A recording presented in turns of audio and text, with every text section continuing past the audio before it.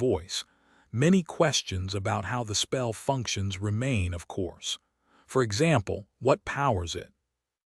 Does it consume a bit of the soul fragments of every living being slain by its carriers, perhaps? Or is it using the nightmare of the forgotten god as a perpetual battery to fuel itself? Is it still intact, or has its mechanism been corrupted over the eons? How exactly does it create the nightmares, and what is the nature of the phantoms populating them? I am pretty sure that the spell was not woven out of essence strings, but from the strings of fate themselves. Is that why it seems omniscient, possessing the knowledge of both the past and the future? Sonny shook his head. Weaver, that sinister demon, they pulled quite a stunning trick back then at the end, didn't they? Compared to what the spell is, even the act of slaying the gods and the demons almost seems to pale in comparison. I mean, who could have guessed that killing the gods had been merely the means to an end, not the actual goal? And who could have been brazen enough to treat their deaths that way? He sighed, suddenly feeling suffocated. Sonny was fateless now, but that did not seem to free him from Weaver's grasp. The nebulous demon had envisioned a role for their inheritor, their epigone, and even after being torn from the tapestry of fate, Sonny was still marching to the beat of their drum. That was because Weaver did not need to manipulate his fate in order to control him. They could simply manipulate the entire world and leave Sonny no choice but to go where the demon of fate had wanted him to go. Even though he was not fated anymore, the weight of the decisions Sonny had already made ensured that his future choices would be in line with what Weaver had envisioned. That damn demon, he exhaled slowly. All of it is fascinating, and there's a lot we still don't know. But these details are not exactly important right now, are they? Nephi's, who had kept quiet until then, gave him a poignant look. What is important then? Sonny met her gaze, choosing his words carefully. In the end, he spoke in a tone that was a little softer than usual. Well, you are. Your goal has always been to destroy the spell. Now that you know that it is not as malignant as we believed, and that its existence is necessary to keep the forgotten god from swallowing us all, doesn't it change anything? Or rather, doesn't it change everything? Nephi studied him for a while, her expression unreadable. Then she pursed her lips slightly and turned to the window. It doesn't really change much, though. Chapter 24:44, Dream of the Forgotten God. Sonny stared at her stunned. It doesn't change much. How so? Nephi's lingered for a long time, then shrugged. My goal has always been to destroy the nightmare spell. But back when I chose that goal, I was young and knew little of the world. As I grew and learned more, my understanding of the world expanded, and therefore my goals expanded as well. The nightmare spell, the nightmares to me, they are one and the same. I want to destroy them all. And even if the root evil is the nightmare itself, the spell is not free of guilt either. Her voice grew a little lower. You too seem to accept that the nightmare spell is a benevolent force, but I disagree. Yes, with what we know now, it is impossible to deny that its purpose, at least, was a noble one. It was created to save the world, no less. However, you forget that it was created by a demon, a divine being as old as time itself, and their concept of benevolence and nobility would have been quite alien to ours. Turning around, she looked at Sonny and Cassie coldly. Sure, the nightmare spell pushes humans to walk the path of ascension as fast as possible in order to give us strength to resist the spreading nightmare. But have you considered that it might not be going about it in the best possible way? As far as I see it, the spell's solution to the problem is to simply throw as many bodies at it as possible. Most will die gruesomely, and then even more people will die. Countless lives will be ruined, and entire generations will be wiped out. But as long as a few survive and achieve a higher rank, then everything is okay, isn't it? Sonny remained silent for a few moments, considering her words. Then he said tentatively, but you can't deny that it's effective, can you? and that we are in a pretty desperate situation, so it's not like we are spoiled for choices. Nephi shook her head. Is it that effective, though, or is it crude and wasteful? Think back to everything you have experienced. Was there really no better way? We are the strongest champions of humanity, you and I, but is it because we were the best, or is it because we were lucky? Would things have been different if the spell had been different? All those lost lives, all that wasted potential. How would the world have turned out if the first lord of the bright castle had not been sent into a death trap by the spell, for example? How far could he and his cohort have gone? What about Daron the Serpent King? If the spell had not sent him into a nightmare that only someone immune to corruption could have conquered, what would have happened to the people of the Twilight Sea? She shook her head and gritted her teeth. You can only see the spell in a positive light because you are its beneficiary, not its victim. No matter its purpose, the spell is ruthless, inhuman, and vile. All this great power, all that startling potential. And you tell me that the great demon of fate could not come up with anything better than forcing children into the jaws of the nightmare. Do you know how many aspirants die every year without ever becoming sleepers? I know, because I can feel their flames being snuffed out day and night. Was there really no better way? White flames ignited in Neff's eyes, and she grimaced. You can convince me that the nightmare spell is a necessary evil that we are stuck with, but you can't convince me that it is benign. You can't convince me not to hate it. Then, suddenly, her expression eased, turning cold and impassive once again. Nephi's remained silent for a few moments, then sighed and turned back to the window. Well, it doesn't matter anyway. I meant it when I said that this new knowledge doesn't change much in any case of how I feel about the spell. A long time ago, I told someone that I intended to conquer all the nightmares and destroy the spell, and I still do. It is just that now I know that there will be a seventh nightmare after the sixth, and that I will have to end the forgotten god first before dismantling the spell. She chuckled bitterly. There would be no need for it by then anymore anyway, so this entire argument is moot. Sunny frowned, then leaned forward a little. But that is just the thing, Neff. It is not moot. Have you forgotten what our goal is? It is to prevent the destruction of humanity. Killing the forgotten god is what Weavers wanted to achieve, not us. Who cares what that treacherous demon wanted? Weaver is dead, so we are free to do what we want. And to achieve that, we don't need to risk ourselves in a battle against a being that neither the gods nor the demons were able to stop. He clenched his fists. We don't need to conquer the seven nightmares and destroy the forgotten god. We don't need to destroy the spell. Either the spell can continue keeping that thing asleep. It has contained him for eons, and it can contain him for a few eons more. We just need to become strong enough to contend against the creatures that are threatening humanity here and now. We just need to become divine.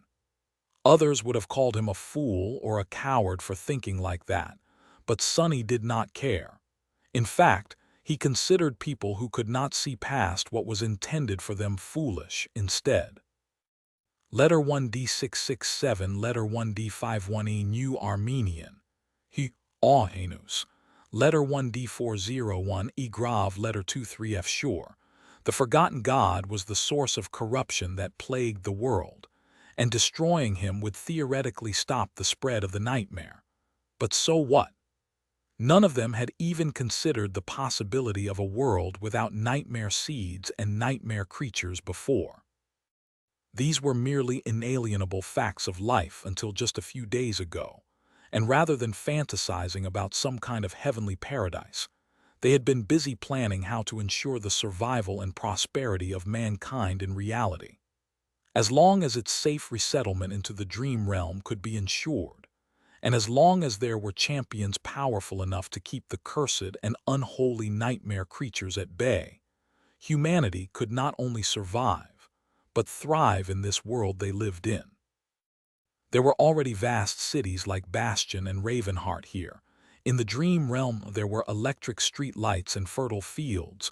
Roads were being built across the wilderness.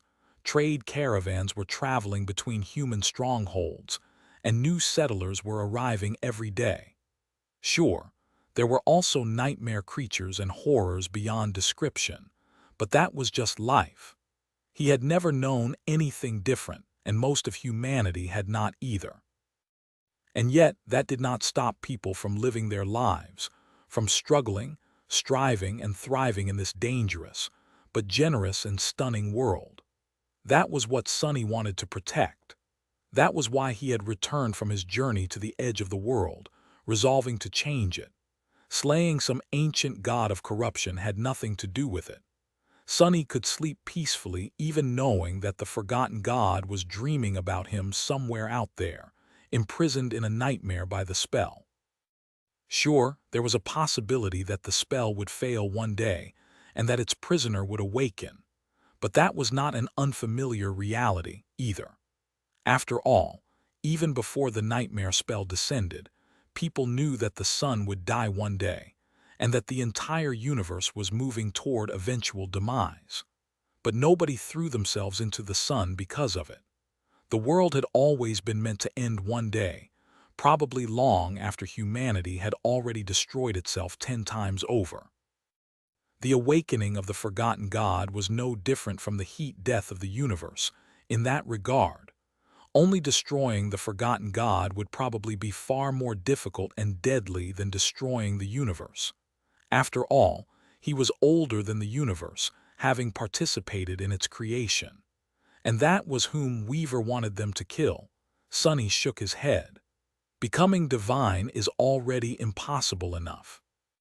Sure, I understand that we are indoctrinated to count and do everything in sevens, and that it feels wrong to ignore the logical conclusion of the path laid out for us by Weaver.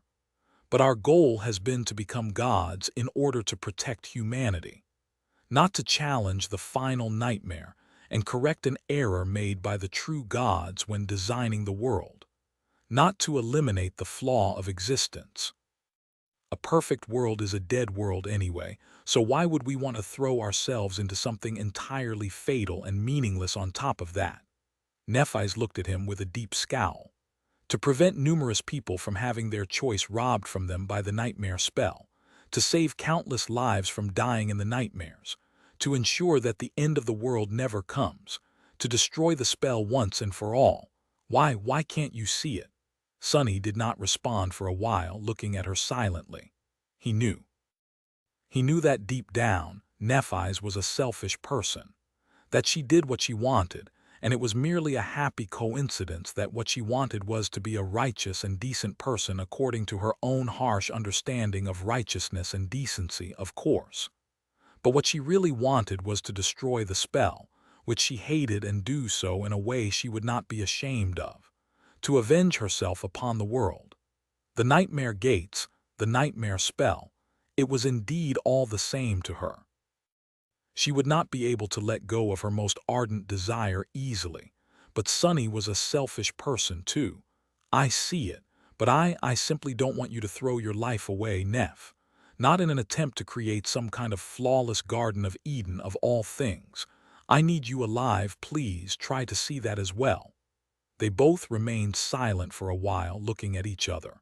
In the end, Nephi sighed and turned away. Why are we arguing anyway? It's not even guaranteed that we will survive the 5th nightmare, let alone the 6th. We can't even think about challenging the 7th right now and won't be for many years. So, let's cross that bridge when we get there. Sonny lingered for a while, then nodded reluctantly. Sure, let's focus on what we need to do right now indeed. He knew that she had not been convinced, and that her determination to destroy the nightmare spell was as firm as ever. But Sonny also knew that many things could change with time. So he tacitly agreed not to continue this conversation later for now. Nephi sighed. So, what are your plans? He leaned back and smiled. Well, since you so kindly disposed of that cursed demon and cleared the path to the mirror maze, I thought I'd get Effie and explore True Bastion a little. Oh, but I want to make a short stop in the frozen wastelands west of here first. There's something there I want to try finding. I'll depart for Bastion after that. Nephi's hesitated for a moment, then nodded. Good. Actually, I found something after the battle with abjuration, a fragment of one of Mordred's reflections. It could have been there from when we unleashed that cursed demon in True Bastion a year ago, but something tells me that it got there later.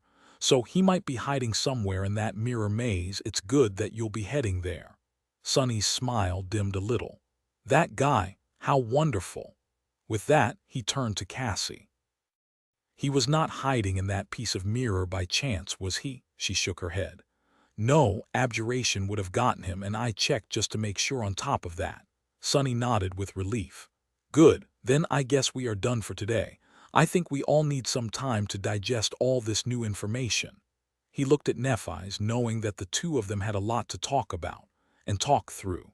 But that was better done alone. Outside the window, the sun was already rising from beyond the horizon. A new day had come to Ravenheart. Chapter 24:45.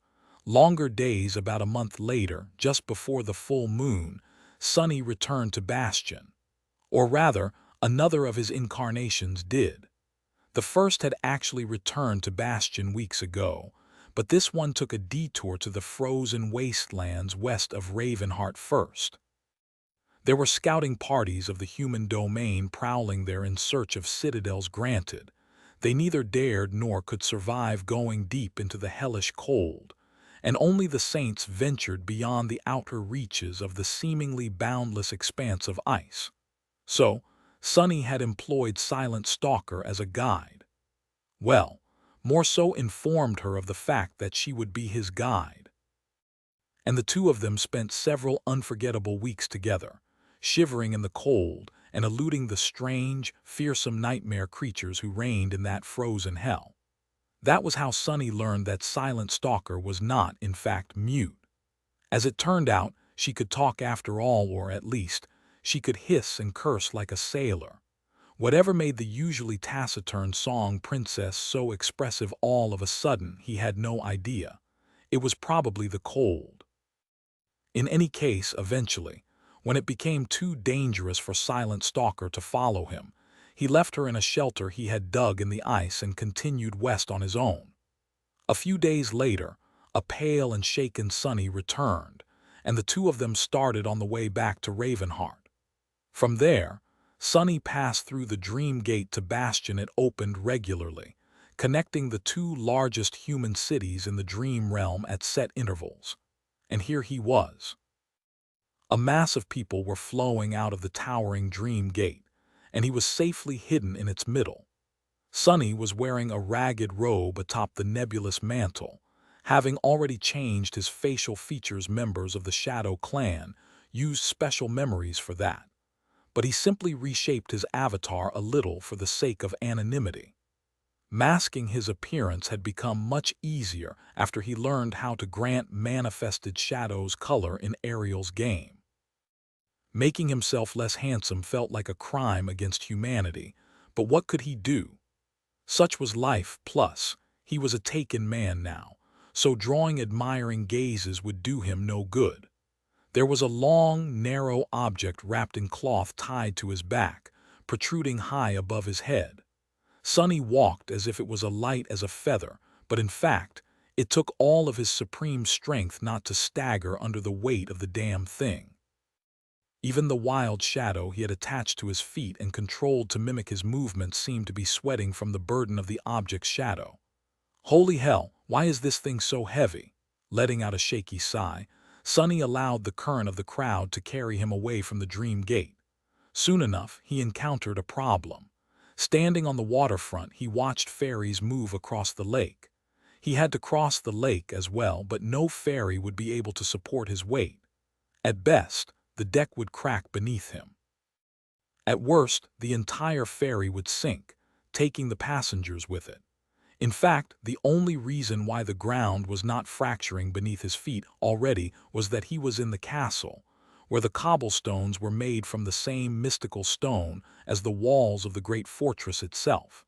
Sonny scratched the back of his head. Should I just shadow step to my destination?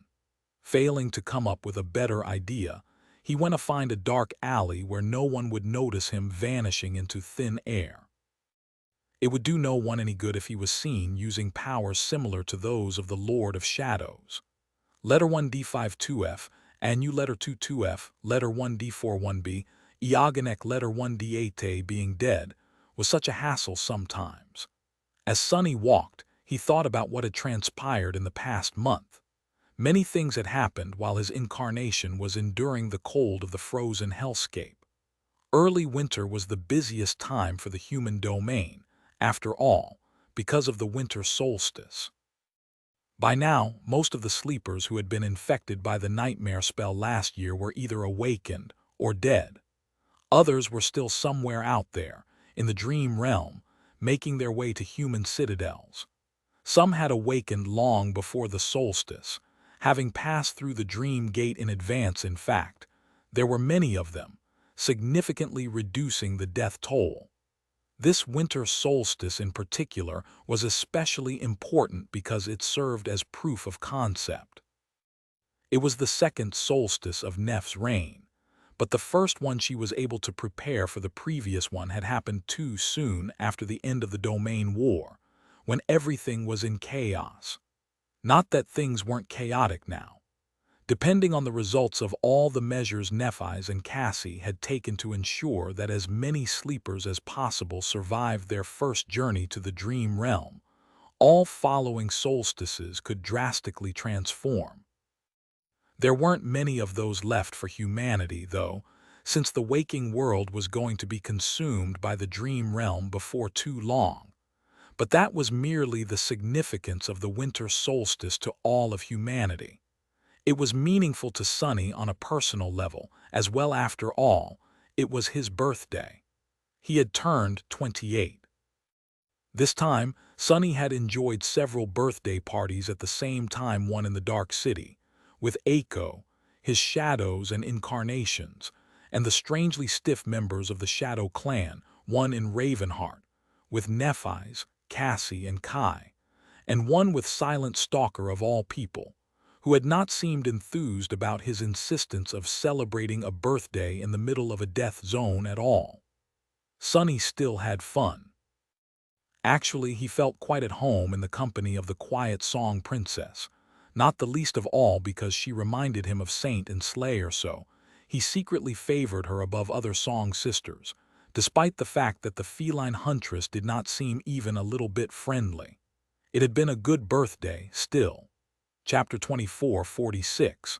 Lovers spat. It had indeed been a good birthday. Actually, Sonny had been a little dejected prior to the winter solstice. That was because Nephi's had been giving him the cold shoulder after that heated conversation in the council chamber of the Jade Palace. He found himself sleeping on the couch for the first time since they got together, well, in a metaphorical sense. In truth, neither of them had slept anywhere after that night, since both were terribly busy due to the approaching solstice.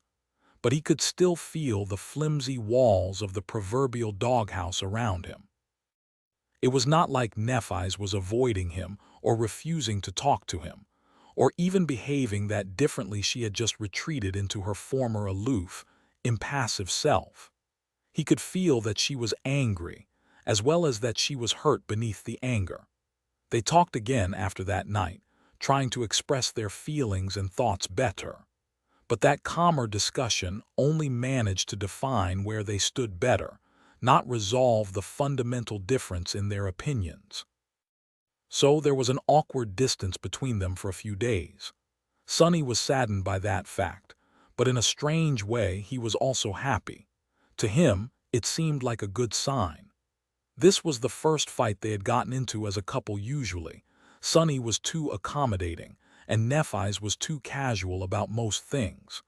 The fact that she was angry this time showed that she cared about him deeply enough to get angry at least, which was not at all bad. In fact, it was reassuring.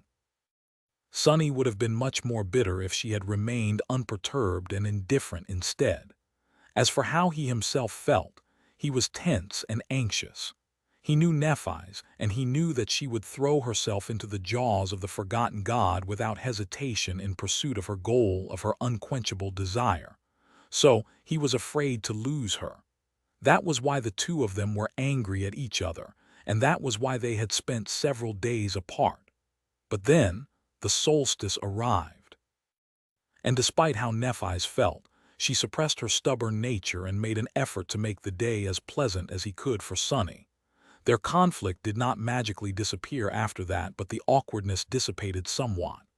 And yet, even though things once again seemed normal, some distance still remained between them. That gap was narrow and seemingly insignificant, but Sunny had no idea how to breach it. Damnation! Why are all my friends single?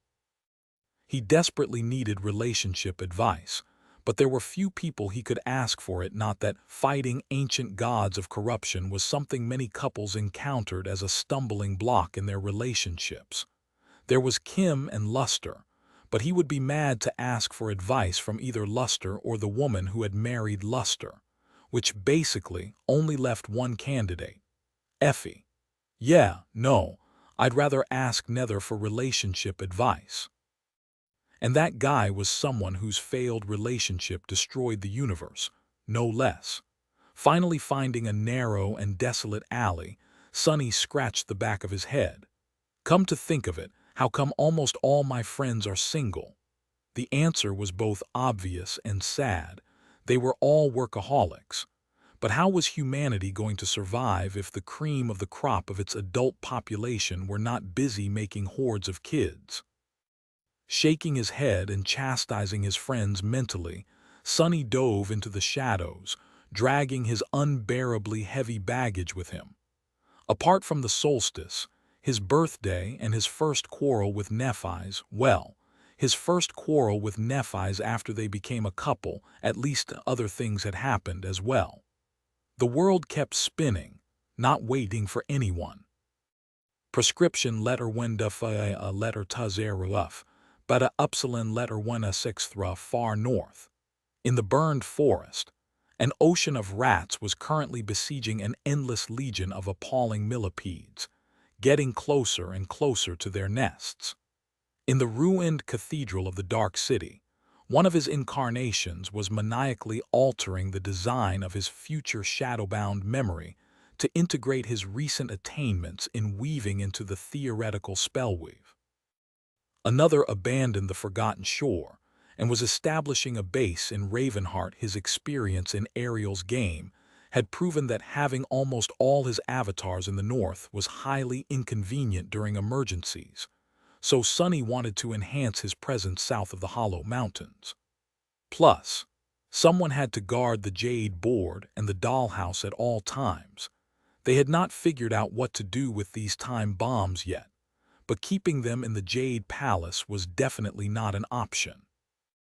Sunny had half the mind of tossing at least one of Ariel's creations into the seal containing the Dark Sea, but was not at all sure that it was a good idea. Cassie, meanwhile, had taken a good look at Kai after the charming archer rested from his experiences in Ariel's game. Just as Sunny had expected, the rings of ash empowering his friends had disappeared as soon as the game was over. However, they had not disappeared without leaving a trace. Kai had a new attribute now, Mark of Ash. This attribute granted him affinity to ash, whatever that meant among other things.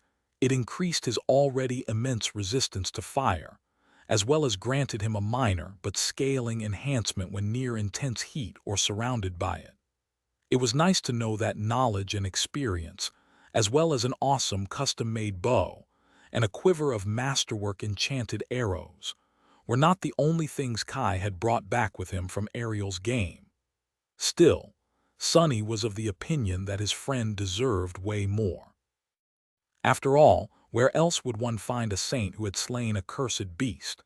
Emerging from the shadows on a quiet street, Sunny smiled and headed for a particular manor situated there. Now that the solstice was behind them, Sunny and Nephi's were going to get even busier.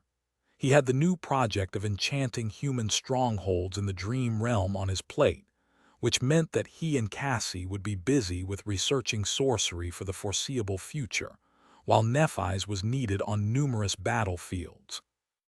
Now that the cursed demon was dead and she wasn't tethered to Bastion anymore, she would probably take the Ivory Island on a lengthy journey. The death zone south of Godgrave had remained an impregnable wall and a source of worry for them, until now Nephis wanted to conduct a proper reconnaissance of them first. Before that, though, they had to receive a lengthy report from the agents of the Shadow Clan scattered across the two worlds. It had been put off because of the solstice, so now was the time. Aiko seemed to think that things were fishier than usual as well. They needed to determine if she was correct with haste, but that was for his other incarnations to worry about. This one, meanwhile, had a different task. Sunny was going to search for the fifth fragment of Weaver's lineage here in Bastion. In the true version of Bastion, to be precise chapter 2447, home visit leaving behind a few cracked cobblestones, Sunny arrived at a particular gate and waited for a while, expecting a giant wolf to come barreling out to engulf him in a hurricane of excitement, enthusiasm, and slobbery puppy love. However, nothing of the sort happened. Sunny had been preparing himself to act annoyed, but now he was strangely disappointed. Ling Ling, that brat. Does he not smell his favorite uncle standing at the door? Sunny waited a bit more, then sighed and raised his hand to knock at the gate. Before he could, however, it opened, revealing the sight of a toned, shapely, and sculpted torso. Sunny studied it for a few moments, then looked up. And then, with a sigh, a little higher still. Effie was standing on the gravel road barefoot, wearing well-worn, comfy sweatpants and a makeshift crop top with a faded Night and Gale logo that heroically held back her ample figure. Her hair was disheveled, and she was rubbing her eyes while yawning. Seeing her in such a mundane set of clothes felt a little strange, considering who she was and where they were. But then again, Effie had never been one to care about her exalted status. Looking over Sunny's head, she gave the street a dubious look. Huh. No one is here. Got it, he greeted his teeth. Hey, stop pretending that you can't see me. Effie raised her eyebrows and slowly lowered her gaze. Then she lowered it some more and smiled brilliantly. Oh, it's you, Shadow Boy. Sorry, didn't notice you there. And by there I mean down there. Sunny furrowed his brow in annoyance. How does it even make sense? Sure, let's say you didn't notice me. What about that huge bundle on my back, the one that is 3 meters long? Only a blind person would fail to notice that. Effie looked at the bundled item protruding high above his left shoulder, then scratched her head in embarrassment. Well, fine, you got me there. Anyway, come in. I was warned that you'd be showing up, so I've been waiting. This is officially my first day of vacation. Didn't even know that I get to have those, you know. Granted, since you are involved, it will probably be a work trip at best. Now that I think about it, I think I was swindled out of taking a break. Sunny followed Effie past the gate and looked around. Huh, where's little Ling and his dad? I was hoping to catch up. She gave him the side eye. Ling Ling is punished and is helping his dad around the farm. Also, I find it weird that you are friends with my husband. Really weird. Sunny blinked a few times, aghast and dismayed. What? Why, let me tell you, I'm an awesome friend. Effie nodded energetically. Exactly. You are way too awesome. In the literal sense of the word, I mean. You are a sovereign for spell's sake. What business does my husband have being pals with a sovereign? A retroflex a tilde small cap n letter 1 ed7 letter 162 epsilon execute. Sunny scoffed. That guy is married to a saint and is raising another. I think he can handle being buddies with a supreme. Don't sell that guy short. He is just that kind of impressive. Effie glanced at him, then looked away with a soft smile. Okay, that's true. He is indeed a little impressive, isn't he? Before they entered the house, Sunny gestured for her to stop and took the bundled item off his back with an audible sigh of relief. Wait a bit. I'm not sure that we can take that thing inside. The grounds of Effie's manor had been treated to be able to support the titanic weight of her transcendent form as well as survive little Ling's overabundant energy, but he wasn't sure about the house.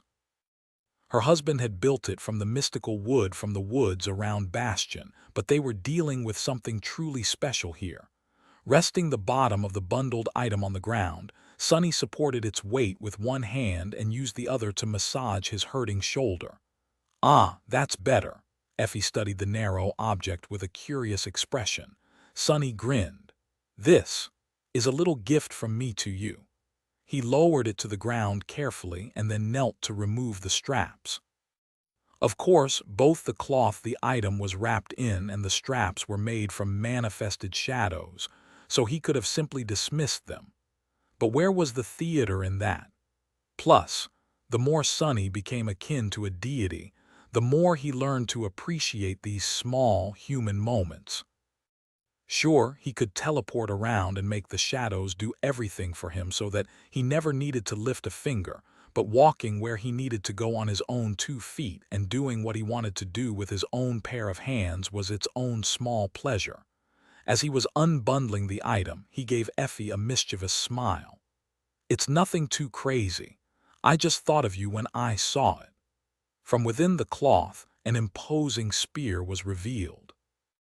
It was around 3 meters in length, devoid of frivolous adornments but beautiful in design. The great spear was both solemn and resplendent, seemingly forged from pure gold. Despite that, it emanated a sense of indescribable fierceness and crushing gravity, inspiring awe and reverence in anyone who glimpsed it. The spearhead was long, capable of both piercing and severing, while the shaft was flawlessly straight and seemingly indestructible. As soon as the spear was revealed, the air suddenly smelled of a lightning storm and sparks of electricity arced across the grass. It felt ancient, unfathomably powerful, and holy. The world itself seemed to react to the presence of the golden weapon, becoming brighter and solemn around it. Effie looked at the great spear enthralled.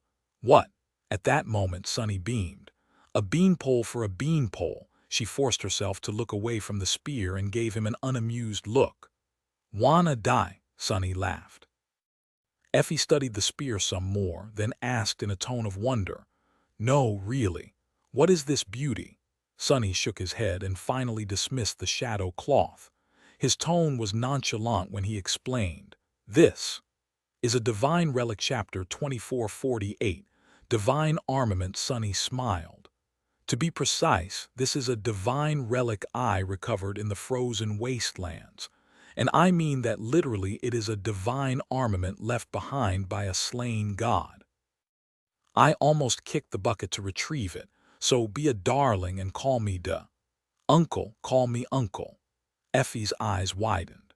Indeed, the great spear that looked like a bolt of obliterating lightning forged into a weapon was a divine weapon. It was the spear Sonny had glimpsed in one of the truths revealed to him in Ariel's game. That truth had shown him Weaver challenging Ariel to a death game on a blood-soaked battlefield in a frozen hell, with Ariel inhabiting the body of a dying divine. Sonny could remember every detail of that scene vividly. The endless white plain, the broken corpses of lesser gods, the rivers of ichor flowing into the depths of the frozen ocean, the tendrils of nothingness seeping into reality through the cracks in the shattered sky. The giant kneeling in the middle of the silent battlefield, grasping his fractured head with 2 enormous hands as he mumbled disjointed words, full of terror. And a great spear laying on the broken ice, forgotten, still brimming with the echoes of annihilating lightning. The giant might have forgotten about his spear before dying, his body swallowed by the imprisoned ocean, but Sonny had not. So, he ventured into frozen wastelands hoping to find it. Luckily, discovering the battlefield from his vision had not been too difficult, at least not for Sonny, who could cast his shadow sense across numerous kilometers and move with breathtaking speed. After all, there were not a lot of places where the sky was shattered and tendrils of nothingness seeped into reality, even in the dream realm. Surviving that harrowing place, however, that was an entirely different matter. Thousands of years had passed since the day he saw in the vision of truth, and the entire area had become far more eerie and terrifying, not to mention chillingly lethal, than it used to be. Everything was swallowed by the ice and bathed in the familiar white mist. Only something seemed to be hiding in the mist there, making his skin crawl. The unbearable cold was almost absolute, far worse than even the winter beast's blizzard had been. Sonny had wanted to explore the battlefield thoroughly, but in the end he barely managed to retrieve the spear from deep within the ice before hastily making a retreat. The spear had been gigantic at first, but as soon as he touched it, it shrank to its current size. That eerie place, that sense of terrible fear, that cold, was something he wished to never relive. Looking at Effie, Sonny smirked. "So what do you say?" Enthralled, Effie leaned forward and picked the spear. "Thanks, Uncle Yua." Barely lifting the spear off the ground, Effie toppled over and landed on her face, making Sonny laugh again. "Oh, sorry, I forgot to mention. It's quite heavy." Effie herself was also a top-heavy person, so it was no wonder that she had lost balance and ended up falling down. Laying on the ground, she gave him a glare, then stood up and reached for the great spear once again. With a grunt, Effie lifted it after all. Lean muscles rolled under her dewy olive skin, and beads of sweat glistened on her face. Sonny was not surprised to see her shouldering the crushing weight of the divine weapon that made even a sovereign struggle if anyone had enough raw physical strength to carry the great spear. It was Effie. She studied it with a contemplative expression, then smiled. "Awesome. However, I don't think I am strong enough to wield it in battle. No saint is." Sonny lingered for a few moments, then nodded. "Indeed, no saint is. Which brings us to the next point of this conversation and the real reason I'm here. Actually, I feel a bit awkward giving this speech for the second time, but here it goes. Nephi's and I are going to appoint apotheosis sooner or later, which means small kapar alpha letter FF4E letter 22F, Cyrillicia letter 1D6 thrufa. Effie waved a hand in the air dismissively. "If you are about to tell me how someone else has to become supreme before you guys jump into the fifth nightmare, no need. Actually, I already met Kai in NQSC, and he regaled me with the tale of your misadventures in the death game over some drinks. So you can skip the explanation. I already know." Sonny stared at her for a few seconds. And Effie placed the golden spear back on the ground and shrugged. "Sure, I'm in." He blinked a couple of times. You know that we are talking about you challenging the fourth nightmare, right? Not immediately, I mean, but eventually. That is the reason I took Kai to Ariel's game, and that is why I want to take you to the mirror maze, to help you prepare." Effie yawned again, then let out a groan. "Damn it. All this talk of attaining supremacy, and I haven't even had my morning coffee yet." "I said sure, didn't I? Let's do it. Let's get me ready to challenge the fourth nightmare. Eventually, preferably after I had breakfast." Sonny stared at her silently, then shook his head. "Don't you need time to consider? Only 4 people in history have survived the fourth nightmare, you know." Effie met his gaze, then smiled faintly. "Look around." Sonny did, studying the cozy wooden home and the picturesque grounds of the manor. Effie, meanwhile, picked up the divine spear and carefully leaned it against a nearby tree. "I have stuff to protect, Sonny." It was a very simple answer, but one that said it all. Brushing the dirt off her sweatpants and her stretched-out crop top, Effie started whistling a cheerful melody as she headed inside. "Don't dawdle. It's the full moon tonight, so let's grab something to eat and discuss what exactly we are going to do in the mirror maze. Oh, and also," she turned around and smiled, "thank you for the spear, really. I mean it." Then Effie's smile turned into a grin. "I mean, I did not know what to expect when you began boasting about the size of your bundle, but when you took that thing out, good heavens, it really—" Heading into the house, Sonny pushed her inside. "Shut the hell up." Chapter 2449. Dadal Sonny climbed out of the water and rose to his feet, looking at the desolate, moonlit landscape of True Bastion.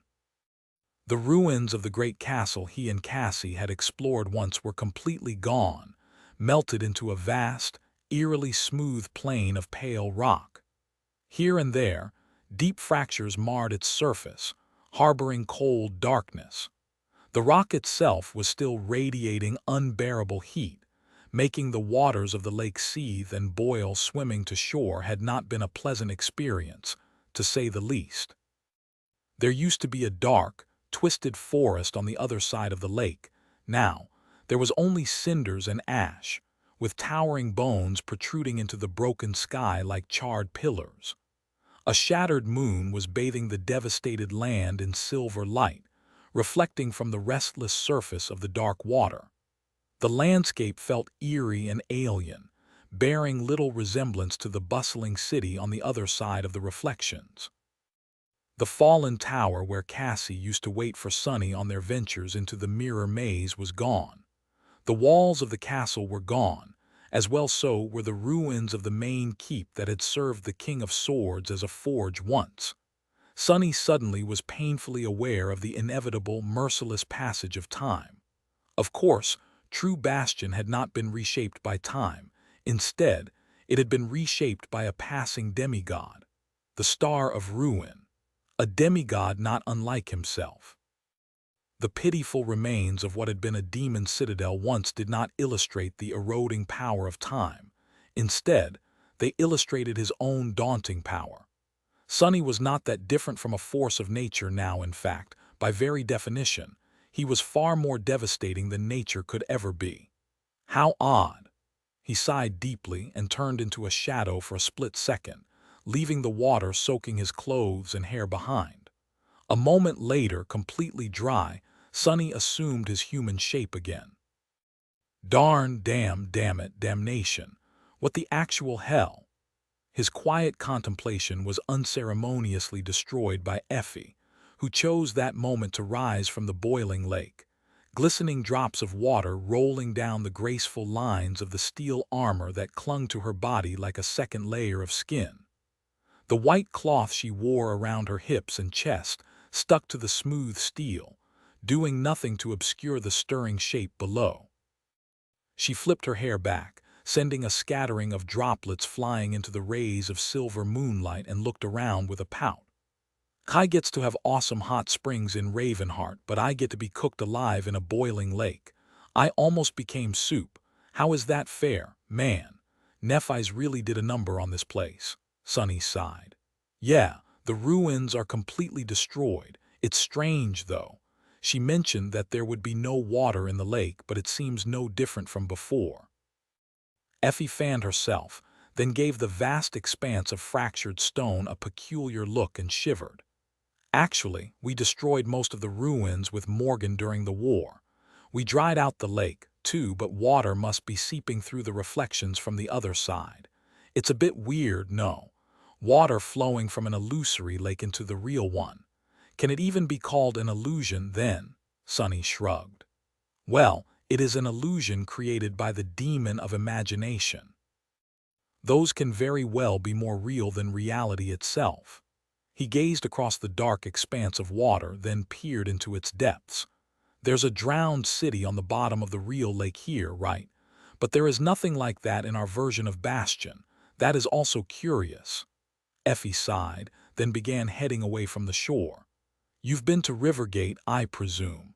Well, there is actually a twin complex of great dams north of True Bastion. This one was utterly destroyed thousands of years ago, though my theory is that it was by the same blow that shattered the moon and turned Imagination's castle into ruins. That was how the city drowned, I think. Sunny turned to look at her and raised an eyebrow. There is another dam upstream from the Mirror Lake, Effie nodded. There is in True Bastion, but not in the illusory one. I think both dams were built by the demon Imagination, and that they had something to do with the Mirror Lake. She seems to have been fond of playing with water for some reason. It's such an ancient past that there is no way to know for sure, of course. Sunny's second eyebrow rose as well. Huh.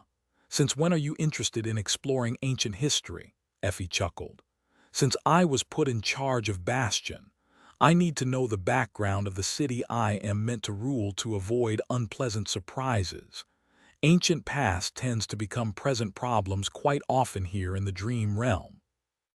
Letter 1 D640, a tilde letter 1 adana, a circumflex. Sonny sighed. I couldn't have put it better myself.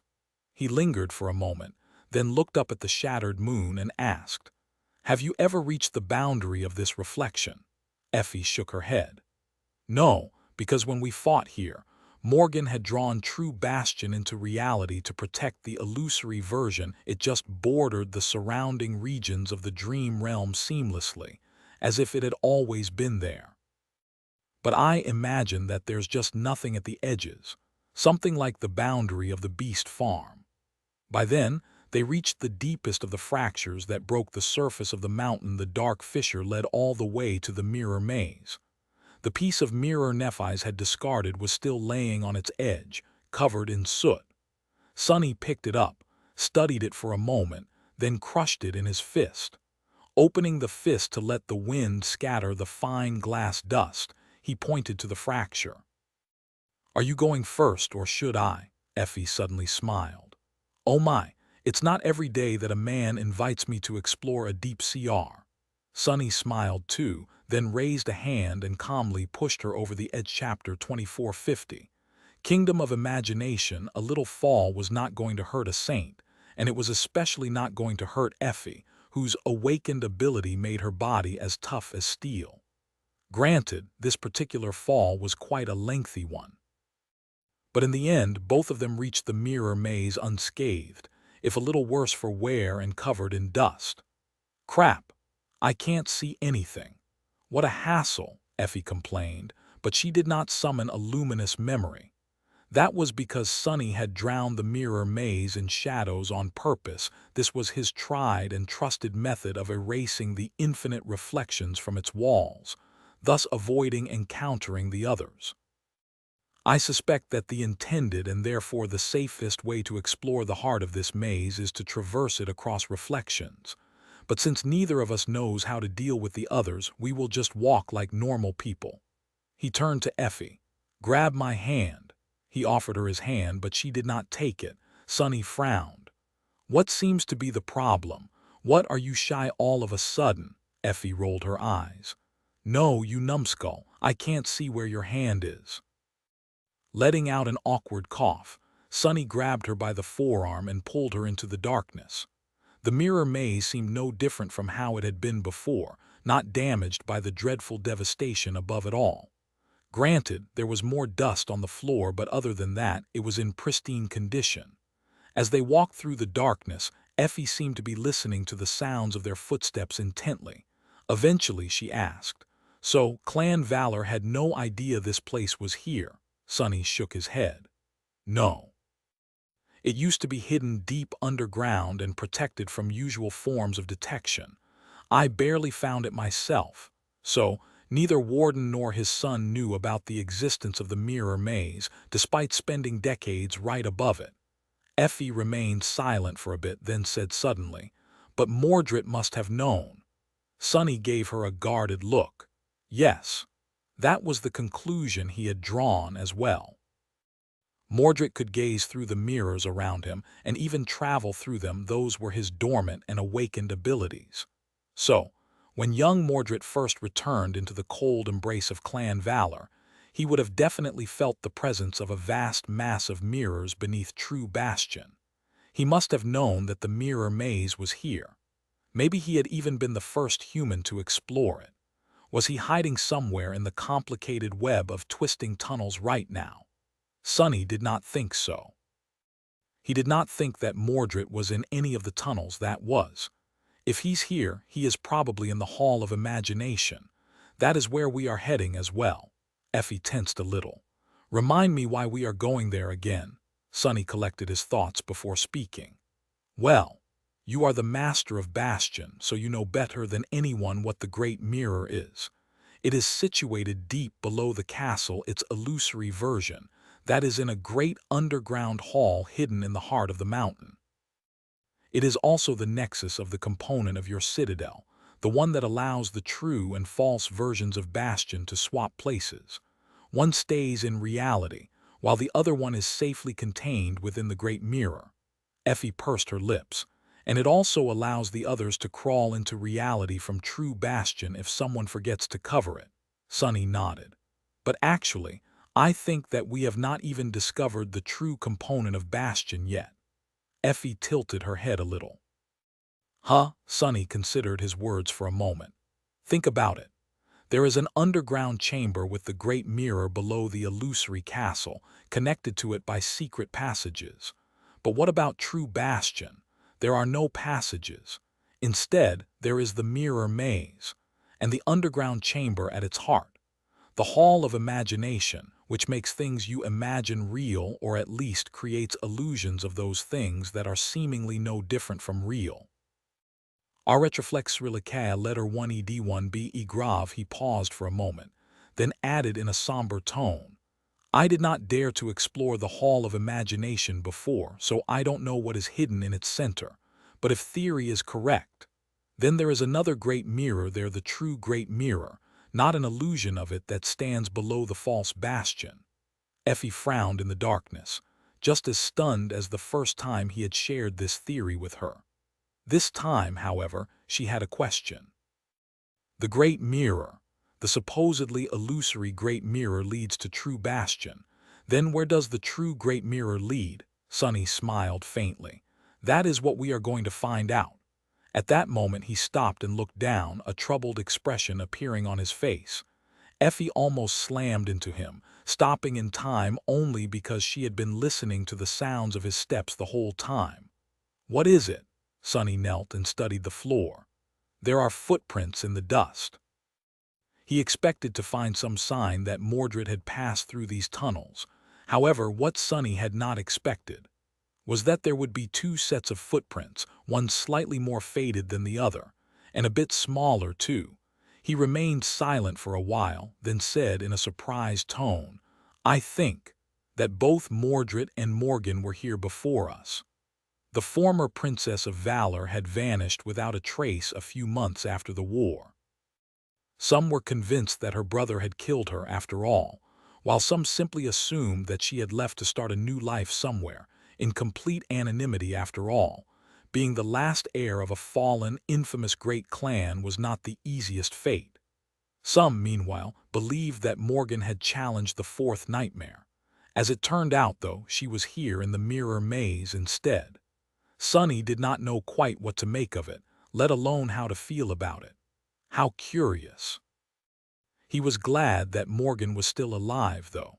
Sunny remained motionless for a few moments, then rose to his feet and continued moving forward while guiding Effie through the darkness. Come, we must hurry to the Hall of Imagination. After a while, she said, Wait a minute. Effie grabbed his forearm as well, slowly increasing pressure. Was that why you did not let me eat the whole day? So that I could not think about anything except food by the time we reached that damn hall? Sunny smiled sheepishly in the darkness. Oh, that. Well, yes. I think it's going to work out great. As for Sunny himself, he had a far simpler way of getting to the heart of the Hall of Imagination without summoning the illusion of some unholy titan into existence. He was going to release control of his incarnation and let his shadow enter in his stead, then retake control at the last moment. His shadows did indeed have minds of their own, but he was pretty sure that the Hall of Imagination had not been designed to make the fantasies of shadows come true. Even if it did, whatever they could imagine was not going to be nearly as harrowing as what Sunny could, especially this shadow, the naughty shadow. Its fantasies were pretty transparent most of the time. There was only one way to find out for sure, though. Effie was earnestly trying to crush his forearm in a vice grip, but Sunny simply ignored her now that he had both the bone weave and the flesh weave, not to mention the jade shell. Enduring such pressure was not a big problem. It still hurt like hell, though. Effie growled in the darkness. Hey, Shadow Boy, if you don't feed me right this moment, I'll eat you. Instead, her voice grew quieter and then fell silent, because at that moment they reached the boundary of the Hall of Imagination. The walls of the tunnel spread out, opening into a vast open space. It was full of darkness, and neither Sunny's sight nor his shadow sense could penetrate it. They froze for a while, preparing themselves for the trial of the Hall of Imagination warily. In the end, he sighed and pulled Effie forward. "Let's go. The sooner we do, the sooner we can get into some kind of insane trouble, barely survive it, and return victorious with scary stories to tell." Effie blinked a couple of times. "What? Was that supposed to calm me?" Sonny sighed. "Yes, you might not know it, but I have a proven track record of doing just that. I'm still alive, aren't I?" Effie's mouth hung open. "No, you're not. You are literally dead. 2 entire armies saw you kill yourself and then get killed by Nephis immediately after that." Sonny grinned. "What was I supposed to die from just that?" With that, he took a step forward. They had already discussed the plan earlier, so there was not much left to say. Sonny positioned himself in the middle of the entrance to the Hall of Imagination, then concentrated and summoned Saint. Having at least one shadow covering for them was probably a wise move, and she was the best choice for this particular trial. The taciturn knight emerged from the darkness and glanced at him with her usual indifference. This time, however, Saint's gaze lingered on him for a while longer, as if sensing remnant traces of the Jade Titan persona he had assumed in the death game. Eventually, Saint took her place to his left while Effie stood to his right. "Ah, I don't like it." She raised a hand to grab his shoulder. Sonny got ready to temporarily release control of his incarnation, knowing that Effie and Saint would get him to where he needed to be. "Just think about your favorite food. Actually, I've tried something very delicious recently. Have you ever tried a barbecued cursed rat? If not, I cannot recommend roasting one over lava enough." Effie sighed deeply, then mumbled a quiet curse and pushed him. Together, the three of them entered the Hall of Imagination. Sonny did not remember quite what happened next. Next thing he knew, he was someplace else. He was someone else. Chapter 2451. Mirage City Noir. Sonny dreamed a nightmare. In that nightmare, he lived in a dying world where grotesque monsters were real, people possessed supernatural abilities, and humanity was on the verge of being snuffed out by the encroaching darkness. The world was one vast battlefield, and every day countless lives were lost in the bloody battle for survival. Sonny himself was one of the strongest people in that world, having clawed his way to the pinnacle of power through mud, blood, heartbreak, and thorns of betrayal. He was buckling under the crushing weight of responsibility and carrying the cruel burden of his own past sins. He also had a smoking hot, stunning, drop-dead gorgeous girlfriend. Sonny could somewhat accept the existence of monsters and superpowers, but that last detail had really clued him into the fact that it was all a dream. Ah, he was woken up by the blaring sounds of the alarm. "Wake up, Sonny! Wake up, Sonny! Wake up, Sonny!" Shit. Grabbing his phone, he fumbled to turn the alarm off and then sat up, looking around with groggy, bloodshot eyes. His room was dark and messy, full of stale air and empty bottles. The TV was on, showing a colorful commercial for Valor Group's new extravagant mall. The young CEO was cutting the red ribbon in front of a cheering crowd. His simple smile blinding the camera. Sonny stared at the TV for a while, deep darkness nestling in his eyes, then tossed his phone at it. The screen shattered, and a net of cracks distorted the smiling face on it, making it seem as if he was staring at a broken mirror. Sonny was suddenly wide awake. "Ah no, shit!" He jumped off the bed, sending several empty bottles rolling across the floor, and hurried to the TV. The screen of his phone was cracked as well, but luckily it was still in working condition. Sonny checked the time and the date, then let out a relieved sigh and slowly stood up. Still reeling from the damn nightmare, Sonny muttered a few curses and walked to the window. Opening the shutters, he grimaced from the light and looked outside. The dim lilac radiance of the early dawn washed over his pale body, his toned muscles, a scattering of scars decorating it like badges of dishonor, and a frightening tattoo of a black serpent coiling around his arms and torso. Not exactly what one would expect from a decorated police officer, but Sunny had lived a tumultuous life before finding the straight path. Outside the window, the city was obscured by a curtain of rain. Cars were rushing to outrun the morning traffic, leaving trails of scarlet glow in their wake. Here and there, red neon crosses stood out against the twilight sky like beacons for lost souls, and all around them, countless shops and restaurants were opening their doors like temples to greed and gluttony. R acute letter 1D00, nye letter 22F letter 1D40, 1 E Ogonek letter 1E69 above it all. Glass skyscrapers stood like towering cathedrals. There, in the bowels of conglomerate offices, dwelled the real power.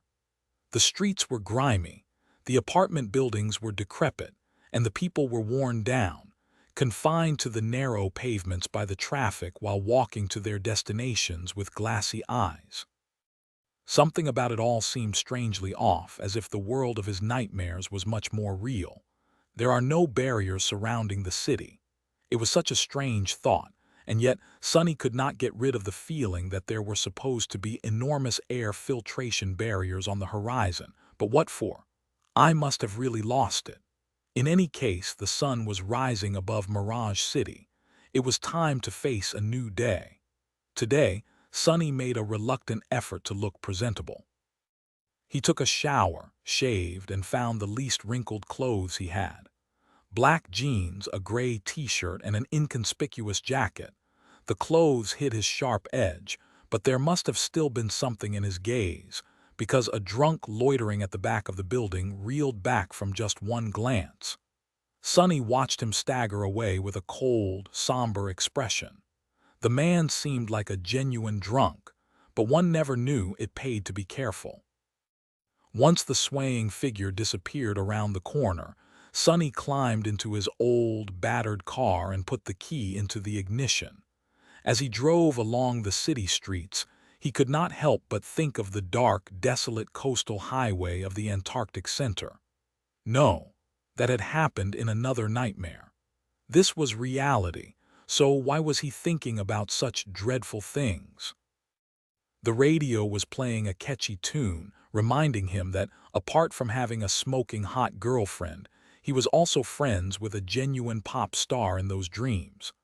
On top of that, he owned a thriving business, lived in a castle, was watching over a lovable little sister, and played the flute. What the actual hell? Dreams were truly a bizarre place.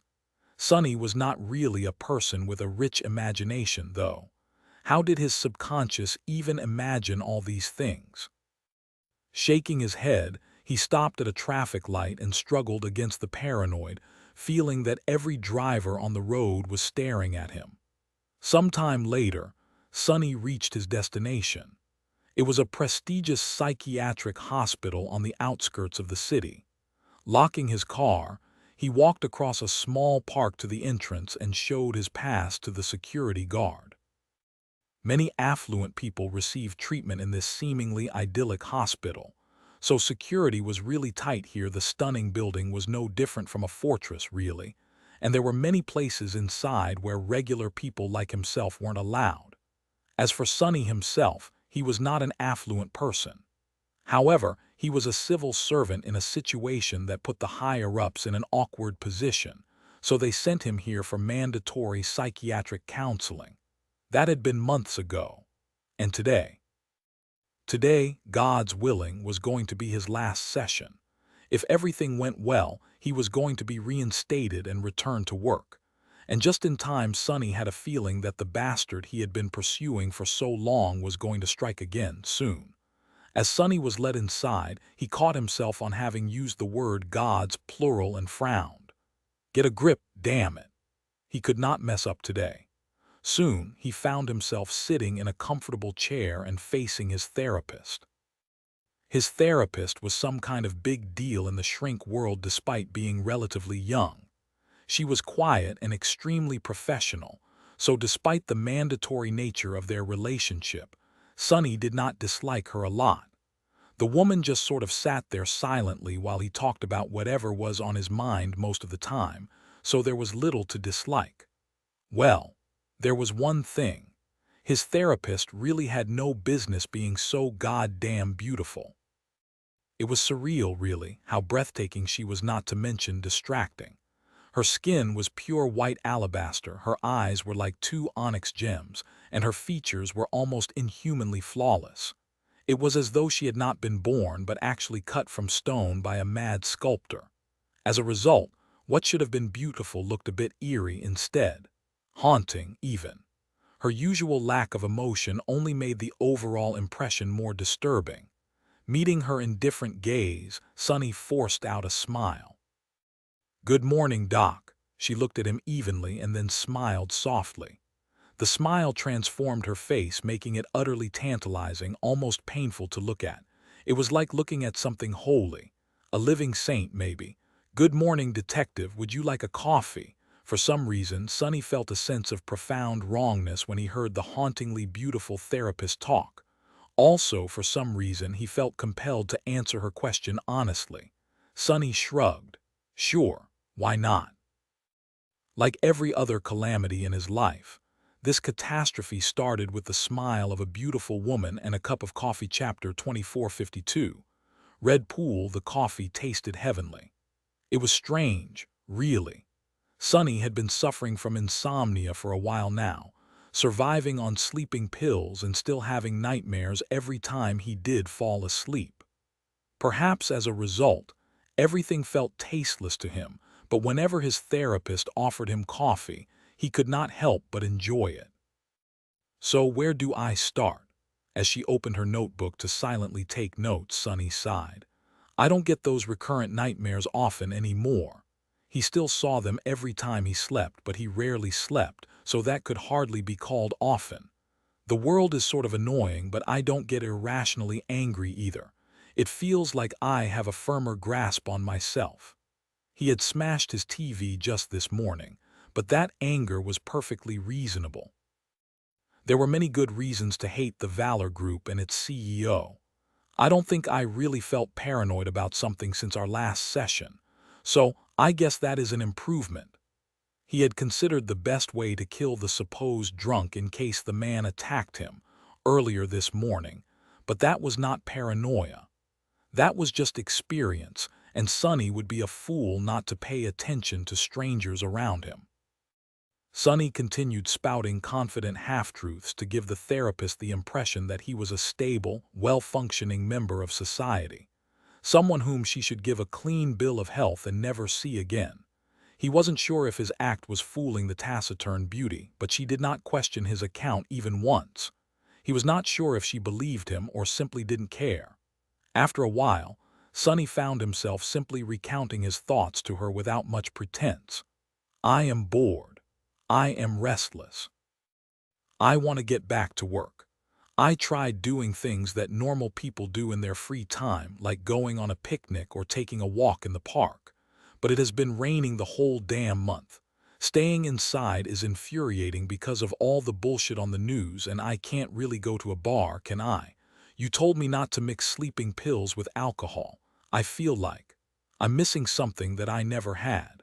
So, he hesitated for a few moments and then asked, "Can't you just pass me, Doc?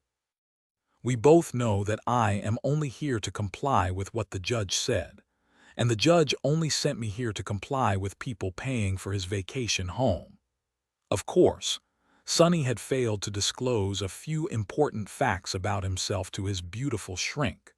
For example, the fact that he sometimes felt like his nightmares were the actual reality, or that he sometimes believed himself to be the only real person in the world, or that he sometimes hallucinated foreign sights, sounds, and sensations, as if he possessed multiple bodies.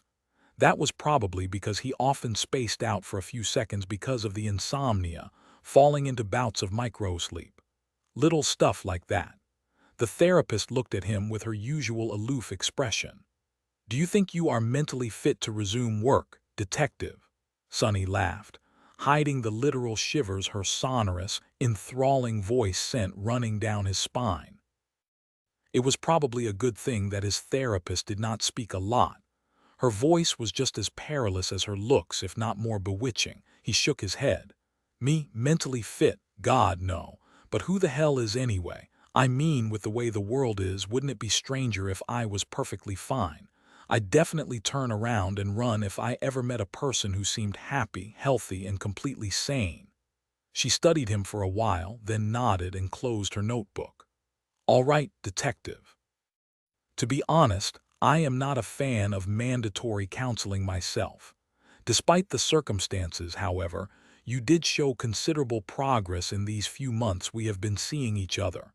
So, I am ready to report that you are fit to resume service on one condition.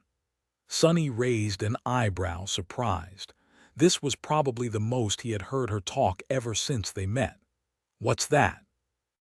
The therapist studied him for a while, then said in her usual aloof tone, I want you to continue therapy even after you are reinstated. In fact, I insist that you do.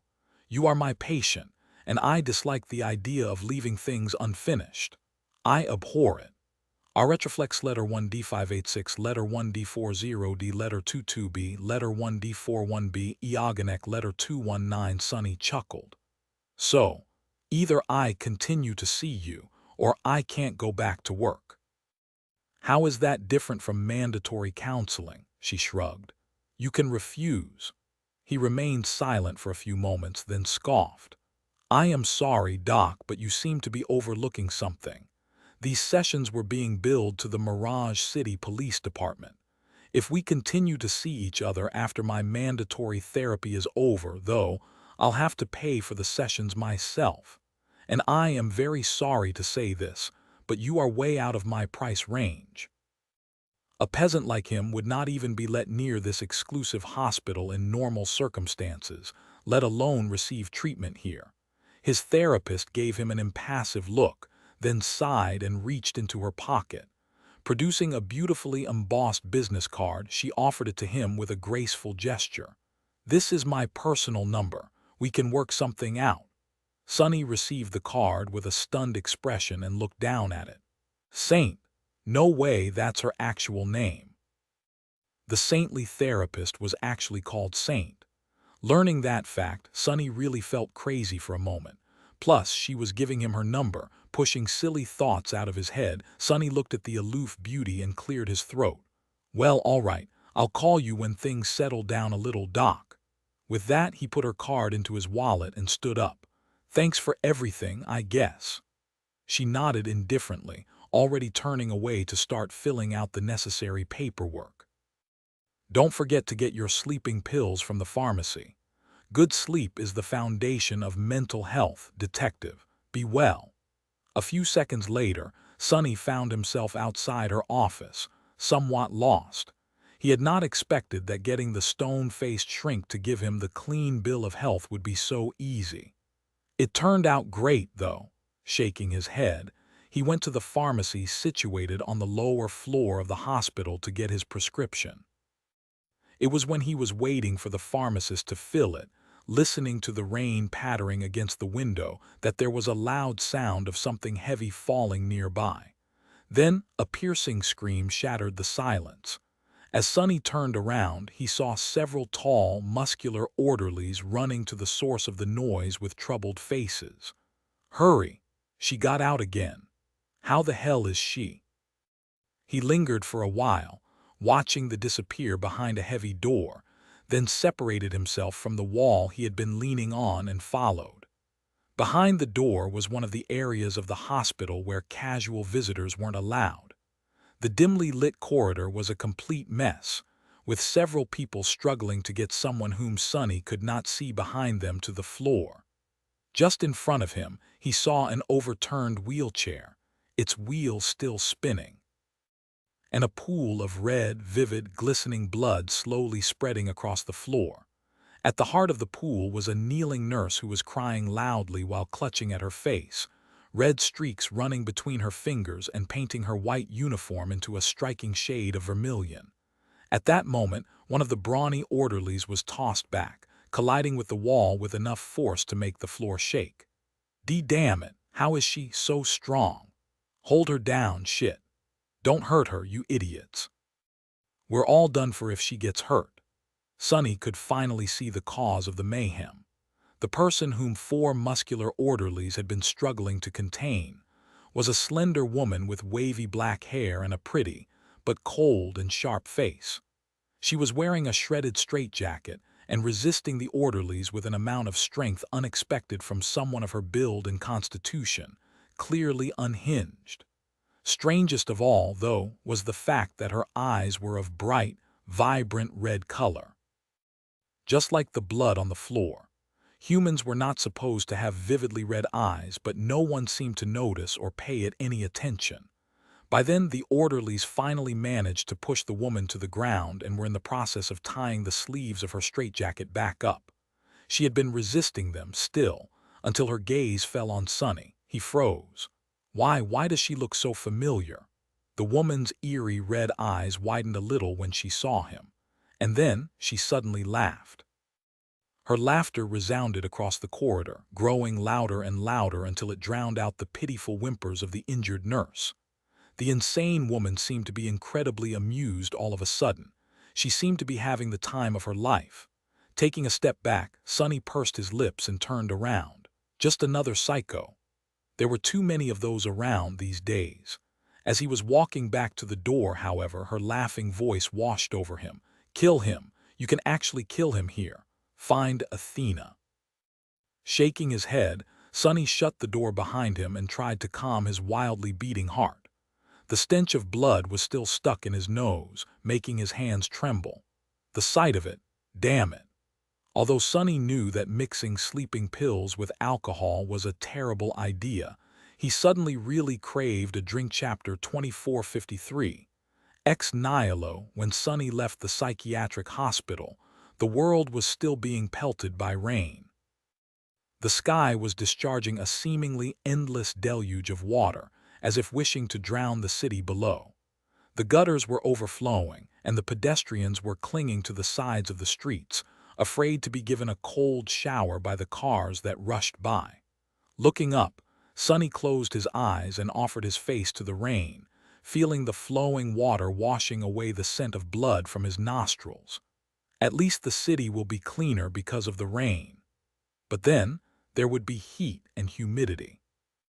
The heat never reached the roots of the city, though there, in the damp darkness, everything that the water had washed away would begin to rot. The rot would give birth to vast swarms of vermin. Standing there with his eyes closed, Sonny smiled. Swarms of vermin, huh? As if this city had not already been infested by the worst kind of vermin of them all. People. Human vermin thrived in dark places, too, and just like trash, they were thoroughly rotten away from the light. Shaking his head, he walked to his car across the puddles. As he did, the image of the laughing woman with vermilion eyes surfaced in his mind.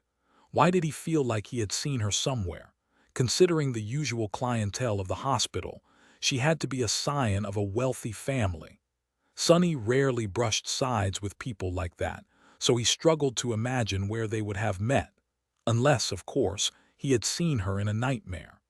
A person with vibrant red eyes was exactly like something he would dream of.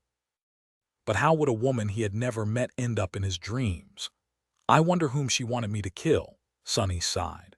Wealthy people usually ended up in an asylum for 2 reasons: either their family wanted to get rid of them or they were junkies. Considering the woman's age and unhinged behavior, the latter was more likely. Granted, she could have been drugged up as a result of being put in a psychiatric hospital, not the other way around, but that was none of his business. Find Athena. Wasn't Athena some kind of pagan goddess? Where would he even find someone like that?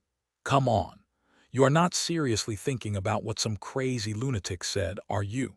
Sonny pursed his lips as he climbed into his car. He was pretty sure that he was hallucinating again. That was probably the reason the woman's eyes seemed vividly red. Insomnia and sleeping pills made it hard for him to differentiate dreams from reality sometimes, and the sight of blood was an old trigger. So did he really have ground to stand on when calling someone a lunatic? As he was turning the key in the ignition, his phone rang. Glancing at the cracked and shattered screen, he smiled darkly and took the call. Yes. Yeah, what did he expect to get rid of me so easily? Sorry to disappoint then, I'll be there today. Then he paused for a moment, his tone changing subtly. So there's a new body, my. It is as if someone wanted to welcome me back. Ending the call and throwing the phone on the seat, he looked forward with a grim expression. Wait just a little bit more, bastard, I'll find you. The car growled quietly and sped away, wading through the rain. You must have really lost your mind, detective. No, you really are crazy. How the hell did you pass the psych evaluation? Hey, you little shit. Look at me. Am I a joke to you? Prescription a letter 1ED1 letter 1D587 letter 1D634 Sonny, who was sitting in the office of the Homicide Division's captain, looked at the grizzled old man in front of him and smiled. A bit, yes. The man stared at him in shock. What did you just say? Hey, Sonny, I could have put your crazy ass in prison for the stunt you pulled off back then. You know that, right? Bastard, you are only sitting here right now because of my respect for the former captain who held you in high regard. What did she see in you? I have no idea, but I am in charge now, so you are going to treat me with respect. Do you understand? Sonny nodded. I said that you are indeed a bit of a joke to me. I don't know that you could have put me in prison, and yes, I understand. He regarded the new captain somberly.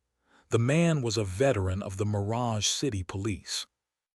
But he had been put in charge of the Homicide Division recently, and it was not for a stellar track record or capability. It was because the new captain was a man who knew his place and was trusted to make life easier for the higher-ups. In other words, he knew how to look the other way when needed. The man was not always corrupt, but he could be when orders to be corrupt came from above. Back then, Sonny had indeed made a mess that could have landed him in prison. However, that case was an extremely public one, and getting rid of him would have spelled a political nightmare. So this aging man was put in the freshly empty seat of the captain and told to make the noise go away quietly. So even if he had wanted to get rid of Sonny permanently, he couldn't have. Sonny did not care one way or the other, though. Well, anyway, I'll say it again. The body that was discovered by the river this morning. Put me in charge of that case, please, sir. The old man ground his teeth. Why the hell would I give that case to you of all people? Are you positively insane, you little fiend? Sonny stared at him for a few moments, making the captain shiver slightly, then grinned. I am not insane. I have a paper to prove that I'm not, in fact. As to why you'll put me on that case, you know the answer as well as I do, sir. It's because, unlike the rest of your more compliant subordinates, I will actually solve it. You must be being pressured real bad to catch the bastard by now, aren't you? Once the press catches wind that there's a seventh victim, that pressure will only grow. The captain looked at him somberly. Mirage City was a diseased place at the best of times, but lately it had been plagued by a new, vile malady. That malady was a demented but insidious serial killer who left mutilated bodies in his wake while avoiding capture like a ghost. The Nihilist Chapter 2454, Lone Wolf the Nihilist, was the stupid name the journalists had given the unhinged predator who stalked the dark alleys of Mirage City. The killings seemed random, but were too flawlessly executed to be anything except meticulously planned. The murderer did not discriminate in choosing victims, either, so the whole city was on edge. The incident that had led to Sonny being sent to mandatory counseling, as well as to the new captain's sudden promotion, were connected to the Nihilist as well. Shit. Even I am starting to call him by that idiotic name. Not only did Sonny hate the idea of giving a sick, cowardly loser a name as pompous as that, but it was also somewhat of a personal slight to him. The killer left absolutely no traces behind and chose his victims through a seemingly meaningless process. So the newspapers had invented an ominous moniker, the Nihilist, to draw more attention to the story and sell more copies. Every time a new victim was found, their advertising revenue exploded. Politicians, meanwhile, gave impassioned speeches to build populist platforms while simultaneously introducing invasive laws under the false pretense of ensuring public safety to tighten their control over people. Many ghouls were reaping benefits from the gruesome deaths of the serial killer's victims. But enough was enough. The same politicians who had used the public panic to score points would start to look like fools if the nihilist wasn't caught soon. The press could not keep selling the same story over and over again without losing the public's interest. And people in law enforcement who had climbed the career ladder with promises of swift results were growing more and more desperate to produce them. So, no matter how much the new captain disliked and was threatened by Sonny, he could not do anything about it, because Sonny was indeed the best detective in the division by far. He had come up through the ranks fair and square, first as a beat cop, then as a detective in the organized crime division. Naturally, he made more than a few enemies in the deeply corrupt and rotten Mirage City police as a result. The fact that he had never been demoted or dismissed was the best proof of how good he was at his job. Although his methods were often messy, Sonny always brought results. The new captain glared at him silently, seething with fury. But Sonny did not care. He was going to catch the nihilist, and a mere sycophant was not going to stop him. "So, can I go take a look at the crime scene before rain washes everything away, sir?" The old man ground his teeth, then cursed loudly. "Fine. I'll give you the case, damn it. Be warned, though, if you fail to bring that sick bastard in, it will be your head flying. I'll feed you to the newspapers and make you a proper scapegoat. Don't say I didn't warn you." Sonny shrugged with a derisive smile. "What else is new? I'll get going then." The captain leaned forward. "Not so fast, asshole. I said that I'll give you the case, but I didn't say that there would not be strings attached. In fact, I have a condition." Sonny let out a long sigh. "Why does everyone want to give me conditions today? Captain, you're not going to slip me your number 2, are you?" The old man scoffed. "What the hell are you even actually? Never mind. You can have the case, but I'll be assigning you a partner. Someone has to watch your back anyway, lest the recent incident repeat itself. Letter 1E5B, letter 1F0, 1 new Obreve, letter FF42 EHX section." Sonny frowned deeply, then said with a hint of barely contained anger in his voice, "Like hell you will. You know I work alone, Captain." The captain stared at him with wide eyes. "What kind of bullshit are you spouting? Have you hit your head repeatedly on something hard, Sonny? You work alone. What?" "I don't care what your preference is. This is Mirage PD. There are rules that even bastards like you have to follow." He shook his head, then sighed and waved his hand. "If you are worried that it's someone I am sending to spy on you, don't. This is a different kind of situation. She's a good kid, a former national athlete with a rousing story of overcoming adversity. She's the pride of the nation, the pride. You get it. We were all celebrating when someone like that enrolled in the police academy." The old man sighed wistfully. "She graduated first in her class, too, and did exceptionally well as a patrol officer. As a result, she was on a swift track to making detective before, well, anyway, now that she is back from an extended maternity leave and freshly promoted to the homicide division, I want you to show her the ropes, and be nice about it." Sonny studied the captain dubiously. "Actually, I don't get it. That's the whole reason." The old man looked at him with distaste, then sighed again. "Well, and she looks great on a poster. Not that a thug like you will understand the importance of a clean and stirring image. So, when the reporters besiege you, and you know they will, considering the case, I want you to plant her firmly in front of the cameras and take a step back. Better yet, take 3 steps and get out of the shot. You're morose bastard. You don't like dealing with public relations anyway, so it's a win-win." He leaned forward and added in an even tone, "In any case, it's not a discussion. It's an order. Either you take a partner and play ball, or I'll give the case to someone else." Sonny remained silent for a while, looking at the old man darkly. So, he wants me to bring some washed-out mom around and let her stand in front of the cameras. Everything inside Sonny rebelled against the idea of bringing someone whose only worth was looking comely into the hunt for the nihilist.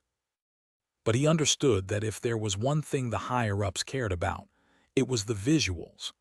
A national athlete with some kind of inspirational story, no less choosing the police department was a big win for the PR division. Now that she was a proper family woman and a devoted mother, to boot, they were all probably salivating. Softening the image of the traditionally rough and gruff, predominantly male-dominated police force was candy those scumbags could not resist. So what if he had to carry dead weight around? Babysitting a weak, useless, and soft rookie was not the worst punishment. And if that poster girl, well, poster mom, ended up actually dead as a result, it would be on her, not on him. Sonny cursed quietly and then nodded. Fine, as long as she doesn't get in my way, I won't send her back to play house. The captain gave him a long look. Great. She'll be waiting for you at the crime scene. Now get the hell out of my office. Sonny stood up and did just that, already thinking about what he would find at the scene of the murder. That damn rain water could wash away the blood, and at times it could even wash away the corpses. But it could not wash away sin. Cleansing the city of sin was Sonny's job, and he was quite good at it even if, in the process, more blood was spilled. Chapter 2455. Floodgates. The usually calm river had swelled, the turbulent gray waters climbing high up the desolate shore. The shore itself had become a muddy mess, with its usual liveliness gone. A large area was cordoned off by police tape and hidden behind a scattering of vehicles parked in front of it, with a small crowd of passerby freezing in the rain behind the tape to satiate their curiosity. The blinking lights of police sirens gave the scene an ominous, anxious hue. Climbing out of his car and raising the collar of his jacket to prevent the rain from seeping in, Sonny looked up with a dark expression. The sky was heavy and dark, shedding tears with no reprieve. That was not what attracted his attention, though. The idle onlookers crowding behind the police tape did not worry him, but the body had been found close to a bridge. There was a second crowd on that bridge now, busy snapping photos with their phones from there. They had a perfect vantage point to the body laying on the edge of the water. Damn ghouls. It could not have been a coincidence that the body had been dumped here. Either the nihilist dropped it off the bridge or he simply wanted people to appreciate his work. If it was the latter, he had found a highly receptive, enthusiastic audience. Catching a patrol officer who was rushing past, Sonny pulled him back. Which asshole? The cop turned around with an angry expression, but then paled and took an involuntary step back. Detective Sonny, sir. You're here. Sonny glared at him for a few moments, then nodded toward the bridge and said in a low, even tone, Are you blind or something? Yes, I am here. So grab a few friends and go clear the pedestrian section of the bridge off, then block it. Bastard, do I need to tell you how to do your job? If there had been any evidence left on the bridge, it was for sure destroyed by now. Someone deserved to be fired for this negligence, but Sonny knew that nobody would.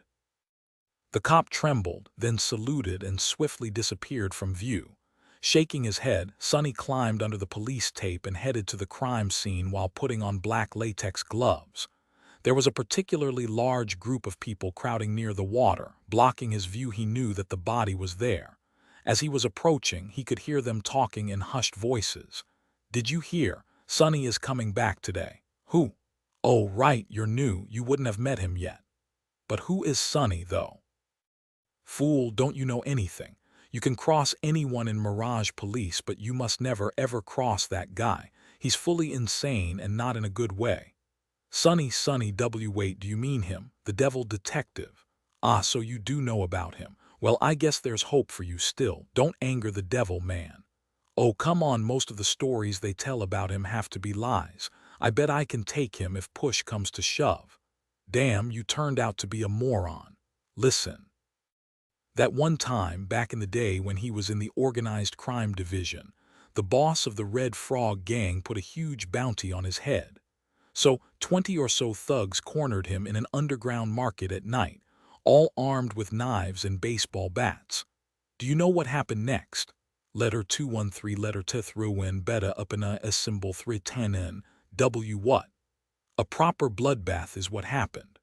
I was one of the first officers to arrive at the scene, so I saw it myself. When we opened the doors, it was like a slaughterhouse, man. He took them all down, a bunch died on the way to the hospital, the rest were crippled for life. 20 men. Come on, no way.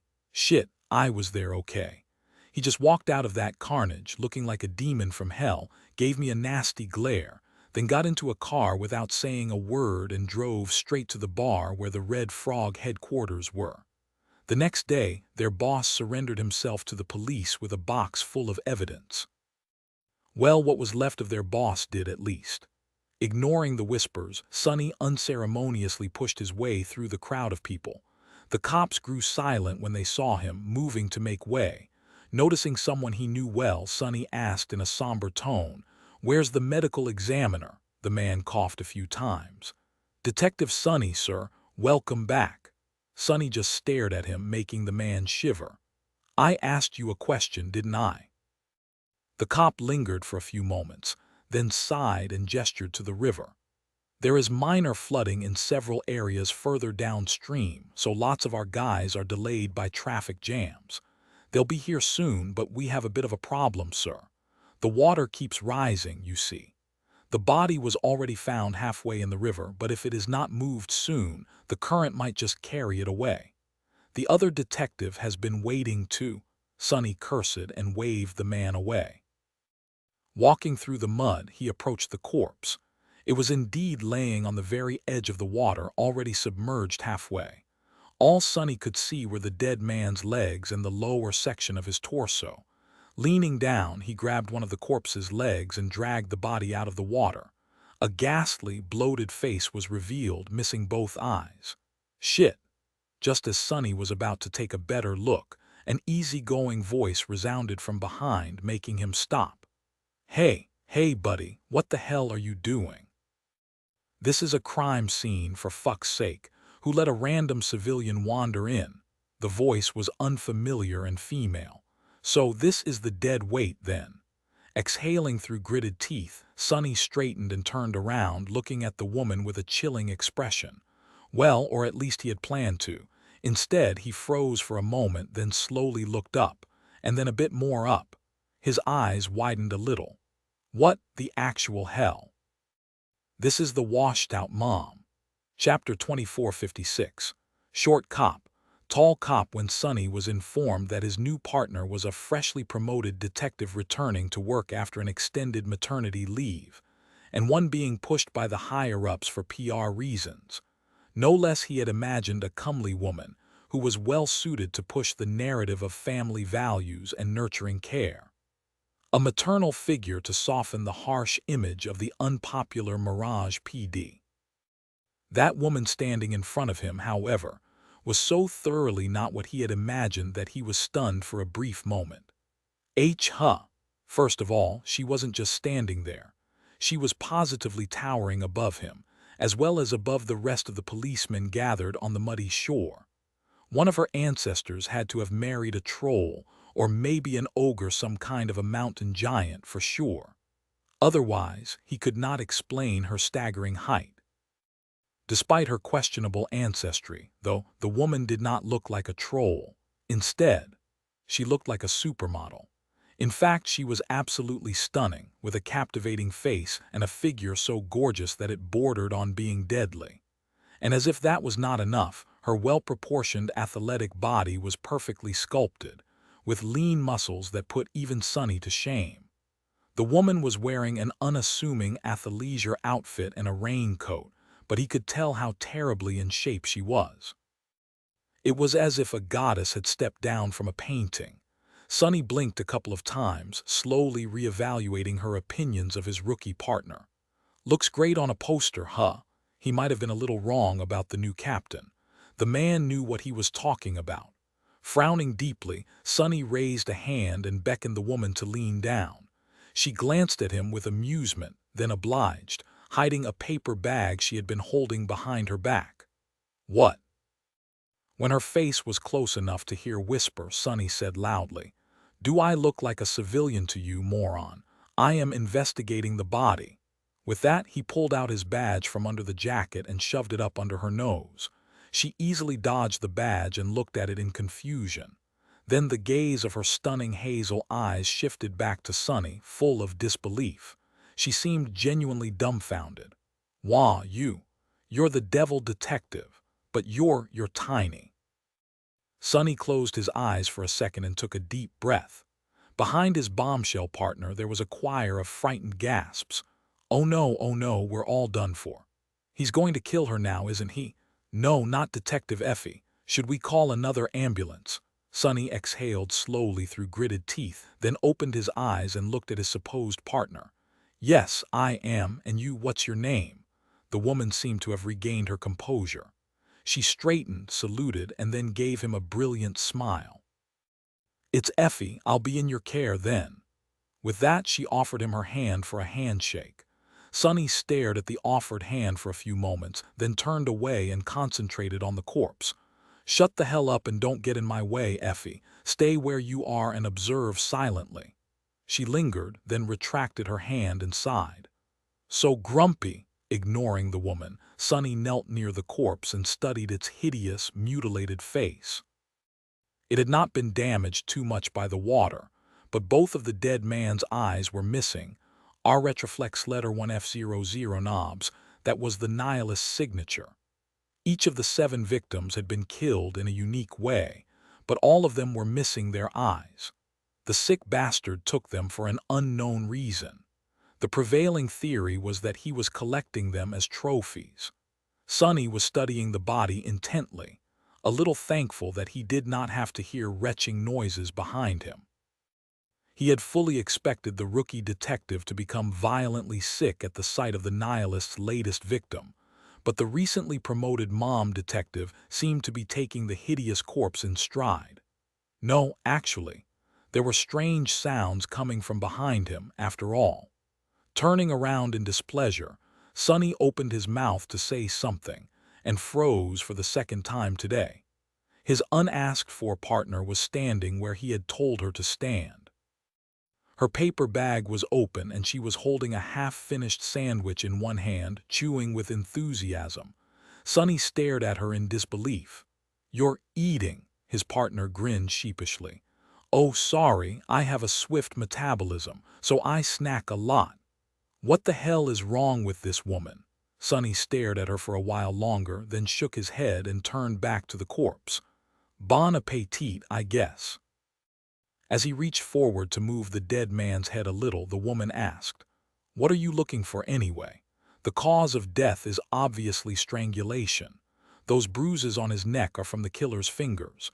The guy seems quite athletic, so to strangle him this way takes a lot of strength. The nihilist usually works with blades, right? I don't think he ever used brute strength before. Can it be a copycat?" Sonny grimaced, then let out a long sigh. "Did I not say to be quiet?" He continued exploring it carefully. "I am looking for anything I can find, and it's not a copycat. The eyes were removed with the same surgical precision, which is not something just anyone can do. Plus, we never disclosed this detail to the press. And that bastard does not work with blades. He works with whatever is at hand. His mo is constantly changing, almost as if he likes to be inventive." His partner whistled. "Are we sure that the nihilist is a man, by the way? I thought there were no clues." Sonny remained silent for a while. "Not sure, but statistically most serial killers are men, and who said that there were no clues?" At that moment, he was holding one of the dead man's hands and checking under the sleeve. Suddenly, Sonny grew motionless. "Shit." His partner seemed to have finished her sandwich. Coming closer, she looked down over his shoulder and asked in a curious tone, "What is it?" There, on the dead man's pale skin, a little black snake was tattooed, coiling around his arm. Sonny winced. "It's a gang tattoo. This guy used to run with the black snakes." Chapter 2457, Crash course, it did not take long to identify the victim after discovering the tattoo.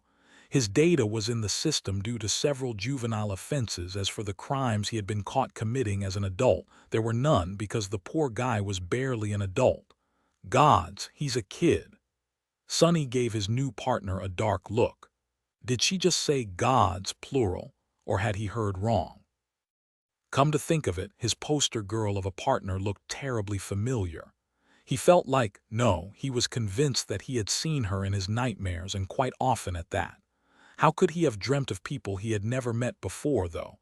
Sonny sighed and rubbed his eyes tiredly, feeling both exhausted and incapable of falling asleep. Get a grip, damn it, you really are going crazy. Yeah, well, the gangs like to recruit them young. He would know. He had been one such underage thug himself once. The medical examiner finally arrived, and Sonny beckoned Effie away. Taking off his gloves, he tossed them into a trash bin, missed, then came back with a stifled curse to pick them up and put them into the bin properly. Let's go, we're done here. His unreasonably gorgeous partner, Effie, looked around in confusion. Aren't we going to look around some more? Question the person who discovered the body, check for discarded evidence in the bushes, and so on. Sonny gave her a disgruntled glare. There's no point. The body was either thrown down from the bridge or carried here by the river. In any case, the murder happened somewhere else. The patrol officers will examine the scene and question the witnesses. I doubt they'll find anything, though. The nihilist is quite meticulous. He walked over to his car, unlocked the door, and gestured to the passenger's seat. Get in. Effie gave the ramshackle car a dubious look, then sighed and squeezed herself inside. By the time Sonny climbed into the driver's seat, she was already chomping on another sandwich, which seemed to have appeared out of thin air. Letter 1D667, letter 1D622, letter FF4, letter 1ED1, letter 1D401, circumflex, letter 219. Where was she hiding them? Wow, partner, I must say, I haven't seen a crappier vehicle in a while. Where did you get it? A museum? Sonny started the car, then answered in an indifferent tone. Impound lot auction. This unassuming black car had served him faithfully for the better part of a decade.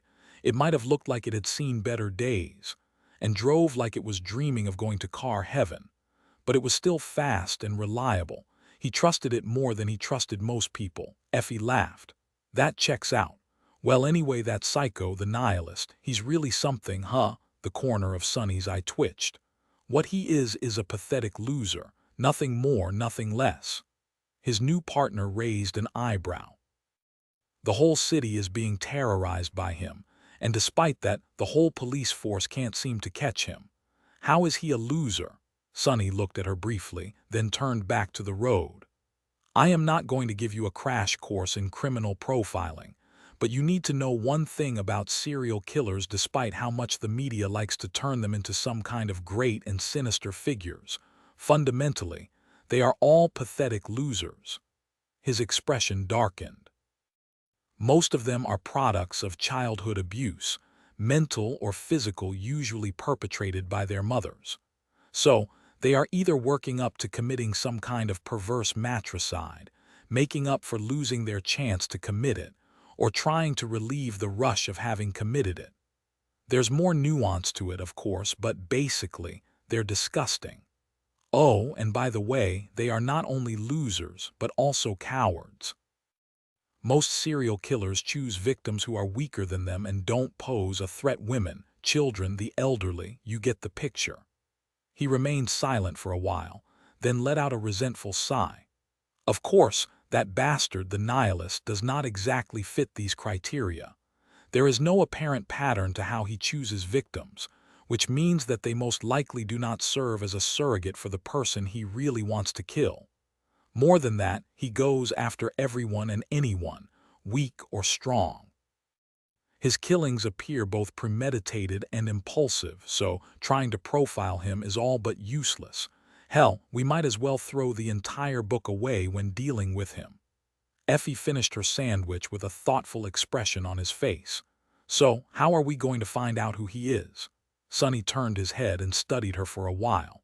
Eventually, he looked away and said evenly, We don't need to find out who he is. I already know who he is. We just need to find concrete evidence to put him behind bars. Effie seemed stunned. What, you know who the nihilist is? Sonny looked ahead, his eyes turning cold and murderous. Yeah, I do. She remained silent for a while, studying him with a strange expression. How come no one else knows, then? Isn't he supposed to be a complete mystery? Sonny smiled crookedly. Your second question answers the first. No one knows who he is because no one is supposed to know. Effie blinked a couple of times, then frowned. Somebody is suppressing the information. Wait, is someone covering for him? Sonny glanced at her, wondering if she was being sincere or simply pretending not to know. For some reason, he felt inclined to trust his new partner, which was not at all like him. However, she had been pushed onto him by the superiors, which put her true allegiances under question. Eventually, he shrugged. Someone is covering something, that is for sure. As for who and why, don't ask questions about things you are not qualified to learn, rookie. You'll live longer. She opened her mouth to retort, but before she could, he added in a cold tone, evidence. Without evidence, nothing you and I might think we know matters. So, keep an open mind and follow the evidence. Inheriting my suspicions will only cloud your judgment. Effie gave him a long look, then giggled. Wow, partner. You almost sounded like a real detective just now. Sonny grimaced. What the hell are you talking about? I am a real detective. She remained silent for a while, studying him with a strange expression. Her mask of carefree nonchalance seemed to crack a little, revealing a hint of the keen and astute person hiding beneath. Eventually, Effie leaned back and asked something odd. Hey, do you really not remember? Sonny raised an eyebrow, confused. Remember what? She hesitated for a few moments. Who you are, he frowned deeply. What is that supposed to mean?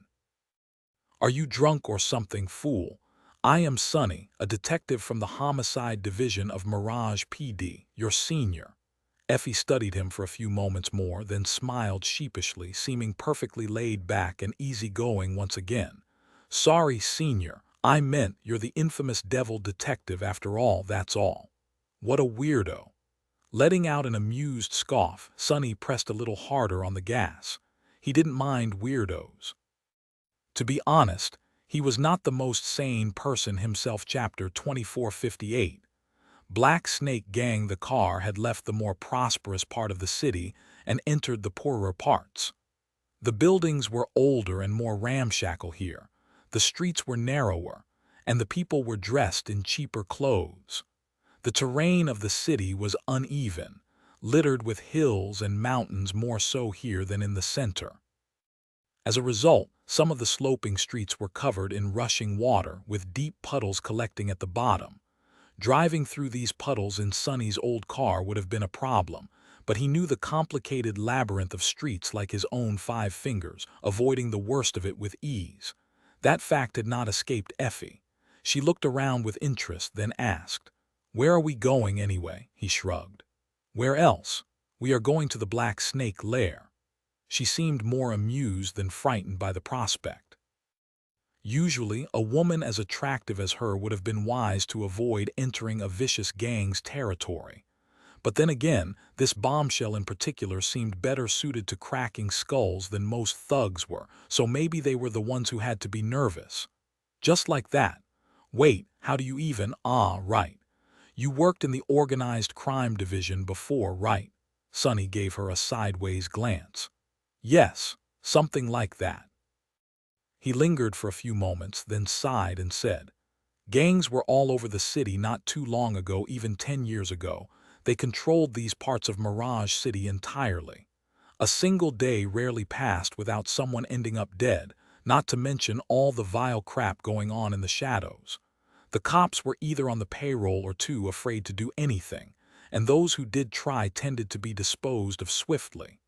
Sonny smiled crookedly, remembering his youth. Times change, though. The political climate shifted, and being tough on crime became a rallying cry for the ruling party. So the police department was cleansed. Mind you, it wasn't cleansed of corruption. The corrupt bastards being paid by the criminals were just swapped out for corrupt bastards being paid by the politicians. Well, and a few capable people managed to get themselves into key positions in all the chaos. He fell silent for a while. Captain Jet was one of them, although she wasn't a captain back then, just yet. Actually, I only ended up becoming a cop because of her. Then somehow we ended up being partners in the organized crime division with her spearheading the crackdown on the gangs.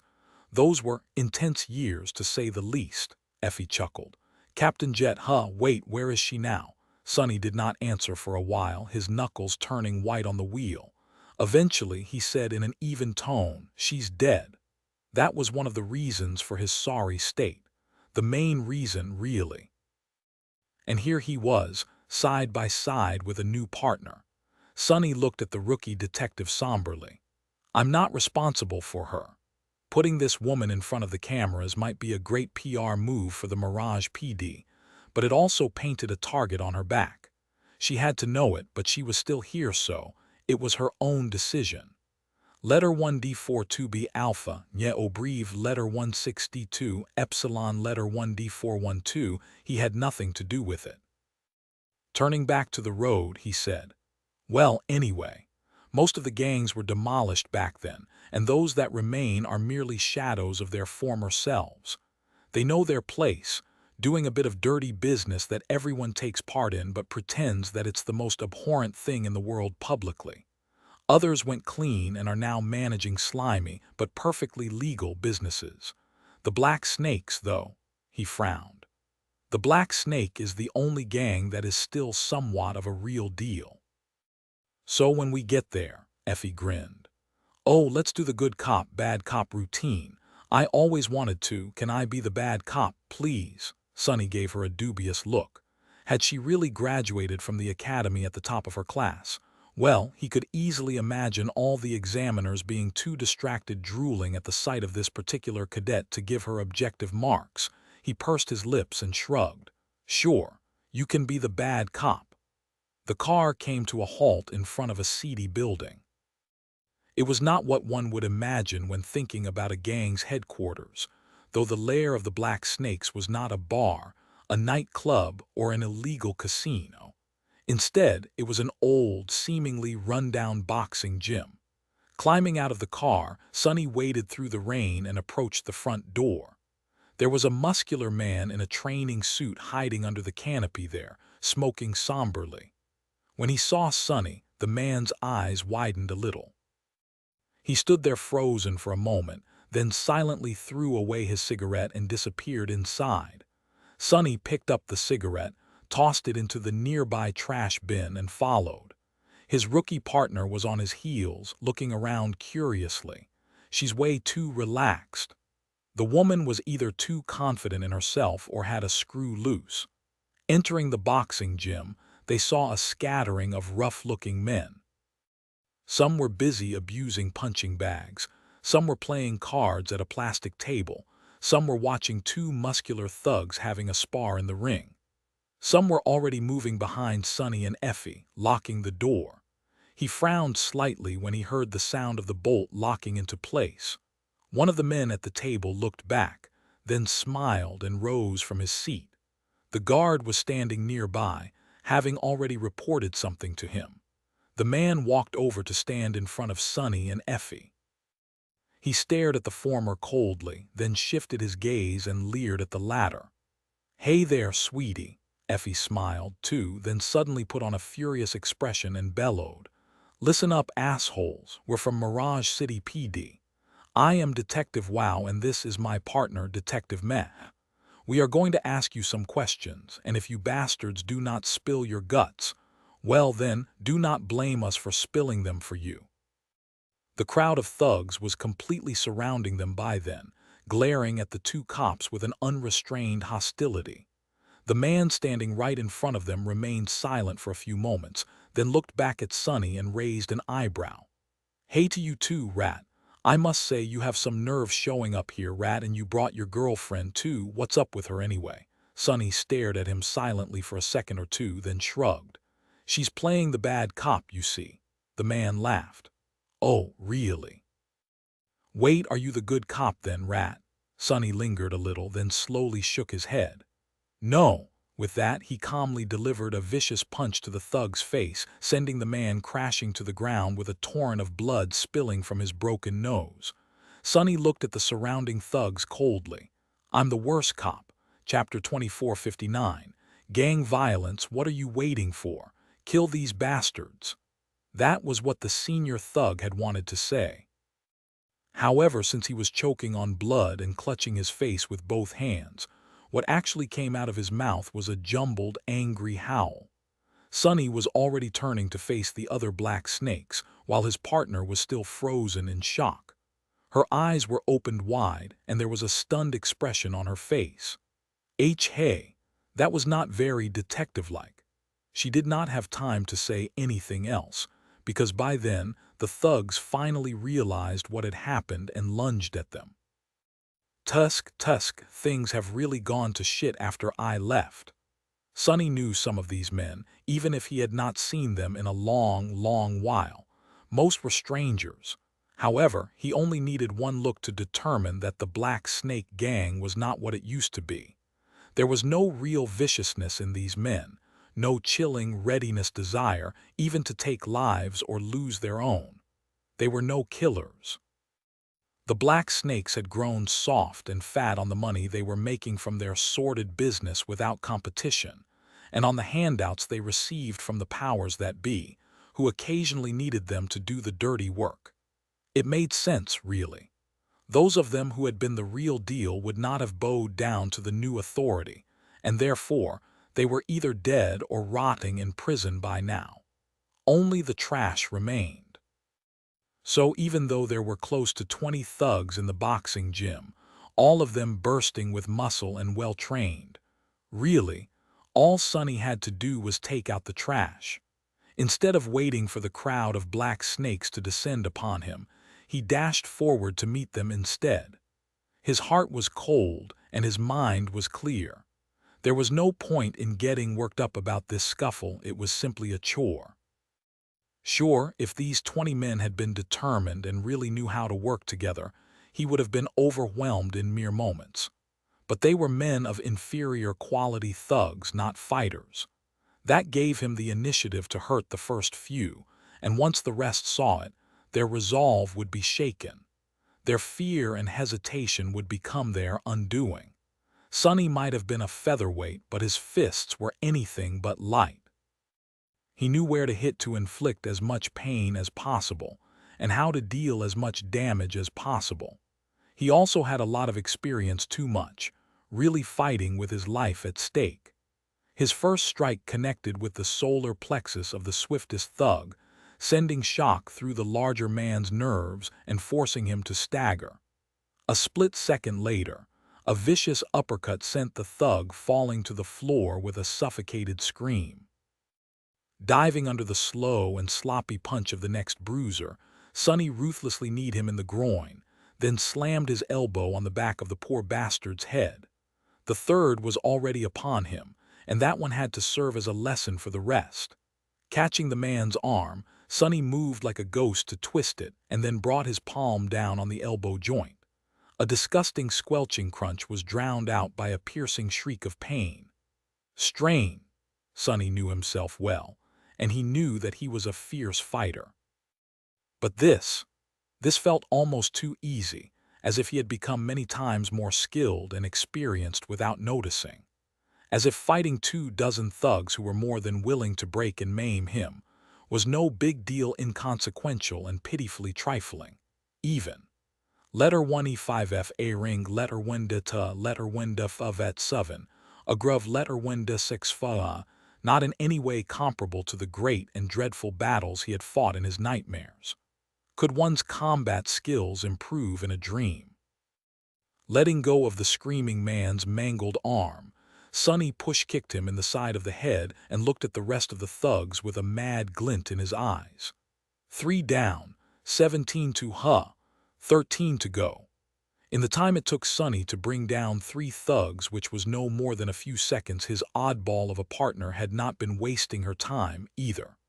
Honestly, he had not known how the rookie would react, and did not really care. But what he did not expect was that he would act without any delay at all, joining the fight with the same relaxed attitude. Effie simply grabbed two thugs by the sides of their heads and slammed them together, all but cracking their skulls, then delivered a picture-perfect roundhouse kick to a third one, folding the man in half and sending him flying back into his buddies. She finished it all up by simply slapping the fourth one to the ground. Through all of it, she seemed calm and unruffled, amused even. No, she was definitely having fun. What the hell kind of mom is she? Sonny was surprised, somewhat dismayed at the fact that the rookie had taken down one more thug than him, and a little disturbed. That calmness, that judgment, that effortless skill was not something a green and inexperienced detective was supposed to possess. Effie had been an athlete before becoming a cop, and although she did spend some time as a patrol officer, that alone could not have made her into a bloodied fighter. These qualities were something people only developed after a lifetime of conflict and bloodshed. Either Sonny did not know something about his easygoing partner and was thus underestimating her, or she was not who she seemed. His paranoia suddenly rose like a tide, making his eyes narrow. But he had no time to dwell on the strange and ominous incongruity between who Effie was supposed to be and who she really was. First, he needed to deal with the black snakes. Seeing 7 of their own go down in a matter of seconds, the thugs were getting serious. Before, they had been planning to beat the 2 cops to a pulp with their fists, probably do some other, way more vile things to them. But now, Sonny saw knives and steel pipes appearing in their hands. He smiled darkly. Don't blame me for being ruthless then. Chapter 2460.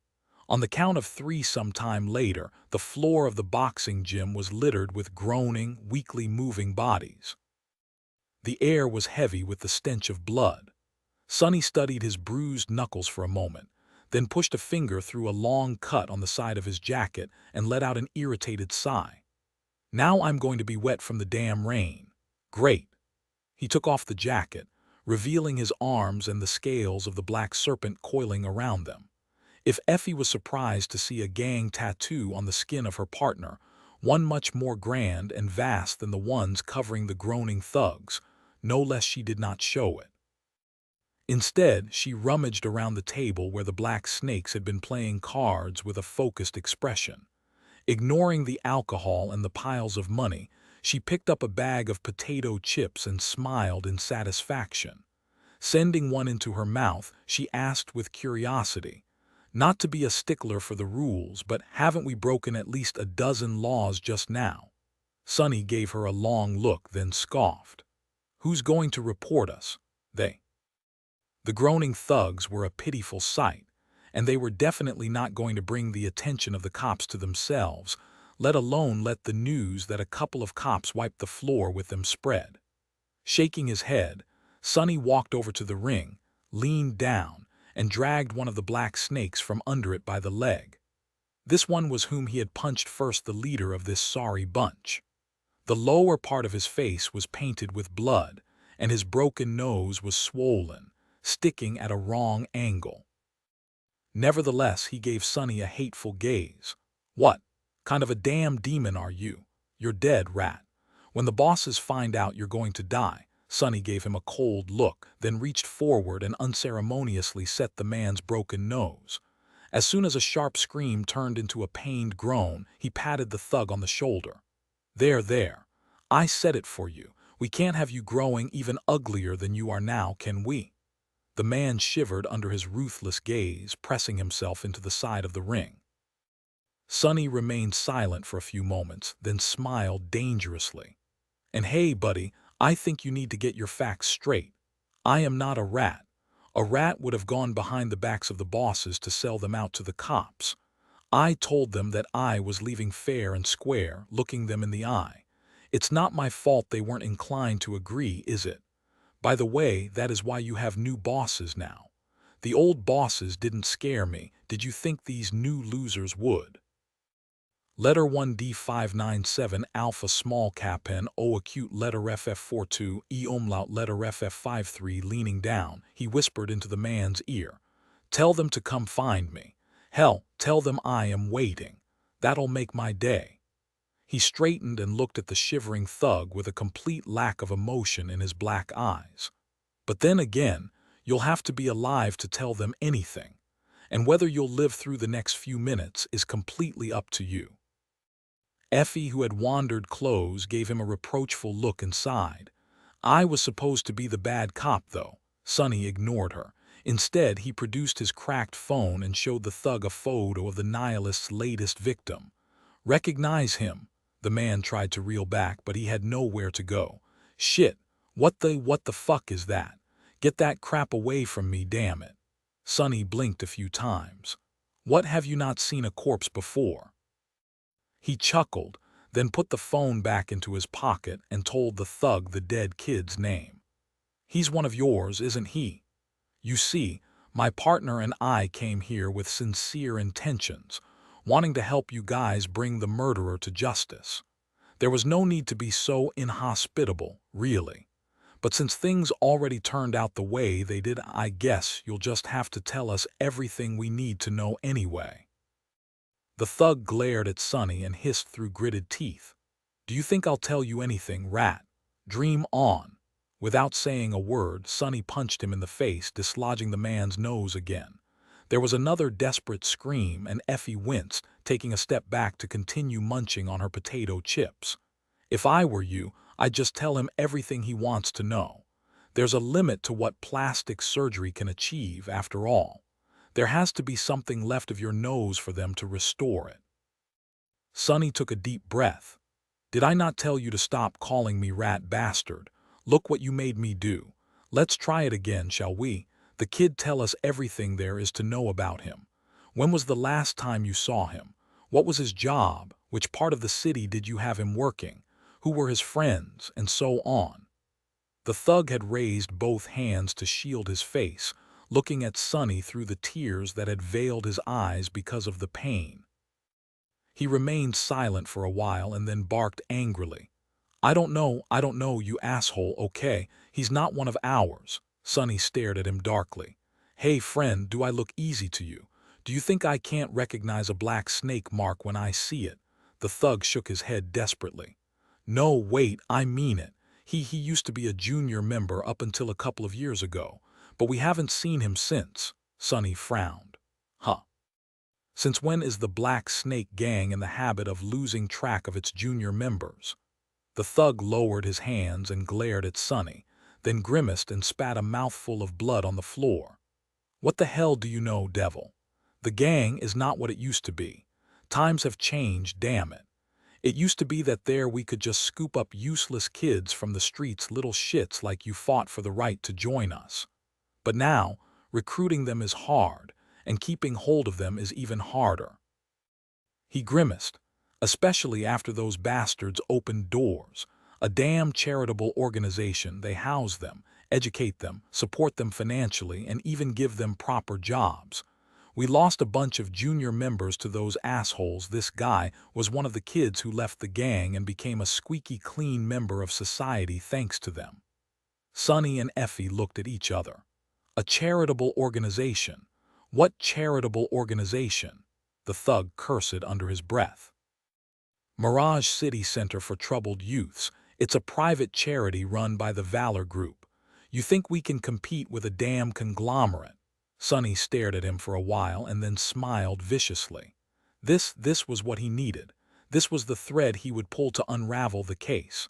Valor Group, huh? Soon enough, they left the upturned boxing gym and returned to the car.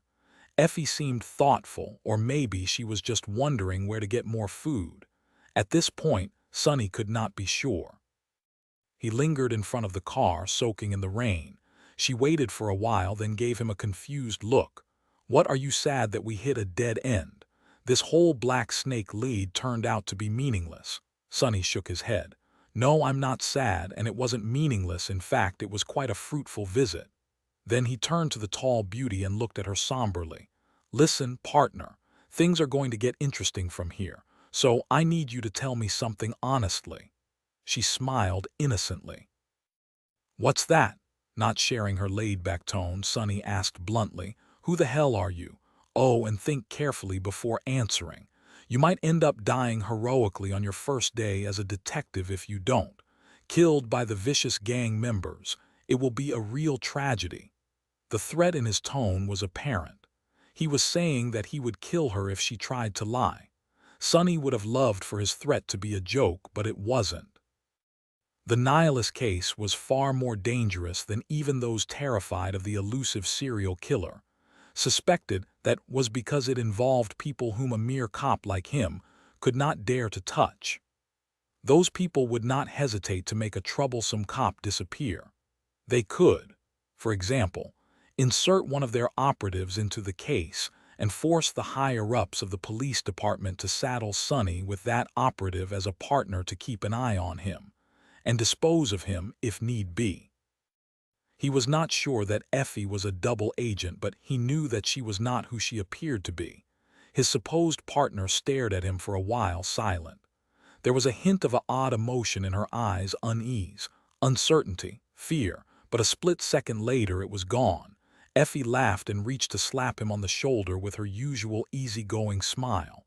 Her hand remained there, holding him lightly. "What are you on about, Sonny? Snap out of it." Sonny tensed, preparing to strike. And then something odd happened. He snapped out of it.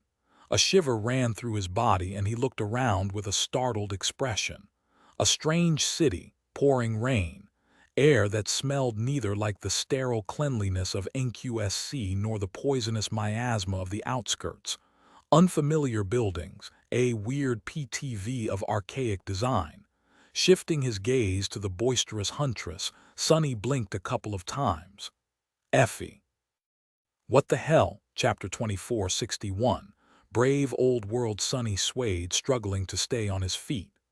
Damnation. He was impossibly weak. He was terribly frail. He was beaten and battered, exhausted beyond imagination, and ready to collapse.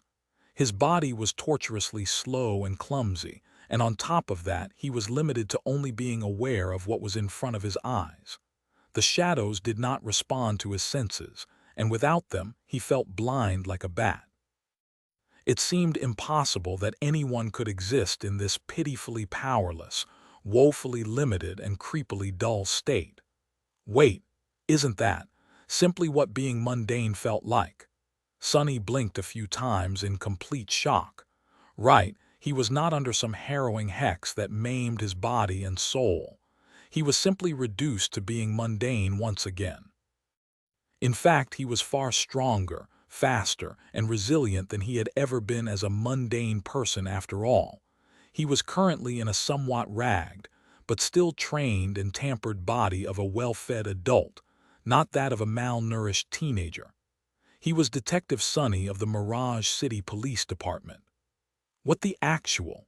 Before, his memories seemed like a dream, while the devil detective's personality felt like his true self.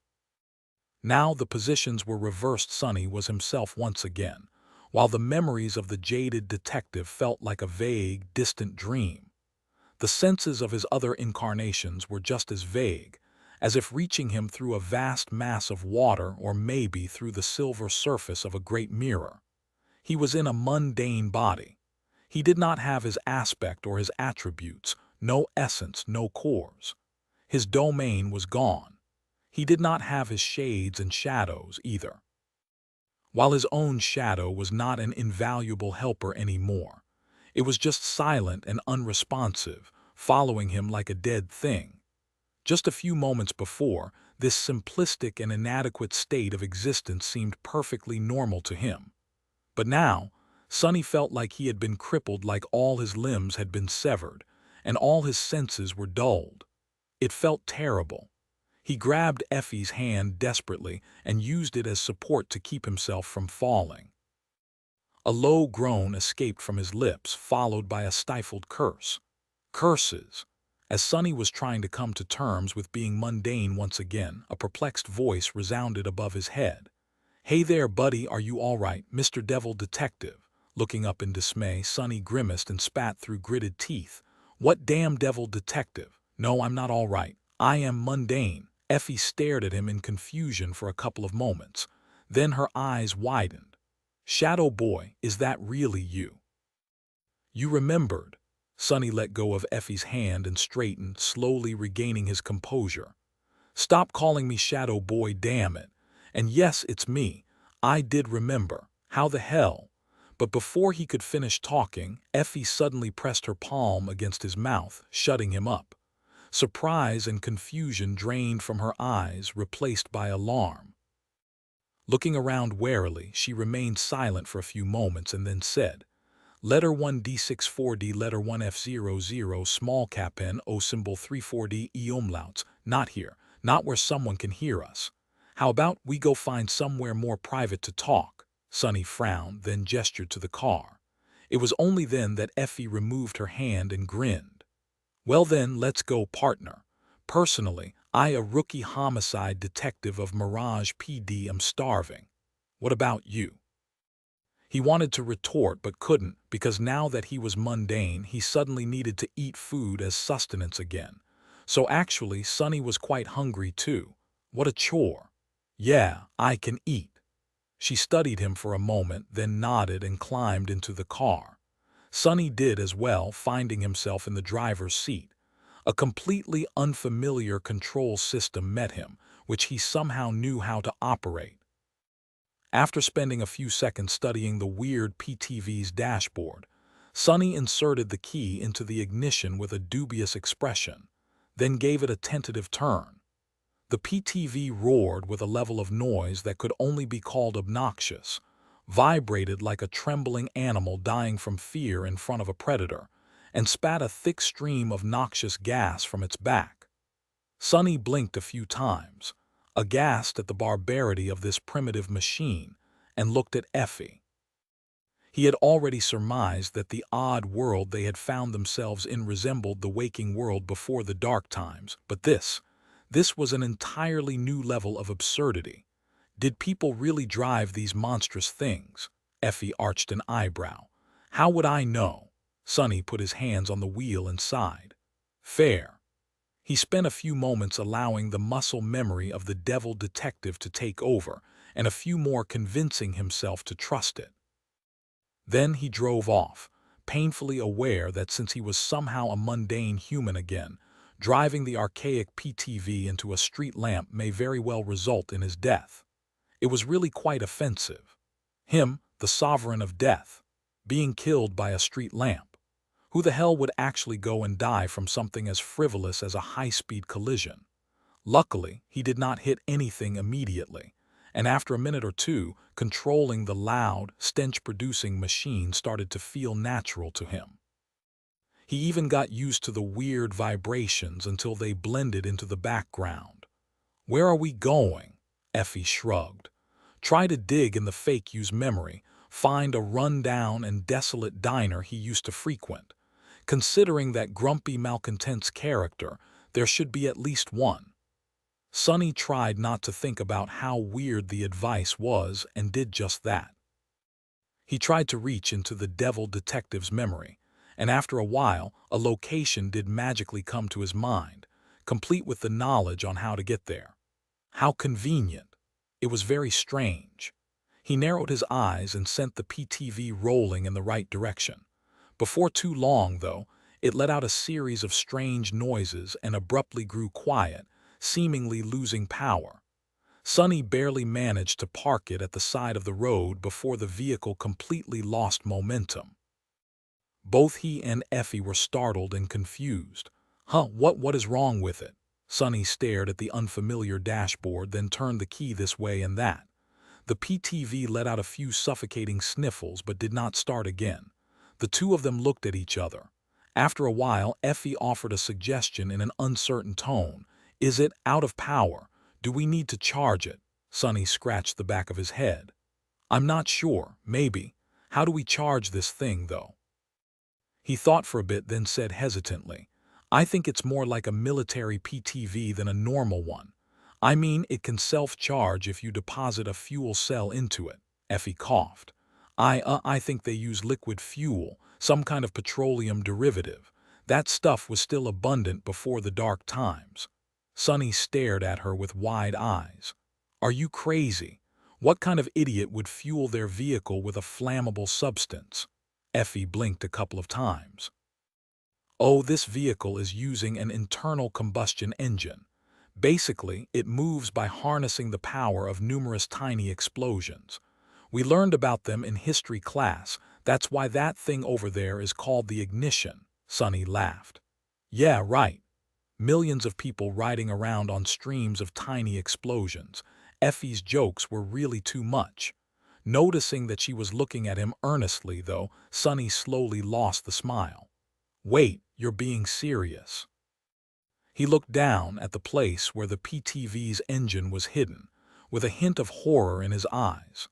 After a while, Sonny inhaled deeply and shook his head. No wonder these people blew up half of the world. Chapter 2462. Before the dark times, it took Sonny some time to remember that the devil detective had kept a canister of fuel in the trunk of the archaic PTV. Then, it took him some more time to figure out how to deposit the appallingly pungent liquid into the vehicle, all the while being soaked in rain and cursing under his breath. Being in the rain actually made him uncomfortably cold. Sonny had almost forgotten the feeling of being powerless in the face of the elements, so it was somewhat of a novel experience for him. Needless to say, he climbed back into the PTV in a foul mood. Looking at Effie with a deep scowl, he suppressed a heavy sigh and asked, "Is your mundane alter ego also a sleep-deprived, rage-fueled wreck craving nothing more than an unhealthy dose of nicotine and alcohol?" She laughed and shook her head. "Nope. I am basically a shining example of how regular exercise and a healthy lifestyle are good for you. I mean, sure, becoming mundane all of a sudden was a bit disorienting, but actually, I am enjoying myself." Brimming with vitality, Effie gestured to her toned, tantalizing body. "It's interesting. I was never both able-bodied and mundane, so this is a new experience for me." Sonny's stare turned bitter. "I see." Looking away, he started the car and sent it rolling forward again. As they drove to their destination, he could appreciate the vistas of Mirage City from a new perspective. Sonny knew, of course, what cities before the dark times looked like, but only from archival footage, webtoon illustrations, and movie sets. Seeing it all with his own two eyes, and in great detail, was completely different. He couldn't help but feel put off by how different everything looked. There were no barriers surrounding the city, no alloy towers, no isolation domes around active nightmare gates peppered here and there. The air was of course breathable, and the citizens did not seem afraid of the rain, as if there was no possibility of it turning to acid. The architecture was entirely foreign to what he was used to, and the buildings themselves were many times lower than they were in NQSC, despite the fact that they were built exclusively up, with almost no subterranean levels. There were no layers to the city, just one flat surface with hills and small mountains rising here and there. Everything seemed so simple and relaxed, even if it had felt overwhelming and permeated by crushing tension to the devil detective. "How large do you think this city is?" Effie contemplated for a moment. I think it has a population of around 10 million, 20-something millions including the greater metropolitan area." Sonny's eyes widened a little. 20 million people, that's tiny. From the impression he had gotten from the vague memories of the devil detective, Mirage City was a sprawling metropolis suffocating in a flood of human sins. However, 10 million, even 20 or 30, was positively a tiny amount. There had been many times more people living just in the outskirts of NQSC, let alone in the city itself, with its population in the hundreds of millions. Mirage City was a village, and despite that, it somehow managed to look crowded. Perhaps because everyone had somehow gotten a PTV license instead of using public transport like normal people did. As a result, not only was the air full of noxious fumes and noise, but the traffic also prevented anyone from getting anywhere in a timely fashion. People were simply stuck on the road, their vehicles crawling at such a low speed that even the pedestrians could outpace them. Nevertheless, the pedestrians' actual people were reduced to a subservient species in their own city, fearfully clinging to the sides of the streets to make way for the actual dominant creatures, the PTVS. Prescription A umlaut new audible acute small cap B e grave S hatchek, and those weren't even cargo PTVS. Either almost all of them were for personal use. It didn't make any sense. Does no one here notice how absurd the citation is? What is the city management doing? No. Actually, if he remembered correctly, countless people did use a public transport network here, mostly the underground trains. It was just that the network was similarly inadequate and failed to serve even such a tiny population, resulting in overcrowding and unbearably bleak peak traffic hours. Well, that last part actually made sense. With the primitive technology of the days before the dark times and no spell tech, digging underground tunnels must have been a real chore. However, the very reason why they had to be dug underground in the first place was that the surface roads were usurped by personal vehicles. Underground tunnels, somewhere far away, one of Sonny's incarnations looked up with a glint in his eyes.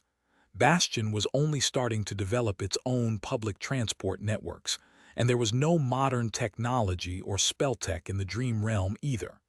However, there was Sonny, and Sonny had the shade of abundance at his disposal.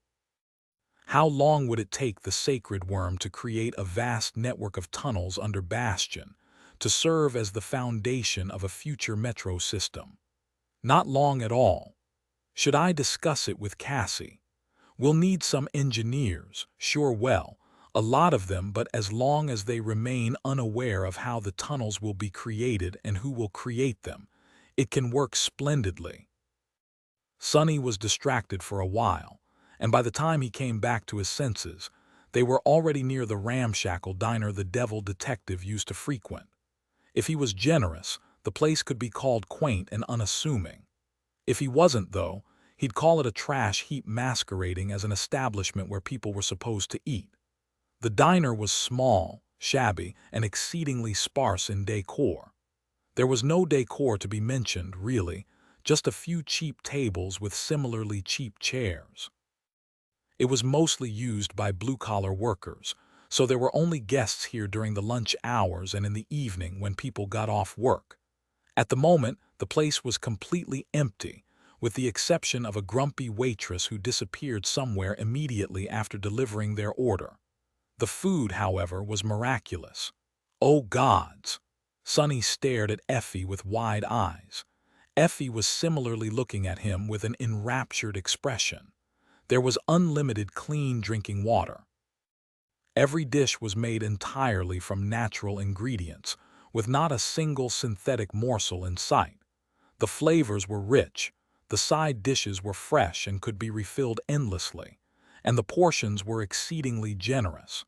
Despite all that, the meal was dirt cheap. How is this possible? Very few people in NQSC could afford to eat like this, and even those who could would have to pay an insane amount of credits for such an amazing meal. The situation was a little better in the dream realm, but even there most food was still synthetic and being imported from the waking world. Am I in heaven? For a while, Sonny was uncomfortably similar to Effie, practically inhaling the delicious food with little to no table manners and ordering more and more of it. After a while, extremely satiated and feeling sleepy from all the food, he looked at her groggily and asked, "By the way, why did you insist that we should talk in a private place?" Effie leaned back, eased her waistband, and patted her flat belly with a deeply satisfied grin. "Oh, it's nothing major, just that. We'll probably die horribly if the locals notice us breaking character." Chapter 2463. The lives of others. Sonny lingered for a few moments, then threw a brief glance at the door behind which the waitress had disappeared. No one else was in the deserted diner, and the pedestrians rushing past the dirty window could not hear them. He raised an eyebrow. "How so?" Effie let out a long sigh and poured herself a cup of water before speaking again. Eventually, she leaned back and said in a low tone, "Well, I don't know how you came about, but I was the home of the newly promoted Detective Athena of Mirage PD, that is. A married woman with a loving husband and an adorable kid. A couple of adorable kids, actually, a boy and a girl. Needless to say, those were not my kids and not my husband. So when he went for a kiss, I was understandably not having it." Sonny frowned. "Wait, you were aware of who you really are from the start?" Effie nodded. "Yes. We entered the Hall of Imagination, then my memory is a bit hazy. The next thing I knew, I was standing in a living room folding laundry. I was alone, mundane, and completely turned around. Before I could really figure out what had happened, I was assaulted by two overly enthusiastic kids who wanted to play cops and robbers with Mommy." Sonny scratched the back of his head. "What the hell is cops and robbers?" Effie scoffed.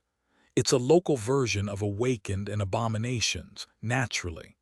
Anyway, yes, I was never under the illusion that I was the real Detective Athena.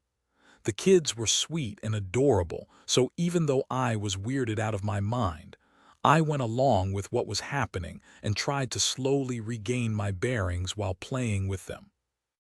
That was how I figured out the basic facts about this place and learned to rummage in my counterpart's memories. So everything went well until her husband showed up." Sonny smiled darkly. "What, did you smack him when he went for a smooch?" Effie let out a joyless chuckle. "No, maybe I would have, but my instincts are still those of a saint. You know how it is, we need to be careful around mundane people, so the thought of striking him never even crossed my mind. I just dodged away and let him know in no uncertain terms that there would be no smooching, kissing, squeezing, fondling, or canoodling of any kind." Sonny gave her an exasperated look. "I don't need the details, you know," she grinned. "Why, not a fan of canoodling? That is not what Neff," Sonny scoffed. "Hey lady, I am not a fan, I am the artist." Effie stared at him silently for a few long moments, then threw her head back and exploded with laughter. Oh gods, did you really just say that?" Sonny raised his chin defiantly and suppressed a smile. "I did. Not only did I say it, but I also meant every word." She continued to laugh for a while longer, then wiped the tears off the corners of her eyes and looked at him with a wry smile. "You know, Shadow Boy, you are actually not that scary up close, are you?" Sonny shrugged. "Not unless you are scared of innocuous stuff like dark demigods who command legions of dead souls and can damn you to eternal servitude, with not even death offering escape, I guess." Effie grinned. "Right." She studied him for a bit, then sighed. "Well, in any case, the second I refused the affections of that man, the moment I broke character, something very creepy happened." He frowned. "What?" Effie gulped down her water and looked into the distance with a somber expression. "He changed." Even creepier, though, was the fact that the kids changed too.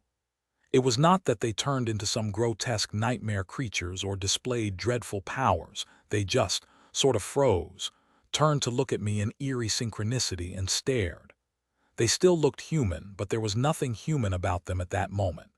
I don't know how to describe it, but there was something deeply wrong deep in their eyes.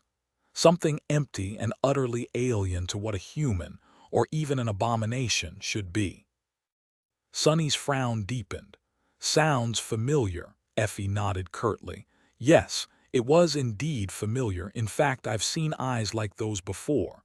She looked into the window at the torrent of passers-by rushing along under a river of umbrellas. "I saw it during the war in Bastion, when one of the others pretended to be Etha." Sonny's eyes narrowed and a shiver ran down his spine. "You mean?" Effie looked at him darkly. "Yes. My supposed husband, the adorable kids, the cops on the crime scene, the black snakes, the waitress who served us food. And the rest of those 20 million so-called people living in Mirage City are all others. Sonny froze, suddenly paralyzed by fear.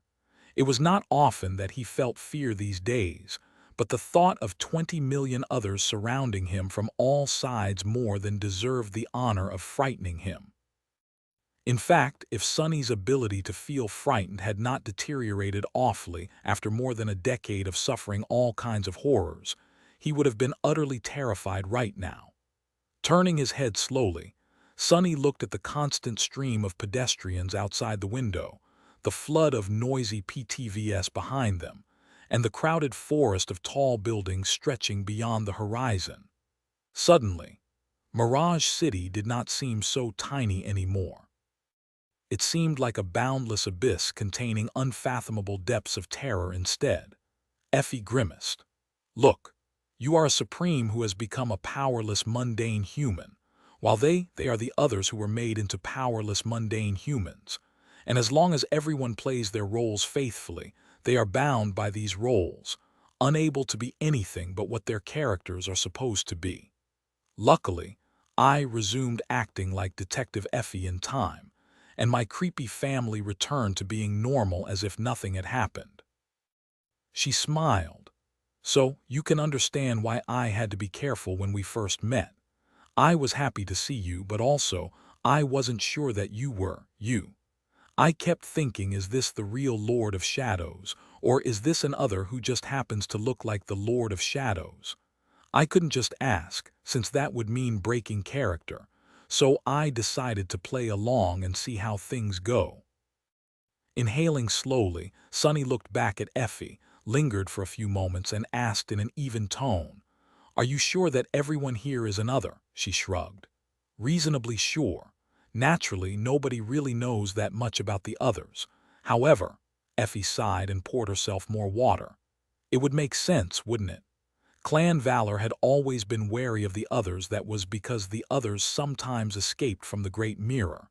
They came from the other side of reflections, from True Bastion. But how did they come to be there, and where do they come from? Well, if the Great Mirror in False Bastion is really no more than a reflection of the true Great Mirror, then what if that is where they dwell? They are trapped inside the true Great Mirror, and now we are too." Sonny inhaled slowly. "Yes, that does make sense, I guess." Effie chewed her lip, then said quietly, "It's that damn demon of imagination, Mirage, or whatever her name was. She created Rivergate, Bastion, and the Great Mirror.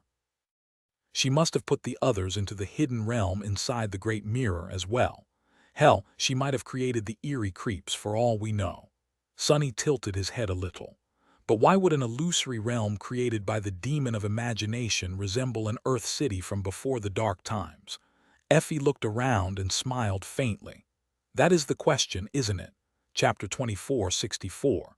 Palace of Imagination. Sonny remained silent for a while, contemplating, then said slowly, "Unless Mirage wasn't the one who created this city at all." Effie gave him a dubious look. "If not the great and terrible demon of imagination, then who? This place is literally called Mirage City for spell's sake." Sonny shook his head. "Think about it. Mirage might have created Bastion, both its true and illusory versions, but that is not all Bastion is. It has been taken by the spell and turned into a citadel, a great citadel, no less. So just like with other citadels, the spell would have taken what made this place special and given its master a way to use it, turning it into a component." Effie wrinkled her nose. "I don't follow. Are you saying that I, the current master of Bastion, created Mirage City?" Sonny shook his head again.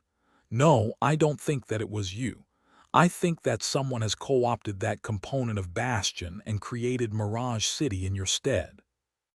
He hesitated for a few moments, then added, "Naturally, we don't know a lot about the demon of imagination.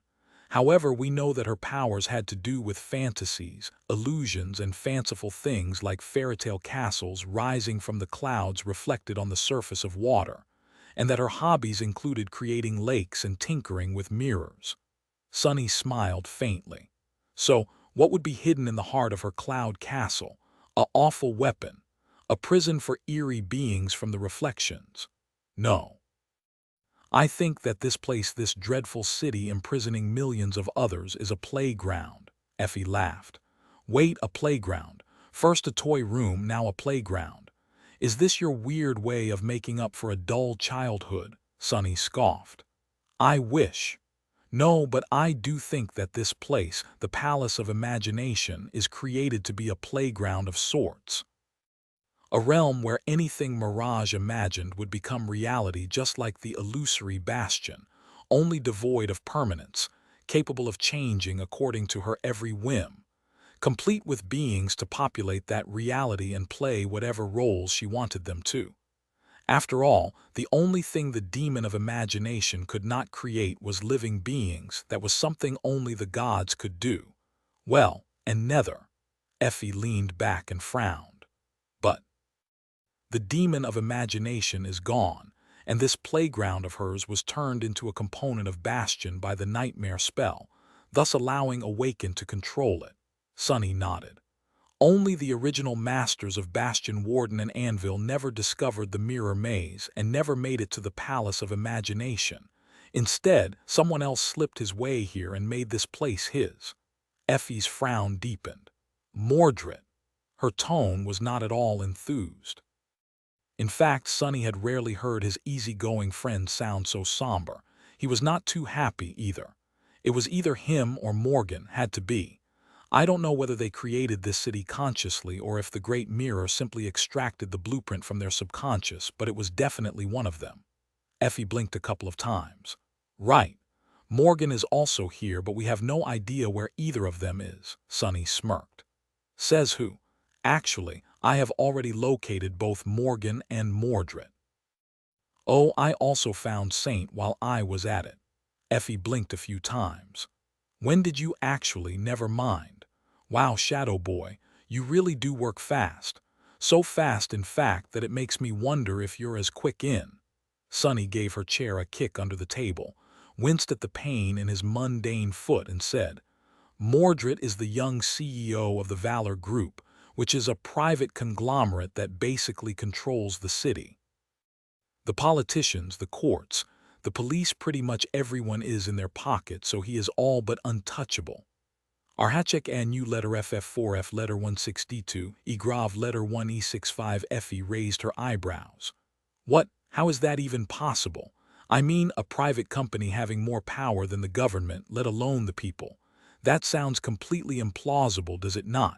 Sonny shrugged. Sure, sounds far-fetched, but we are in an imaginary realm, remember. It's only reasonable that some things here will be entirely fantastical, not at all based in reality. He wasn't sure how things worked before the dark times, but a society completely ruled by money and private interest seemed like too irrational a concept to have existed. Human greed was boundless, after all, so who in their right mind would base a world order around that? Imagining what would happen to the world if Aiko was in charge, Sonny was suddenly covered in cold sweat. By the dead gods. Let's hope that she never becomes a sovereign. He smiled weakly and shook his head. Well, think about the great clans. Could the government, let alone the people, have done anything against them? No. In that sense, the Valor Group is not that different from the great clan Valor, Sonny sighed. Saint has become a hotshot psychiatrist in an elite, high-security mental hospital, while Morgan is a patient in that hospital. Effie looked at him in surprise. What? Morgan is in an insane house? Nodded. Yes, I saw her myself. Actually, she told me to find you. It was just that I had no idea who you were when she did. Effie frowned.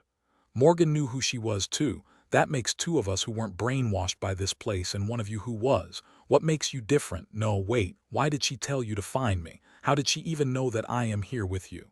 Sonny remained silent for a little while, then shook his head. I don't know why you two weren't affected by Mirage City. As for the rest, I don't think Morgan knew that you were here. She told me to find you for a reason, though think about it. How did I regain my senses? Effie blinked a couple of times. Well, we roughed those thugs up, then you just sort of did, after I told you to snap out of it. Sonny nodded again. Indeed, you touched me and told me to snap out of it. And I did. I don't think it was a coincidence either, rather, I think that you have some authority here as the master of Bastion. That was why Morgan told me to find you. That was indeed the most logical conclusion. Sonny would have loved to believe that he regained his senses thanks to the power of friendship after all. Kai had managed to return him from the mire of shadow dance by reminding him of those he cared about, but he knew that something more was at play here. This place, Mirage City, was no mere illusion. It was fantasy made reality, fueled by the fantastical power of the demon of imagination. It was no less real than any other place in the dream realm, and what Sonny had escaped from was not merely a delusion, it was the sorcery of a demon. No matter how highly he thought of himself, he knew he was not powerful enough to overcome the will of Mirage, the demon of imagination. Instead, he had regained his sense of self through a mechanism built by her into the great mirror. Effie grinned. Oh, it's nice to know that I have some authority here, not that I feel very authoritative. I don't think that I can control this place freely. Nothing I tried really worked until now. It's as if something is blocking my way. Sonny looked at her darkly. Well, naturally. After all, someone has stolen your, let's call it administrator rights. She pursed her lips, pouting, then gave Sonny an inquisitive look. Darn thieves, what do we do then? He shrugged. Isn't it obvious? Find the bastard, get your control of the component back, find what I am looking for, and get the hell out of here. Sonny thought for a bit and then added in a morose tone.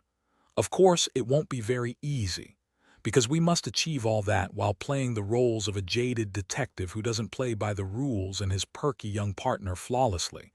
Chapter 2465. Buried evidence. Effie changed her posture and leaned forward a little. Then she smiled languidly while looking at Sonny. Perky young partner, huh? Well, I sure am perky, thanks for noticing, I guess, but young. I think you're younger than me. Sonny let out a heavy sigh and suppressed the desire to palm his face. He stared the grinning woman in the eye and responded in a slightly disgruntled tone. Age is a relative. I might have been born a couple of years later than you, but have I lived less than you? At this point, even I am not sure. Among other things, I am living 7 lives at the same time. Does that mean that I am aging 7 times faster? Who knows? I definitely don't. Point is, the devil detective is your counterpart senior. So treat me accordingly. Effie's grin widened a little and her eyes glistened. All right, big brother, Sonny shuddered. No, no, none of that, never. She batted her eyelashes innocently, then leaned back and shrugged. Well, whatever. In any case, what is our next step? Sonny contemplated her question for a while. Eventually, he frowned. Our target is Mordred, the CEO of the Valor Group. Besides him, there are 2 secondary persons of interest, Saint and Morgan. Saint does not seem to remember herself, acting out the role assigned to her by the Great Mirror, that of his inordinately gorgeous therapist, who talked. Sonny remembered the bizarre experience of seeing and hearing the human version of Saint. Now that he had regained his sense of self, he did not know how to feel about that. It was fascinating, a little thrilling, but mostly it felt completely and utterly wrong. He cleared his throat, then continued. You must not know a lot about Saint, but she can become an extremely valuable ally to us as long as we manage to remind her of who she is. More importantly, she can help us gain access to Morgan. His expression darkened. Saint is valuable, but Morgan is priceless. What we lack the most at the second is information, and she seems to know a lot about what is going on, much more than we do, at least. However, getting to her won't be easy. That asylum is like an impenetrable fortress, built to prevent anyone from both getting in and getting out. Alpha nya aba letter winda fo winba upana letter t3 of Sonny lingered for a moment, and then added somberly. As for Mordred, well, he is probably the most well-guarded person in Mirage City. We don't know whether he remembers himself or not. All we know is that he is somehow connected to the nihilist case. Effie raised an eyebrow. Oh, wait. Before, the devil detective mentioned that he knew who the nihilist was and that he only needed concrete evidence to prove it. Don't tell me that he meant the most powerful person in the city. When Sonny remained silent, Effie's eyes widened. The young CEO of the Valor Group, Mordred, that creep goes around gruesomely murdering people at night, Sonny sighed. The devil detective was sure that it was Mordred, but I am not. He had a reason to hate that guy, though. Frowning, Sonny tried to parse through the vague, dreamlike memories of his counterpart. There were facts, there were emotions, there were thoughts and suspicions, all painted in dark hues by hatred, obsession, and insomnia. After a while, he explained. Everyone thinks that the nihilist has never left any clues behind, but actually, that is not true. There was a piece of evidence at the first crime scene, a blood sample that did not belong to the victim. That DNA test revealed that it belonged to none other than the heir of Valor Group, Mordred. Effie arched her eyebrows. What? There was evidence connecting him to the crime scene. Why is he still walking free then? Sonny smiled bitterly. Because he had an ironclad alibi. There was video evidence proving that Mordred was on the other side of the city when the murder took place, so the higher-ups chose to suppress the investigation. The blood sample was destroyed, and everyone who had come in contact with it was threatened into silence. He shook his head. The devil detective was the person in charge of the case, though, and he refused to let go. He believed that the video recording had been doctored, so the investigation into the Valor Group and its CEO continued with the Homicide Division captain's silent approval. Effie looked at him in confusion. What happened next? Sonny remained silent for a while, then said in an even tone, "The captain got into an unfortunate accident and passed away. My counterpart was convinced that she was killed because of the investigation and tried to accost Mordred, getting into an altercation with his security team. Needless to say, that was an unwise decision. The nihilist had become a public menace by then, though, so they could not simply get rid of me. Instead, I was sent to a court-mandated psychological counseling and suspended pending a psychiatric evaluation." He sighed. "And here we are." Effie considered his words for a while, then smiled faintly. "So that is why you were so excited when those thugs pointed at the Valor Group. The identity of the latest victim gives us an excuse to dig into Mordred again." Sonny nodded. "Yes. They can bury a blood sample, but ironically enough, they can't bury a corpse. Now that a person directly tied to Valor was killed by the nihilist, we can openly investigate them and nobody will be able to pressure us into giving up that lead without risking an avalanche of public outrage." Effie smiled. "So, the first thing we need to do is figure out how exactly that Black Snake kid was connected to the Valor Group, right? That will give us an official reason to approach Mordred. And once we approach Mordred," Sonny smiled darkly, "we'll play it by ear. Oh, by the way, Morgan told me something else back when I saw her." His smile turned cold all of a sudden. "She told me that Mordred can actually be killed here." Effie raised an eyebrow. "You're not planning to just assassinate him in broad daylight, are you?" Sonny lingered for a few moments, then shook his head with a sigh of regret. "No, that would probably be out of character for the devil detective." He looked at Effie and smiled. "It does sound tempting, though." Chapter 2466. Changing the World, the Mirage City Center for Troubled Youths, a charitable organization set up by the Valor Group to help delinquent youths find their place in society, was situated some distance away from the ramshackle diner. Sonny remembered how to properly fuel the devil detective's archaic PTV and stopped at a gas station, then checked his mental map of Mirage City and hesitantly plotted the course. As they drove, the quaint vistas of the ancient city slowly ceased to look so odd. He was getting used to the odd architecture, the abundance of noisy PTVS, the lack of quarantine zones, and the flat nature of it all. The people were the strangest, though, even if it took him a while to realize what that strangeness was. It was the lack of fear. The people of Mirage City all had their worries, of course, but their eyes lacked the subtle alertness that all humans of the waking world shared. A nightmare gate could open in front of them at any moment, after all. A sleeper who had slipped through the cracks could turn into a nightmare creature and go on a rampage. The humans of the waking world had grown accustomed to the constant threat of a sudden, senseless death and did not allow it to interfere with their lives. But that fear still left a mark on them. Here in Mirage City, though, there was no such threat. People were not immortal, but all the dangers they faced were mundane. They did not suffer the existential dread that the inhabitants of reality did, and were not ruled by a great and sinister power. They were powerless against the nightmare spell. Sunny wondered what it would have felt like to live in a world that was free of the tyranny of nightmares. To live without fear, they would probably invent fears of their own and live in a prison built of those. Effie looked at him for a while, then asked in a lazy tone, "Hey, partner, I've been thinking." Sunny suppressed a groan. That didn't bode well. "About what?" Effie lingered for a moment, then shrugged with a grin. "It's just that, wasn't this adventure supposed to prepare me for becoming a sovereign? But instead, I ended up becoming mundane, 3 whole ranks further away from supremacy than I used to be.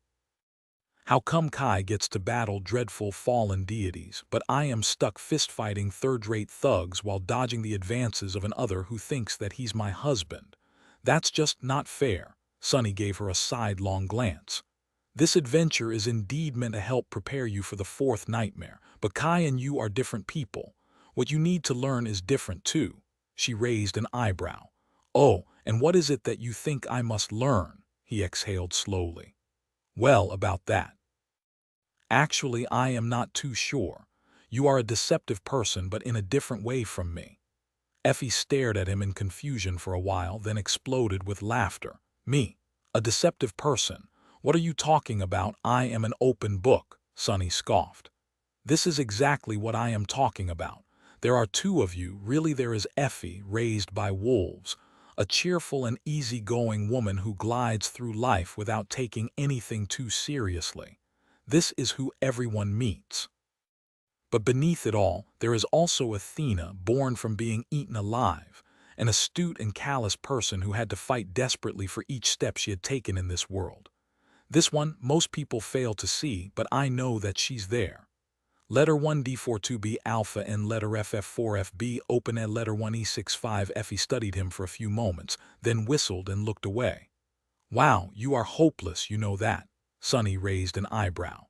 "No, I don't. What are you talking about?" She chuckled. "I mean, you just can't imagine that an astute person can be cheerful and easygoing, can you? Listen, you morose killjoy, you're entirely wrong. There is only one of me. I am not hiding behind a false facade of cheerfulness. I just know how to enjoy life, even if it seems too bitter to swallow at times." Sunny smiled faintly. "Too bitter to swallow, it's all food metaphors with you, huh?" He remained silent for a bit, then shrugged. "Point is, Kai lacks confidence in himself.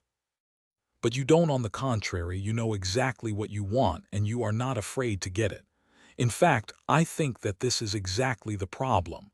You have already gotten everything you wanted. You've built the kind of life for yourself that leaves you entirely satisfied. So, you are not desperate enough." Effie raised an eyebrow. "Me? Not desperate enough? I feel desperate way too often, partner. Every time I look at my husband and at my son, I feel desperate to protect them because I know all too well what is coming for all of us." Her voice had turned somber, losing its usual carefree tone for a short moment. Sunny shook his head. "That is the thing, though. A sovereign is someone who can reshape the world to fit their will. So, all supremes are born from a desperate wish to change the world. Otherwise, where would their determination to reshape it come from? But you don't want to change the world. Rather, you want to make sure that the world maintains its shape because it already fits you. You are the only person I know who is truly satisfied with their life, and that I am not sure if that is enough." Sonny was suddenly reminded of a conversation he had had with Effie a long time ago. He had shared his desire to be stronger than Nephi's, and Effie told him that he would never be stronger than Nephi's unless he found conviction. That was one of the reasons he had undertaken a perilous journey to Antarctica. In the end, what he was telling her now wasn't exactly the same, but he still couldn't help but feel that their roles were reversed. Effie remained silent for a while, then sighed. "Is it such a sin to be satisfied with one's life?" Sonny shook his head. "No, it's not. In fact, if you know some secret way to achieve that, please teach me." Effie laughed, then looked at him with a grin. "Ah. So you want me to teach you about satisfaction? Okay, listen well, it's time for another one of Auntie Effie's lessons." Sonny's eyes widened.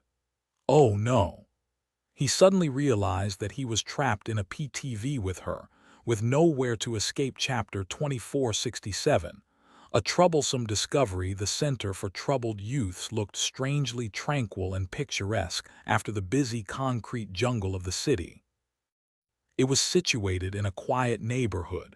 Taking up most of it, the grounds were surrounded by a neat fence, spacious enough to accommodate a modest park and a good collection of sports facilities, starting from a football field and ending with several tennis courts.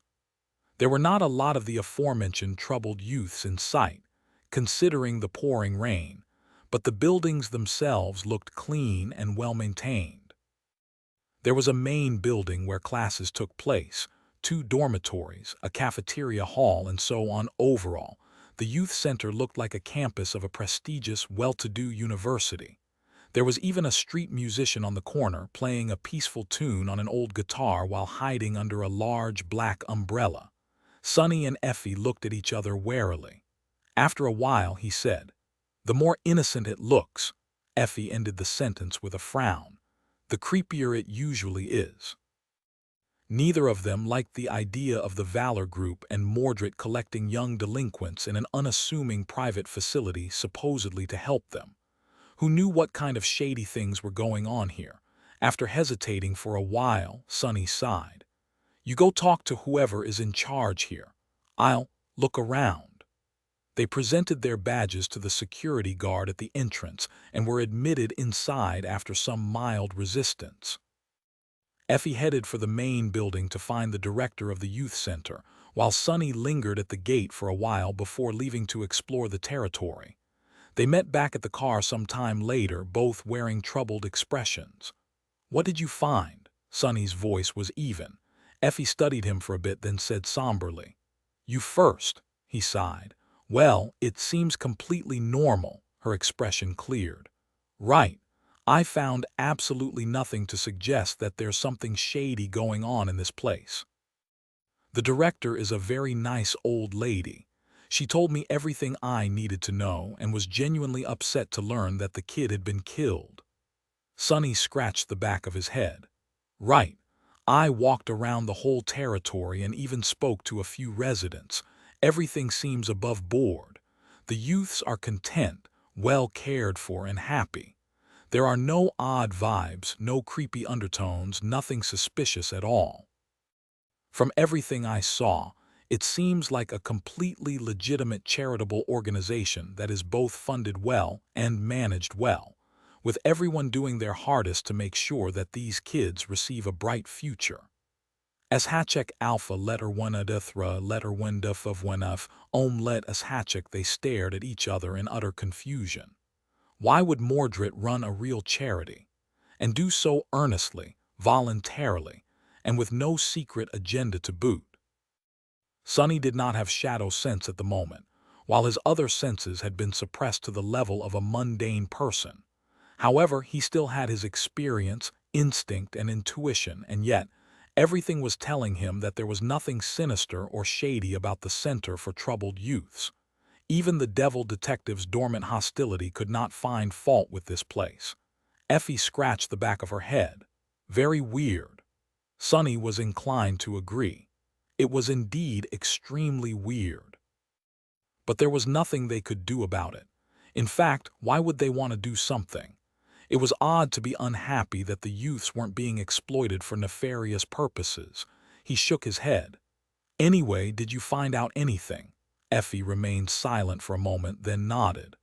Oh, yes, sure. The victim was indeed a resident of this youth center at some point. However, he graduated successfully around a year ago. Many of these kids either get sponsored by the Valor Group and go on to receive higher education or are helped with seeking employment. The Valor Group has countless entry-level positions, so most of the latter end up being employed internally. Sonny raised an eyebrow. So the victim was an employee of the Valor Group, Effie nodded. Indeed. In fact, he worked in its corporate security branch basically. He was a security guard. And not only that, he was posted in the Valor Group's main office. Sonny's gaze grew sharper. Oh, meaning, Effie grinned. Indeed, he had a chance to interact with Mordred on a daily basis. So if you wanted a reason to go and pay that bastard a visit, congratulations. Wishes do come true. Sonny smiled darkly, then looked at the sky. The sky was obscured by a thick layer of clouds, so he grimaced and looked at his watch instead. Then he cursed quietly. Hey, how the hell do I read time from an analog watch? Effie blinked a couple of times. What's an analog watch? It took them a couple of minutes to figure out the barbaric technology of the bygone era. Determining that it was already evening, Sonny sighed. I don't think we'll be able to catch Mordred at work at the moment, so let's pay him a visit tomorrow morning, Effie shrugged. Sure. So are we clocking out then? Her voice was lacking enthusiasm, which prompted Sonny to give her a long look. If you don't want to go home, you can crash at my place. Granted, the devil detective was not the cleanest of people, but since I doubt that you'll be scared away by a little mess, it should be fine. She smiled. Is that your way of calling me a slob? In any case, thanks, but no thanks. I don't think that abandoning her children and spending the night at an odd man's place would be in character for my counterpart. So I'll head home. She looked around, then added sheepishly.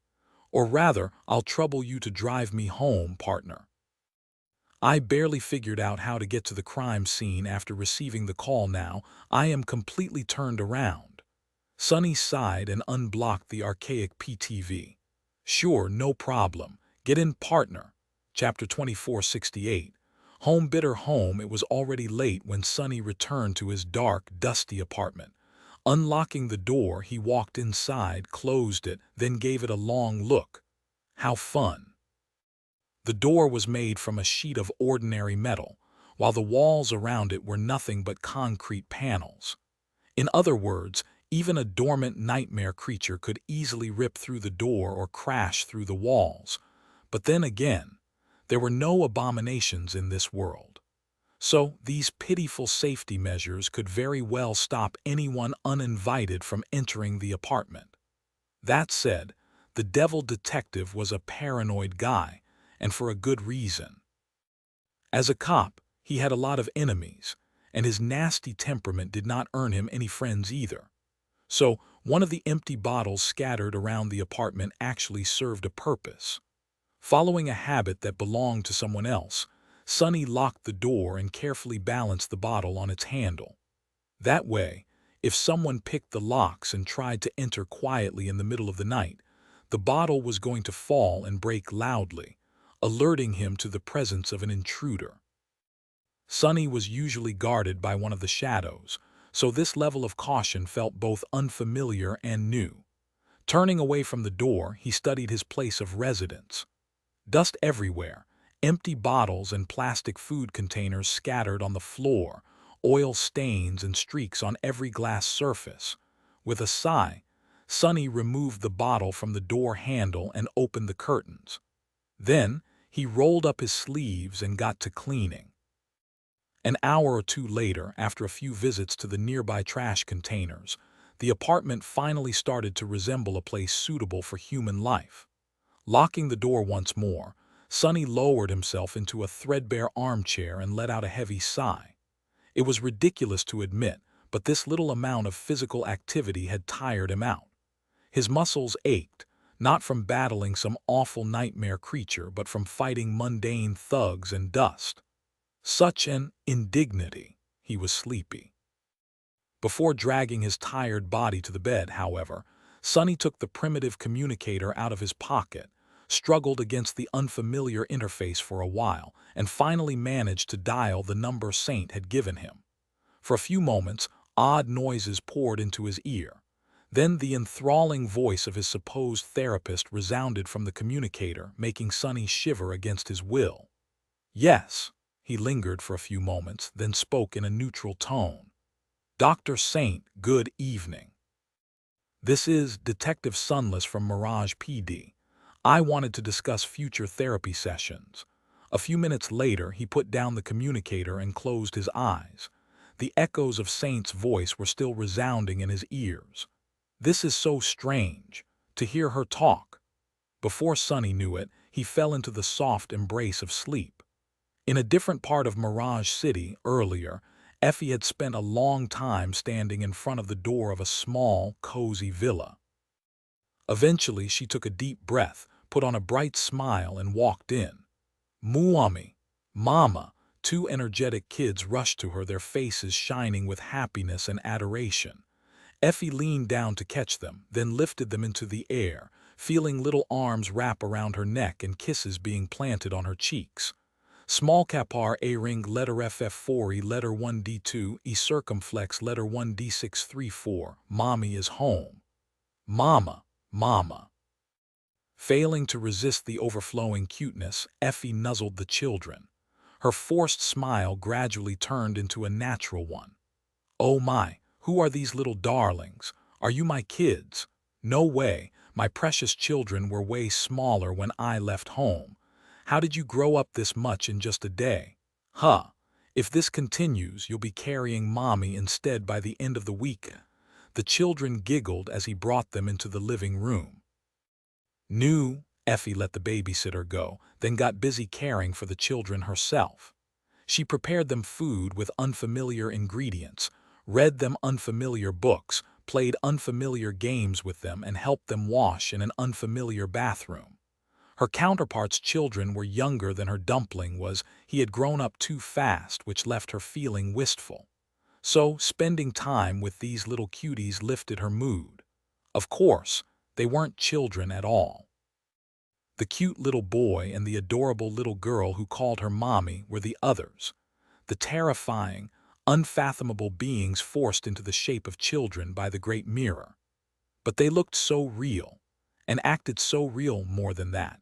Her counterpart's dreamlike memories were still flowing like a hazy river in her mind, memories full of real love and affection for these tiny bundles of joy and innocence, just like she was full of fierce love and affection for her own.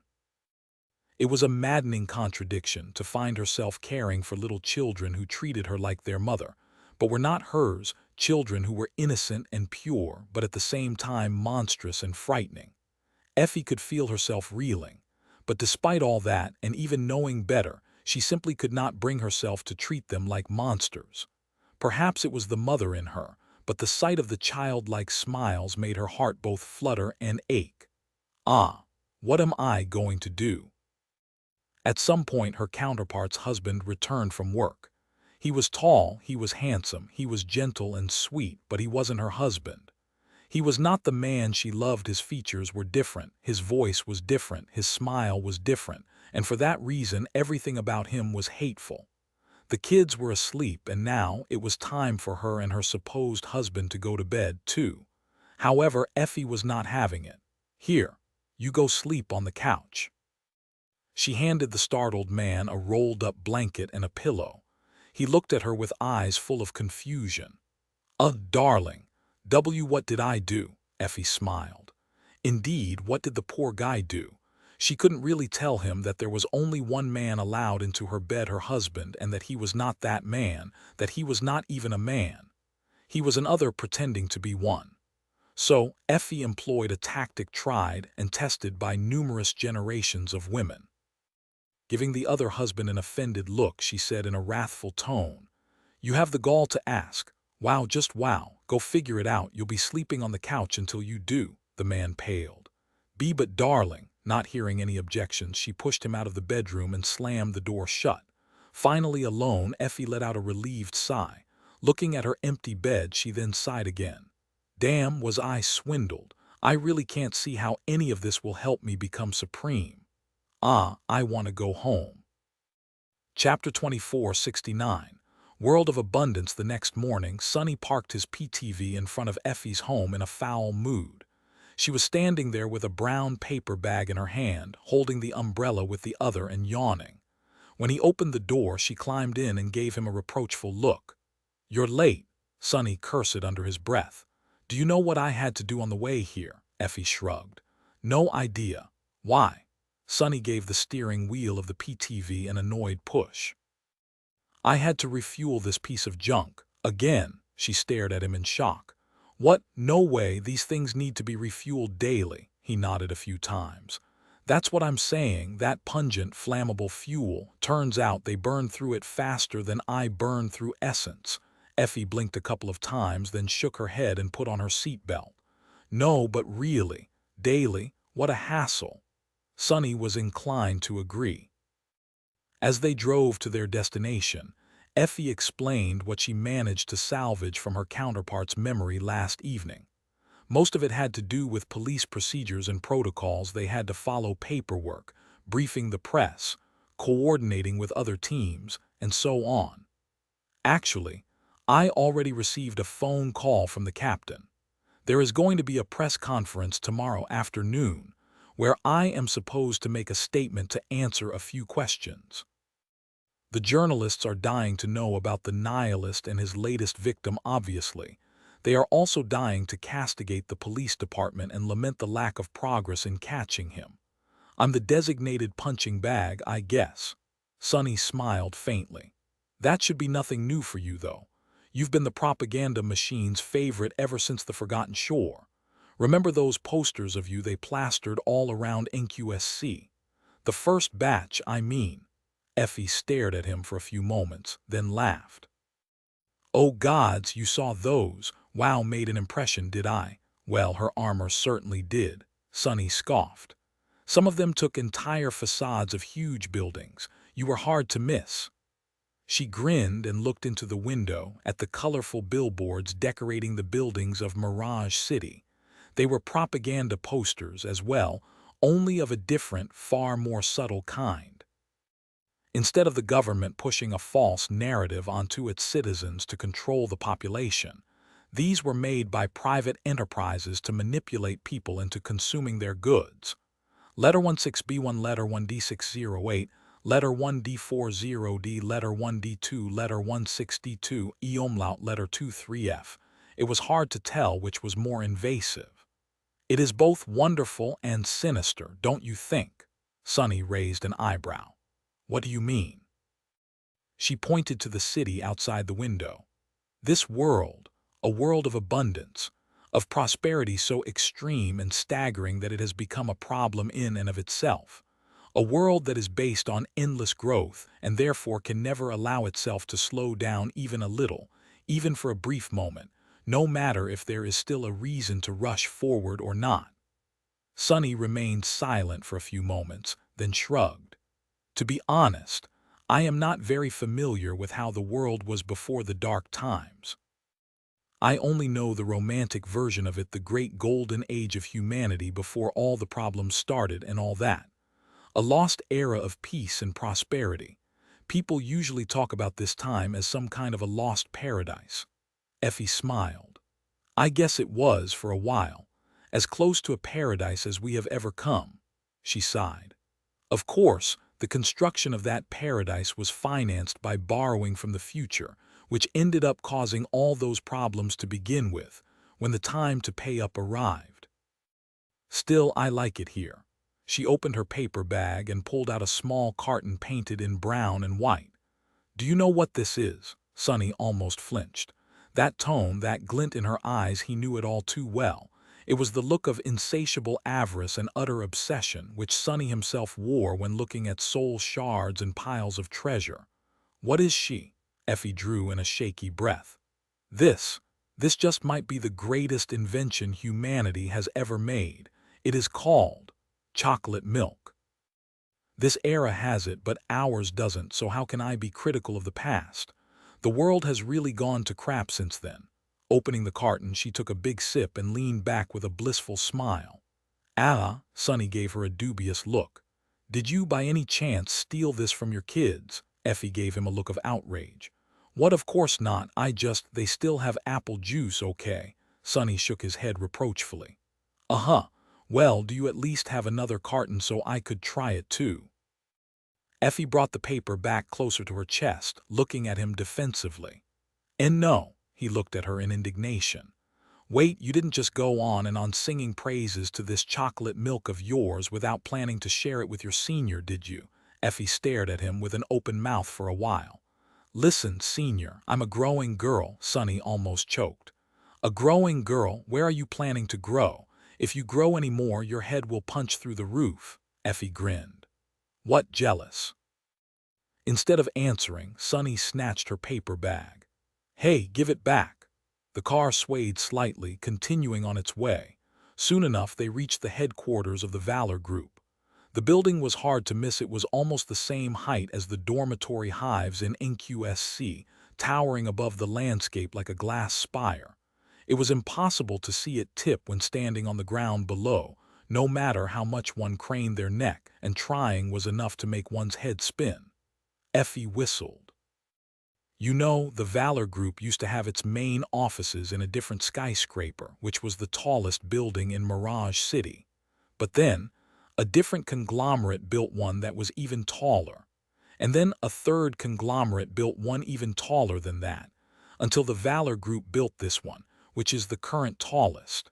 She grinned.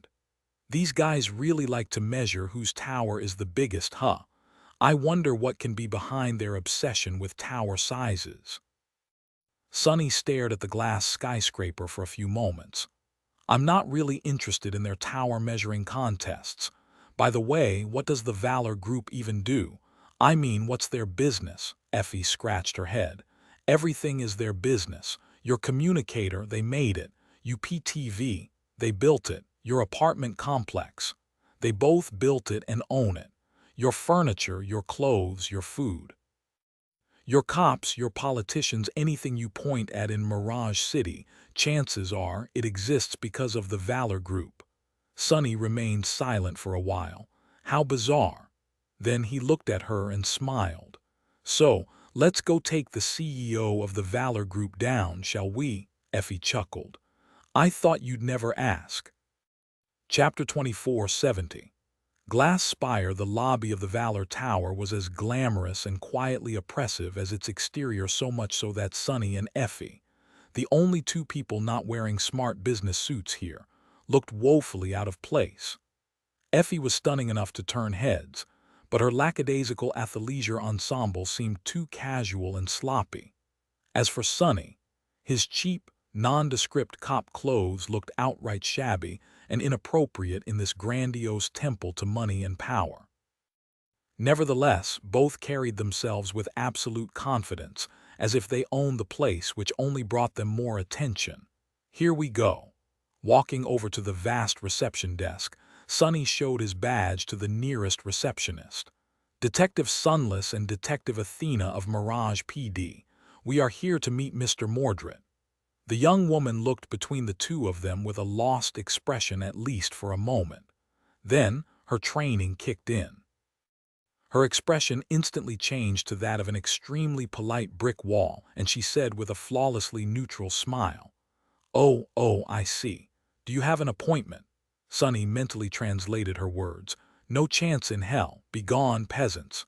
Of course, not just anybody could meet the CEO of the Valor Group. In fact, very few people could, and a couple of lowly detectives were definitely not in that small, exceedingly elite club. He responded to the receptionist's smile with one of her own. No. Do you have hearing loss? She blinked. Excuse me. Effie leaned on the desk languidly. My partner was wondering which part of what he had said you failed to hear. Was it detective or Mirage PD? Or do you just think that police officers have nothing to do all day and would seek out your CEO without a reason? We have an important and official reason to see him, so hurry up and get him into a room with us. Sonny raised an eyebrow and waved his badge in the air. Or are you blind? Did you perhaps not see our identification? The receptionist maintained her professional smile. I am not sure Effie shook her head and said loudly, Wait, no. They wouldn't keep a deaf, blind girl at the reception. That'd just be cruel. Perhaps they simply don't care that the nihilist is walking around killing people. Arhachek letter 1F01 small cap N Omicron beta epsilon letter 1D4E2 by then. They were already being slowly surrounded by security guards, who weren't even trying to be subtle about it. Sonny sighed and then added in a similarly loud tone, killing people, including their own colleagues. My, what a shame it seems that the Valor Group treats police officers with contempt and is refusing to help the investigation. Are they just callous, or do they have something to hide? Goodness gracious, what a sad turn of events. He felt a little guilty about putting the poor receptionist on the spot. Gods knew she was probably just hoping to get through the day, but at the same time, she was guarding the gates of hell, so a bit of torment came with the territory. The security guards had surrounded him and Effie by that point, looking at each other with troubled expressions. The loud voices had also gathered a small crowd. If office workers were known for one thing, it was that they often suffered from boredom. So they were not going to miss a bit of drama to fuel the gossip. That was what Sonny wanted. He knew, of course, that getting to Mordred was not going to be simple. In fact, it was all but impossible in the short term. Even if an employee of the Valor Group had been killed by the nihilist, that did not mean that they could just go and interrogate the CEO. They would have to go through a chain of increasingly important people first, starting from some poor exec and working their way upward from there. So he was fully prepared for that long and arduous process. Making a scene in the lobby was merely the first step. The threat of a public disturbance would force someone in the hierarchy of the Valor Group to appease them, which was going to be a start. Effie sighed and reached into her paper bag to produce a sandwich. Unwrapping it slowly, she said, Well, what can we do? I guess I won't have anything to tell the press tomorrow, just that our attempts at cooperation with the Valor Group were sadly met with a pronounced lack of enthusiasm. It just breaks my heart to imagine what people will say the next time the nihilist strikes. Could it have been prevented? Could the Valor Group have helped? I guess we'll never know. The receptionist paled a little, then exchanged a series of glances with a senior colleague. Finally, she smiled weakly. Oh, no. I'm afraid you misunderstood, detectives. Let me contact a superior and see what I can do. Please make yourself comfortable. Would you like a cup of coffee? Sonny once again translated her words. Shut up and stop making a scene, bastards. Go sit in a corner like good children while we find a scapegoat to entertain you for a bit. At the same time, an avalanche of phone calls would probably descend on the homicide division captain, who would get screamed at by half a dozen people to remind him to keep his subordinates under control.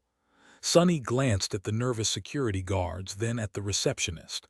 Eventually, he shrugged. I don't want coffee. Do you have chocolate milk? The receptionist gave him a very odd look. Wah, I'm not sure, Sonny frowned. Then that won't do. But before he could continue to apply pressure to hopefully get a more important scapegoat, and therefore shave off a couple of steps to the unreachable deific CEO of the all-powerful Valor Group, a pleasant voice suddenly resounded from behind. Excuse me. Perhaps I can help. Sonny froze. Effie did, too. They glanced at each other tensely, then slowly turned around. Behind them, a striking man in an immaculately tailored, slightly flamboyant yet elegant suit was standing in a circle of bodyguards. He seemed to be around 30, tall and in perfect shape, with pale skin and raven-black hair. His face was on the sharper side, not exactly handsome, but at the same time charming and strangely beautiful. Everything about him screamed of wealth and class: the emerald fabric of his bespoke suit, the subtle splendor of his luxury watch, the precious gemstones on his cufflinks and tie pin, but more than wealth, The man emanated the feeling of power. It was a different kind of presence from the oppressive aura his father used to possess. Instead, the man seemed friendly and mild. And yet, anyone could tell that he was someone extraordinary simply because of how absolutely relaxed and at ease he seemed, as if nothing in the world could possibly pose a problem to him. His tie was loose, and a few buttons of his designer shirt were stylishly missing. There was an easy, relaxed smile on his face, and a spark of curiosity in his strange his eyes that resembled two pools of liquid silver, reflecting the world back on itself. Noticing their strange expressions, the man blinked a few times. "Oh, where are my manners? Allow me to introduce myself." But of course, the man needed no introduction. He was the young CEO of the Valor Group, Mordred. Chapter 2471. A happy family, the young heir of the Valor Group seemed friendly and easygoing, charming, even with his elegant manners and disarming smile. And yet, Sonny and Effie saw subtle signs of tension and wariness reflected back to them from his mirror-like eyes. Tension and wariness written on their own faces. How could they not be alarmed? This was Mordred, the Prince of Nothing, a man who was no different from a wicked demon, only more sinister by far. Sure, Sonny had foiled Mordred's plans repeatedly, but that did not make the mirror wraith any less threatening. The remains of the House of Night could attest to that. From the mild and innocent look in the Valor Group CEO's eyes, though, he did not seem to remember his true self. But then again, this was Mordred they were talking about. The man was more adept in deception and acting than even Sonny himself was. Had he truly forgotten who he was, or was he merely pretending? There was no way to tell. Sonny and Effie glanced at each other. Then he spoke with a neutral expression. "Good morning, Mr. Mordred. I am Detective Sunless, and this is Detective Athena from the Homicide Division of the Mirage City Police. We were hoping to speak to you regarding an ongoing investigation." Mordred studied them for a moment. "Well, in that case, why don't we speak in my office? If there is anything I can do to help you catch that terrible man, naturally I must help." Sonny blinked. "That easy? What is he playing at?" At that moment, one of the bodyguards whispered something in Mordred's ear. Mordred glanced at Sonny, then shrugged with a faint smile. "Oh, I am sure that Detective Sunless had his reasons.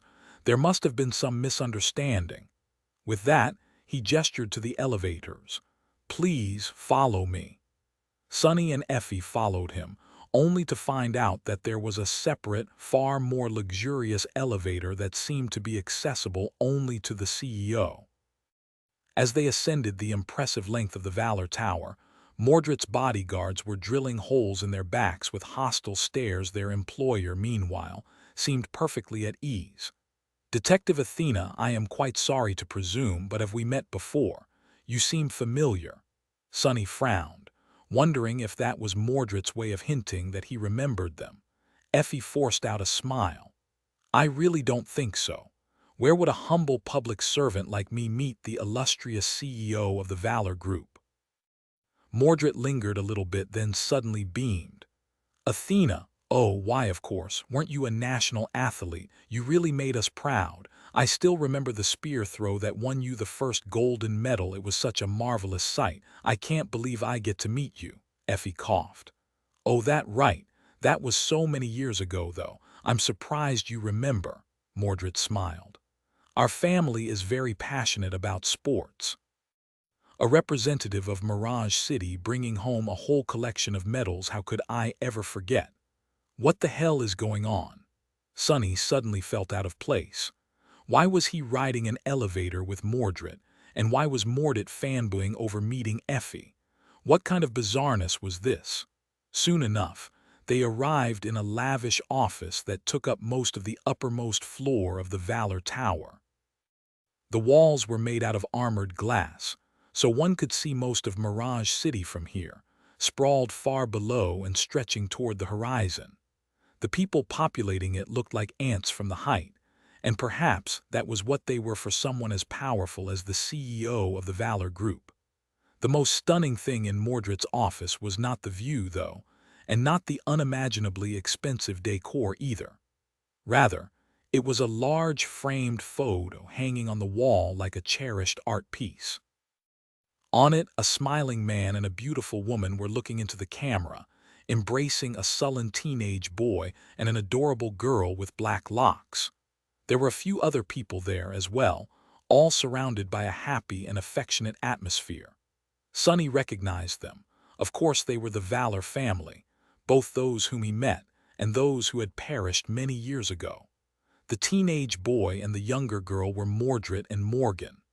The beautiful woman was Gwyn of Valor. The smiling man was Anvil. Sonny stared at the photo with wide eyes. Never in his wildest dreams had he imagined that he would see the King of Swords smiling happily one day. What the? Noticing his gaze, Mordred smiled as well. Not as scary as people say, are we? He chuckled and pointed at a dignified old man standing behind the smiling pair. This is my grandfather, the founder of the Valor Group, an outstanding engineer and a man of keen business acumen. Everything around us exists because of his hard work and leadership.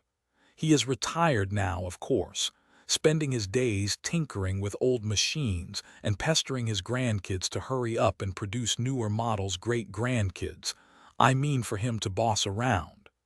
Sonny looked at the old man.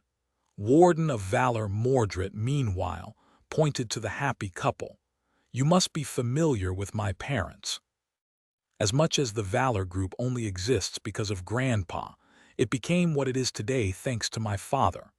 Oh, they mostly devote themselves to traveling and charitable work these days. Really, Mom and Dad hatched a plan to escape into early retirement as soon as I was old enough to become the CEO. How heartless, Mordred chuckled again, then glanced at the little girl in the photo and fell silent for a moment. Then he smiled pleasantly and gestured to an opulent sofa.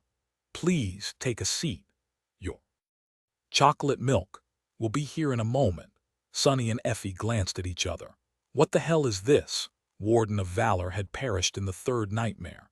Gwyn died in childbirth when Mordred was around too. Anvil was slain by Sonny in Godgrave. Where did this vision of a happy family come from? Why had the Palace of Imagination created this fantasy for Mordred? And why was Mordred acting as if it was the most natural thing in the world? He hated his family. His hatred of Valor was so scathing and deep that a whole great clan had been callously used as kindling to fuel his vengeance. Did he really not remember anything? Even if he didn't, wasn't this persona too big of a departure from his true self? The devil detective and his rookie partner were not Sonny and Effie, true, but they were similar people. This version of Mordred, though, seemed eerily well-adjusted and harmless, not like his true self at all. As they sat down, Mordred lowered himself into a chair and asked in a pleasant tone, "So, what did you want to discuss?" Sonny lingered for a few moments, then said in a measured tone, "We wanted to discuss the nihilist." He watched Mordred closely, hoping to see a reaction. However, Mordred did not react in any particular way, as if there was no connection between him and the deranged serial killer at all. Sonny frowned. "But there is. There definitely is." Is there? Chapter 2472. Presumption of innocence. Mordred showed no reaction to Sonny mentioning the nihilist outside of how a normal person would react. That was. Unease, discomfort, and a hint of indignation showed on his face, but nothing more. If he was acting, the man deserved to be a lead performer in a renowned theater. But then again, that was exactly what Mordred was capable of. He sighed and shook his head. "I see. I heard there was a new victim," Effie nodded. "Indeed. The body was discovered yesterday in a park by the river." Mordred seemed saddened by the news, but also a little curious. "How very tragic. However, detectives, I wonder why you deemed it necessary to speak to me of all people." His expression was full of innocent confusion. Sonny cleared his throat. "Well, you see, the victim was an employee of yours. a graduate of one of the Valor Group's charities and a security guard right here in this building. Hearing the name, Mordred seemed genuinely shocked. That young man, but I greeted him only 2 days ago. Sonny nodded solemnly. I'm afraid so. Did you interact with him often? Before Mordred could answer, one of his people leaned in and whispered something into his ear. He frowned, and a hint of anger suddenly flashed in his mirror-like eyes. Why would I need to have a lawyer present? What nonsense! He sent the man away and turned to Sonny and Effie with an awkward expression. I'm sorry. My employees can be overzealous at times. Obviously, the Valor Group will help the investigation in any way we can. Just tell me what you need, detectives. Sonny remained silent for a while. He was starting to become convinced that Mordred had not regained his memories. But even then, that did not absolve him of being the nihilist. It was hard to imagine this pleasant, affable, sleek and polished man stalking the streets of Mirage City at night to carve out people's eyes. There was no madness in his own eyes, no murderous intent. More than that, there was no killing instinct in them whatsoever. Sonny was a killer himself, so he knew killers well. Despite that, his senses told him that the CEO of the Valor Group was nothing but soft, pampered by life, and harmless. But then again, he had been fooled by Mordred before. He could even imagine a number of bizarre scenarios. The memories of the real Mordred only awakening at night, for example, then disappearing when the moon vanished behind the horizon, so that the man woke up genuinely unaware of what his true self did while he slept. Who said that such nonsense was impossible? Letter 1D633 and U letter 1ED3 letter 162 epsilon S circumflex. Sonny hesitated a little, then decided to stop wasting time. Well, first it would really help us to know where you were on the night of the murder. Mordred looked at him in confusion for a few moments, then opened his eyes wide in disbelief. Am I a suspect? Sonny shrugged. Sure, why not? Mordred studied him for a bit, then suddenly exploded with laughter. I'm sorry. I know that this is no laughing matter, but me going around killing people. What a ridiculous notion. He shook his head. What reason would I have to do something that ghastly, detective? Sonny met his amused gaze with not a hint of nervousness in it and sighed. Well, to be honest, we haven't quite figured out such a reason yet. Mordred raised an eyebrow. I see. Then perhaps a better question would be, what reason do you have to suspect me? He seemed genuinely curious. Sonny and Effie exchanged a glance. Then she leaned forward a little. Do you really not know, or are you just pretending not to know? Mordred blinked a few times. Know what? Effie clicked her tongue. About the evidence found on the first crime scene, naturally. Just a few drops of blood that did not belong to the victim. Instead, Mr. Mordred, it belonged to you. The DNA test confirmed it. He looked at her with an utterly lost expression. My blood was discovered at a crime scene. Surely, you jest, Detective Athena. Sonny frowned, dismayed that there was still not the slightest indication that Mordred was lying to them. Do you mean to tell us that you had no idea about that DNA sample? I find it hard to believe, considering how persistently we were forbidden from pursuing that avenue of investigation. Somebody knew, and somebody gave an order to suppress the investigation. Oh, was that done by those overzealous employees of yours without your order as well? Mordred remained silent for a while, the amused expression slowly draining from his face. Eventually, he looked at his subordinate scornfully. I understand you find it hard to believe, Detective, but I really had no idea that such a DNA sample existed before you told me. Still, if memory serves, I was at a very public charity dinner on the night the nihilist claimed his first victim. There should be plenty of video recordings showing me mingling with the guests. Sonny smiled darkly. Video recordings can be doctored. Mordred looked at him with curiosity. And I guess witness testimonies can be bought off. But Detective, there is a flaw in your logic. Wouldn't it be much easier for someone to plant my DNA at a crime scene? Sonny glared at him for a few moments, then admitted reluctantly, sure.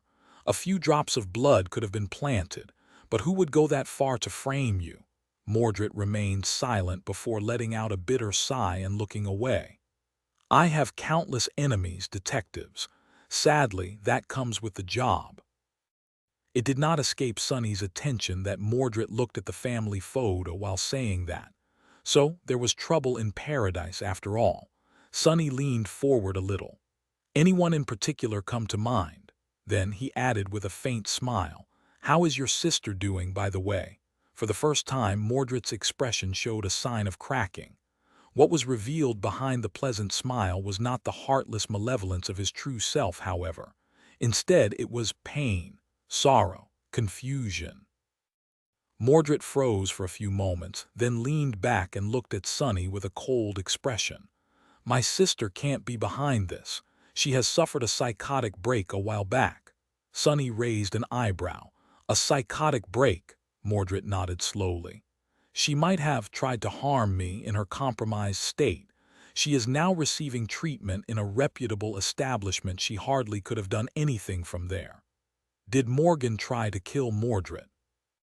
That would surely make a lot of sense, considering what she had told him. Sonny summed up what they had learned. The great mirror version of Mordred seemed to have no memories of his true self. There was no concrete evidence connecting him to the murders, and the man himself seemed eerily innocent. Clan Valor was one big, loving family in this fantastical realm, and Morgan had tried to kill her brother some time ago, which landed her in a psychiatric hospital. For her own good, if Mordred was to be believed. Damn it, I think I understand even less now. Morgan had all the answers, it seemed. Sonny looked at the family portrait of the Valor family with a dark expression. "We might have a talk with your sister then." Mordred's expression changed. "Absolutely not. Under no circumstances will you or anyone else disturb my sister. She doesn't need more shock and trauma to distract her from healing." His voice sounded cold and absolute, showing the harrowing authority of the ruler of the Valor group for the first time. Sonny wanted to respond, but at that moment Effie leaned forward and put a hand on Mordred's shoulder and said, "Hey, Mordred, snap out of it." "What is she doing?" Sonny's eyes widened slightly, and so did Mordred's. For a few moments the luxurious office was silent. Then something changed in Mordred's gaze. He suddenly seemed confused and a little bit embarrassed. Taking Effie's hand gently, he awkwardly removed it from his shoulder and asked in a hesitant tone, "Excuse me, Detective Athena." "Snap out of what?" Effie frowned, then retracted her arm and cleared her throat. Just saying, never mind." She looked at Sonny and raised an eyebrow. Whatever authority she had as the master of Bastion did not seem to have affected Mordred at all. He was still blissfully devoid of any memories, allegedly. He was also quite keen on seeing them off now. A charming smile returned to his face. "As I've said, I'll be glad to help the investigation in any way I can. We can request the personal file of the unfortunate victim from the Human Resources. Security footage of his latest shift can also be arranged. I'm afraid I will have to hand you over to my assistants now. Detective, please excuse me, but my schedule today is quite full." Just like that, the meeting was over. Before too long, Sonny and Effie found themselves standing in front of the Valor Tower, looking at it with grim expressions. Effie sighed. "Well, that was," but before she could finish, Sonny's communication went off. He took it out of his pocket, looked at it darkly, and pressed the green button to receive the call. A second later, and for a while longer, the Homicide Division captain's angry screams could be heard flying out of the flimsy speaker. Sonny took a deep breath. Damnation. Chapter 2473. Comfortably silent Sonny spent the rest of the day being berated by the captain, filling out paperwork, and receiving reports from the medical examiner. Not that there was anything useful to report. Just like the previous victims, the latest one had various wounds that indicated that the poor young man had been in a desperate fight before being killed. The cause of death this time was severe spinal trauma. His neck had been broken. It was unclear whether the eyes had been removed before or after his death, but it had been done with surgical precision. Such a hassle. After dealing with these routine tasks, Sonny returned home late in the evening. This time, he remembered to power down his archaic PTV before walking away from it. As it turned out, these strange machines had no standby mode and had to be turned off completely every time. How primitive. My Rhino would never. Entering the apartment, he balanced the bottle on the door handle and sighed. Turning on the TV, a primitive kind of entertainment center, to hear what was being said on the news, Sonny opened the closet and removed all the clothes from the hangers. Behind them, a seemingly chaotic mess of photos and printed documents was revealed, pinned to a large map of Mirage City and connected by red strings. The devil detective had never stopped working the nihilist case, even if he had been suspended. The photos belonged to the victims of the serial killer, as well as to various persons of interest. The printed documents contained details about their identities, the crime scenes, and the autopsies. The red strings tied it all together. Not the strings of fate tied all of existence together. It was just that Sonny could not see the pattern that connected all these seemingly disjointed events in the red weave. He could not see it yet. The news came and went, containing no useful information at all. There was a lot of fear-mongering concerning the nihilist, as well as a few puff pieces about the Valor Group and its latest initiatives. Tomorrow, though, the news was going to be full of images of Effie, since she was supposed to give a briefing to the press. Sonny turned back to the map of Mirage City, studying the clues. Sometime later, though, he threw a furtive glance at the TV. The news report was over, and some kind of romantic fantasy drama was on the screen. Frowning derisively, Sonny looked back at the photos of the serial killer's victims. Sometime later, though, he found himself sitting in front of the TV, watching the drama intently. Wow, that cultivation seems extremely bizarre but does resemble the natural awakening a bit. What are demonic and orthodox sects, though? Those orthodox guys seem like complete scumbags. Why did they even torture that girl? Just because she saved the Demon King's son? Bah, what a silly show. He wanted to return to the clues, but somehow found himself still glued to the screen an hour later. What are you doing, foolish girl? That handsome Orthodox immortal is clearly harboring an inner demon after you kidnapped him and stared at him the whole night. Knowing that insufferable bore, he will go into seclusion for 9 months and expel the inner demon, which will then take human form and come back to haunt you.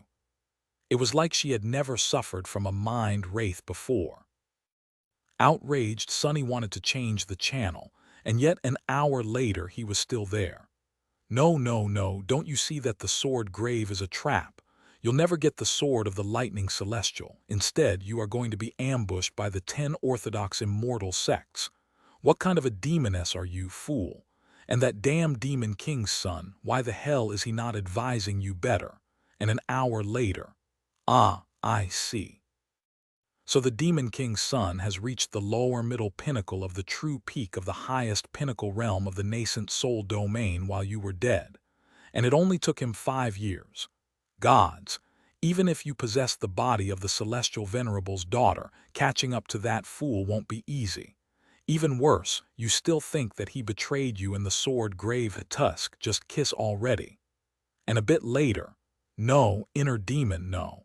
How can you just go and sacrifice yourself?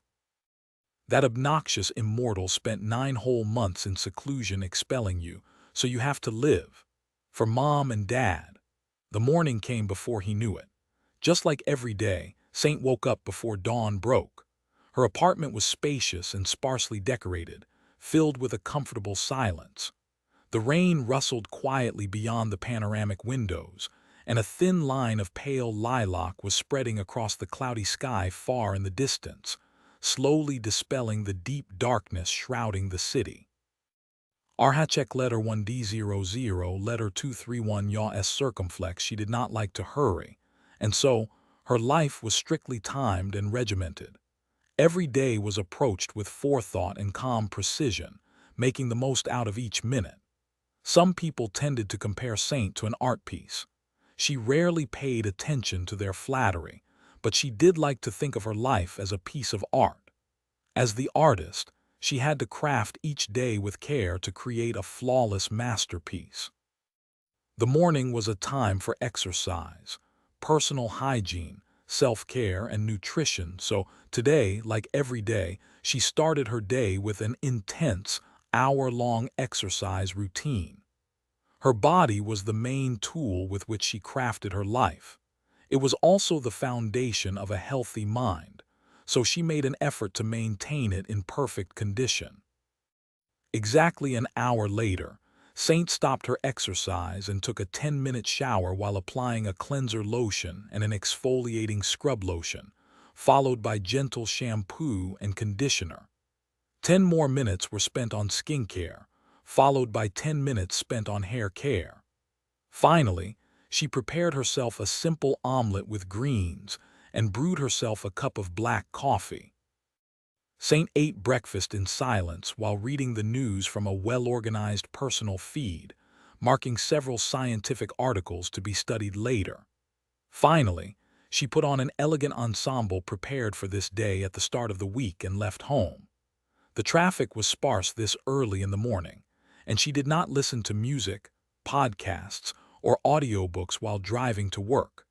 Her car was filled with silence, with only the muted sounds of the waking city seeping inside. Entering her neat and orderly office after approximately 30 minutes spent in transit, Saint spent 90 more minutes studying patient files and preparing herself for the day. At exactly 9 in the morning, the door of her office opened and her assistant walked in. "Dr. Saint, your 9 o'clock appointment is here," she nodded. "Please let them in." This was the first sound she made since waking up 4 hours earlier. Saint took meticulous notes while listening to the patient. After a 15-minute break, she saw another client, then left for the rounds in the heavily guarded inpatient wing of her workplace. Eventually, it was time for lunch. Usually, Saint would have eaten a nutritious meal she had prepared herself, but today, she had a different commitment. Even if skipping a meal was suboptimal, her pride as a professional took precedence. Leaving the hospital, she drove to a nearby building where she was renting a small private office. Her patient was already waiting for her there, leaning on his dirty, ramshackle car while looking at the vista of the city with a distant expression. The man himself was quite similar to his car. His clothes were cheap and wrinkled, his hair was disheveled, his complexion was unhealthily pale, while his eyes were bloodshot and red, with deep, dark circles beneath them. Saint would have been quietly revolted on a usual day, but strangely enough, he seemed quite magnetic despite all that. There was a dark, roguish charm to his messy appearance and cold gaze. Saint also felt a pang of an odd emotion when she saw him. It was not quite attraction, but more of longing. Belonging, she could not tell, and was more than a little surprised at her odd reaction. "Detective." He looked at her, then smiled faintly. "Hey, Doc, thank you for making time for me. Do I like this man?" Saint did not mean it in a romantic or physical sense, but simply as a person. Well, it was no surprise. If there was one thing she valued in people, it was competence, an exceedingly rare trait, by her standards. Saint was a prideful person who excelled in everything she did, and she judged others by the same criteria. Detective Sunless was as brilliant as he was broken, and he was crafting his life with the same diligence she was. Even if the masterpiece he was trying to create seemed more ghastly than beautiful, full of macabre themes and self-destructive tendencies, but impossibly to look away from. Saint hesitated for a moment. Something about him seemed different today. "Please, come in." Chapter 2474. The Devil's Therapist. Saint's private office was smaller than her space at the mental hospital, but better furnished. She prepared a cup of coffee for the patient, a simple act that put most people at ease, easing them into conversation. She usually offered tea to other patients, but considering the detective's chronic insomnia, coffee suited him better. Naturally, the coffee she made was flawless. Every movement was measured and precise, designed to achieve the optimal result in the most efficient way. Placing the elegant cup in front of the pale man, Saint took her seat opposite him and opened her notebook. She would only be receiving a symbolic remuneration for this session. But that was fine, because she had never been driven by money. Saint was not driven by compassion or kindness, either. In truth, she had extended an offer to continue treatment to this untidy man for a simple reason: professional pride. She hated leaving things unfinished and flawed, so the thought of letting him go without truly helping him felt distasteful. "You look more fatigued than usual today, detective. Has your insomnia worsened?" He looked at her for a while, then shook his head. "No, it's just that, the demoness and the demon king's son. It took them 56 episodes to get together. Can you believe that?" Saint offered him a faint smile and nodded, writing a short sentence down in her notebook. The detective fell silent, studying her closely. She had noticed him staring before few people could ever resist stealing glances her way, but today his gaze was different. It was more inquisitive somehow. "You've returned to duty. That must have been quite a change of pace." He lingered for a while, then nodded. "Yes, well, it was an eye-opening experience, especially after I met my new partner." Saint silently raised an eyebrow, prompting him to continue. The detective smiled. "It was a bit ironic, really. We had gone through fire and water, she and I, and yet she did not remember me at all before. But when we met this time, it was I who did not remember her. Luckily, she reminded me." Then his expression suddenly livened up. "Oh, actually, Dr. Saint, I had a real breakthrough thanks to her. My partner, I mean, you probably don't remember, but you two know each other." "You arm-wrestled once, ah, my poor table," Saint frowned subtly. What was he talking about? She did not show much emotion on her face, though. "What kind of breakthrough?" The detective gave her a strange look. "Oh, that. I really wish you didn't ask that question, Doc." His tone sounded a little embarrassed. He remained silent for a short while, then winced. "Do you remember all those nightmares I told you about?" Saint nodded. "Is he finally able to sleep soundly? That's great." The detective took a deep breath, then let out a heavy sigh. "Well, you see, I realized that they weren't nightmares at all." Saint looked at him, encouraging him to tell her more. He offered her a pale smile. "Instead, they are the actual reality, and this place is one huge illusion." Saint blinked. "Excuse me," the detective nodded. "In reality, I am a demigod known as Sunless, the sovereign of death, the dark lord of the forgotten shore, and the commander of the Shadow Legion. I am nearly immortal and possess 7 bodies, each capable of destroying entire continents. Of course, most people assume that I was killed by the radiant goddess of humanity, Changing Star, the last daughter of the immortal flame. But actually, she is my lover, even if we recently had a fight while discussing the fate of the world." Letter 213, letter 1D420, letter TTF, ba upana letter FF3. Saint remained silent for a while. Then she started to scribble something furiously in her notebook with an inscrutable expression. "Oh no, it's a complete breakdown, schizophrenia, delusion of grandeur." But there were no signs, just PTSD and a small collection of mild personality disorders. The detective, meanwhile, continued. "Yeah, so anyway, I am also the heir of Weaver, the demon of fate, currently on a quest to collect all 7 fragments of their forbidden lineage. One of those fragments is hidden in the mirror labyrinth below the ruined castle of the demon of imagination, which was where I went in the company of Effie, Saint Athena. Actually, this whole city is an elaborate illusion contained within the great mirror that stands in the middle of the mirror maze. So, you see, I am one of the few real people here in Mirage City. Everyone else is a creepy monster only pretending to be human." Saint suppressed a scowl. "This is bad." That last detail is a common symptom shared by many violent sociopaths. And what was that? His supposed companion was Athena, as in the stunning maiden goddess of Olympus. Was he fixated on inventing romantic dalliances with goddesses now? Where did that come from? She inhaled slowly. Do you consider me not to be real, detective? The detective looked at her in dismay, then shook his head. What? No, of course not. You are perfectly real, doctor. I mean, obviously, you've been brainwashed into believing that you are a mortal psychiatrist residing in Mirage City, which could not be further from the truth. He coughed. In truth and reality, I mean you are the onyx saint, my most valued and loyal shadow. You've been serving me faithfully for more than a decade, following my every command and satisfying my every whim, ever since I killed you. The original you, I mean. By the way, it occurs to me that I've never thanked you for that. So, thank you. It really means a lot.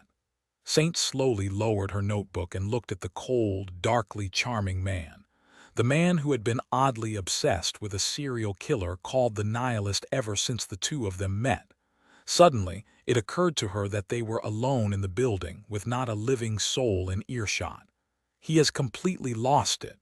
No, maybe he had been completely insane this whole time. How had she missed it? Saint looked around subtly, her gaze lingering on a decorative sword that hung on the wall, a garish gift from one of her patients, which she had not had the heart to throw out. Detective, when was the last time you took your medication? Maybe he was just delirious from the lack of sleep. He blinked a few times. Oh, my meds. I stopped taking them when I remembered who I really am. Even if I am temporarily trapped in a mortal body, I am still a demigod, you know. Those pills just make me feel loopy. Saint sighed with regret. I skipped lunch for this chapter 2475. An astute deduction Saint remained silent for a long while. Most people found her silence uncomfortable, awkwardly trying to fill it with meaningless conversations, but the detective seemed calm and at ease, as if he was deeply familiar with her taciturn nature. She contemplated him somberly. Was she in danger?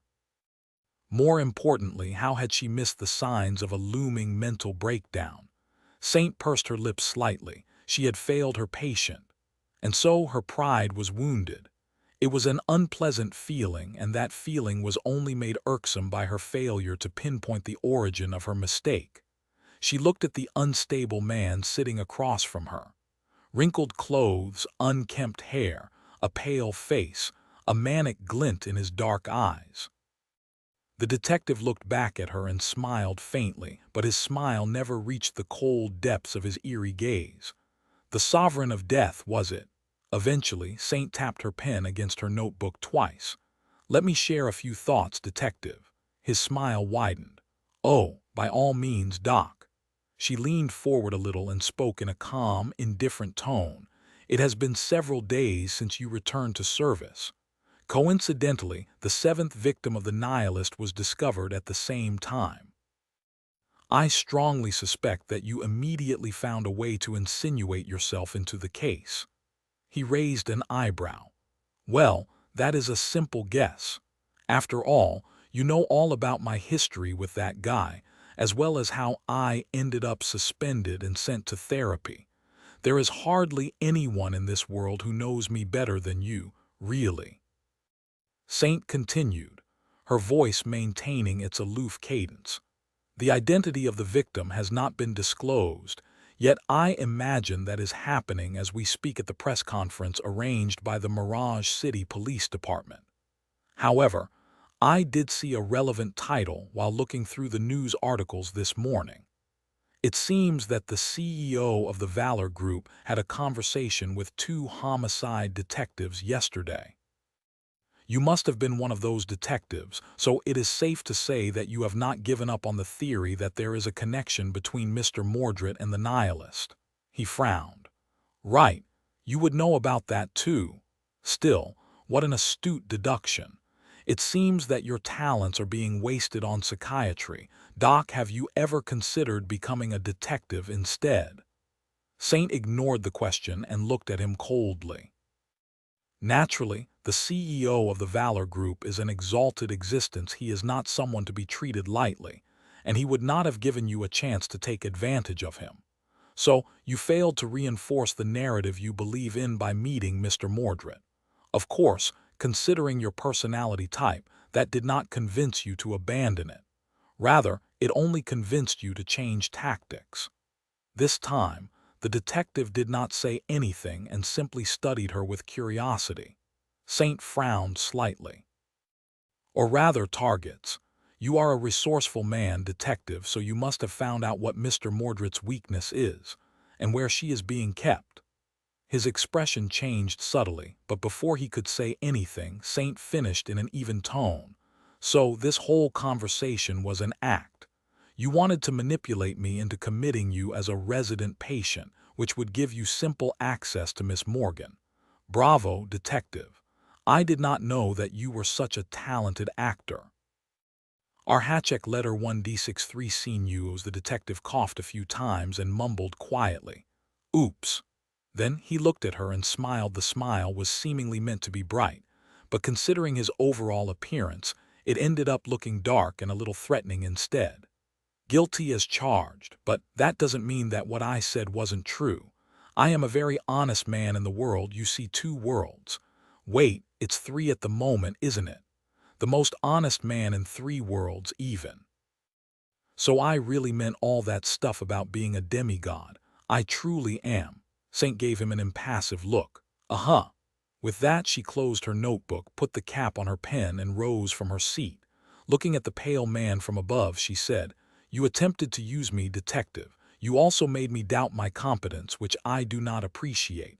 Therefore, I retract my offer to continue these sessions. Let us never meet again. I do encourage you to find a different therapist, though. Be well. With that, she headed for the door. He followed in a hurry, grabbing her arm. Wait a minute, Saint. I mean, Dr. Saint. Actually, I wanted you to meet my partner. She is going to be here soon. Any minute now. Things will be easier once. Turning her head slightly, Saint said in a voice so devoid of emotion that the man seemed to shiver. Detective, if you don't unhand me, I am going to break your arm. She meant it too. Apart from maintaining her body in a perfect condition, Saint was naturally proficient in self-defense and several martial arts, including karate, taekwondo, judo, aikido, and several southern styles of wushu, a fact that she did not particularly like to advertise. Martial arts were as much of a hobby for her as they were a necessity, considering how she looked and what kind of people she interacted with due to work. Mostly, however, they were a training tool. After all, what was the point of working on her body if she did not know how to use it? Still, Detective Sunless was no random stranger. He was a seasoned fighter himself, and unlike Saint, he had earned his experience in actual brawls, not on a clean tatami. Plus, he was a man. Even if his stature was modest, she did not harbor any delusions about which one of them was physically stronger. He could very well disregard her threat. However, he did not. In fact, the detective seemed to believe her promise a little too willingly, as if he was giving Saint more credit than she was giving herself. Letting go of her arm, he took a hurried step back. And no need to get violent, Saint. I mean, Dr. Saint, see. I let go. Turning away with a frown, Saint headed for the door. Just before leaving, she threw over her shoulder, Do not approach me again, detective. If you do, I will revoke my assessment of your mental state and make sure that you never work in law enforcement again. Her voice was indifferent, and her gaze was cold. Closing the door behind her, Saint frowned.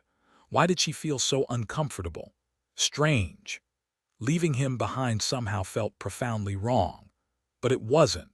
It was what she ought to have done. One of life's golden rules was to never waste time on people who did not deserve it after all, and Saint followed that rule faithfully. Pursing her lips, she shook her head and walked away. Left alone in the office, Sonny winced and cursed quietly. Damnation! That did not go as planned at all. Where the hell is Effie? She was supposed to be here by now.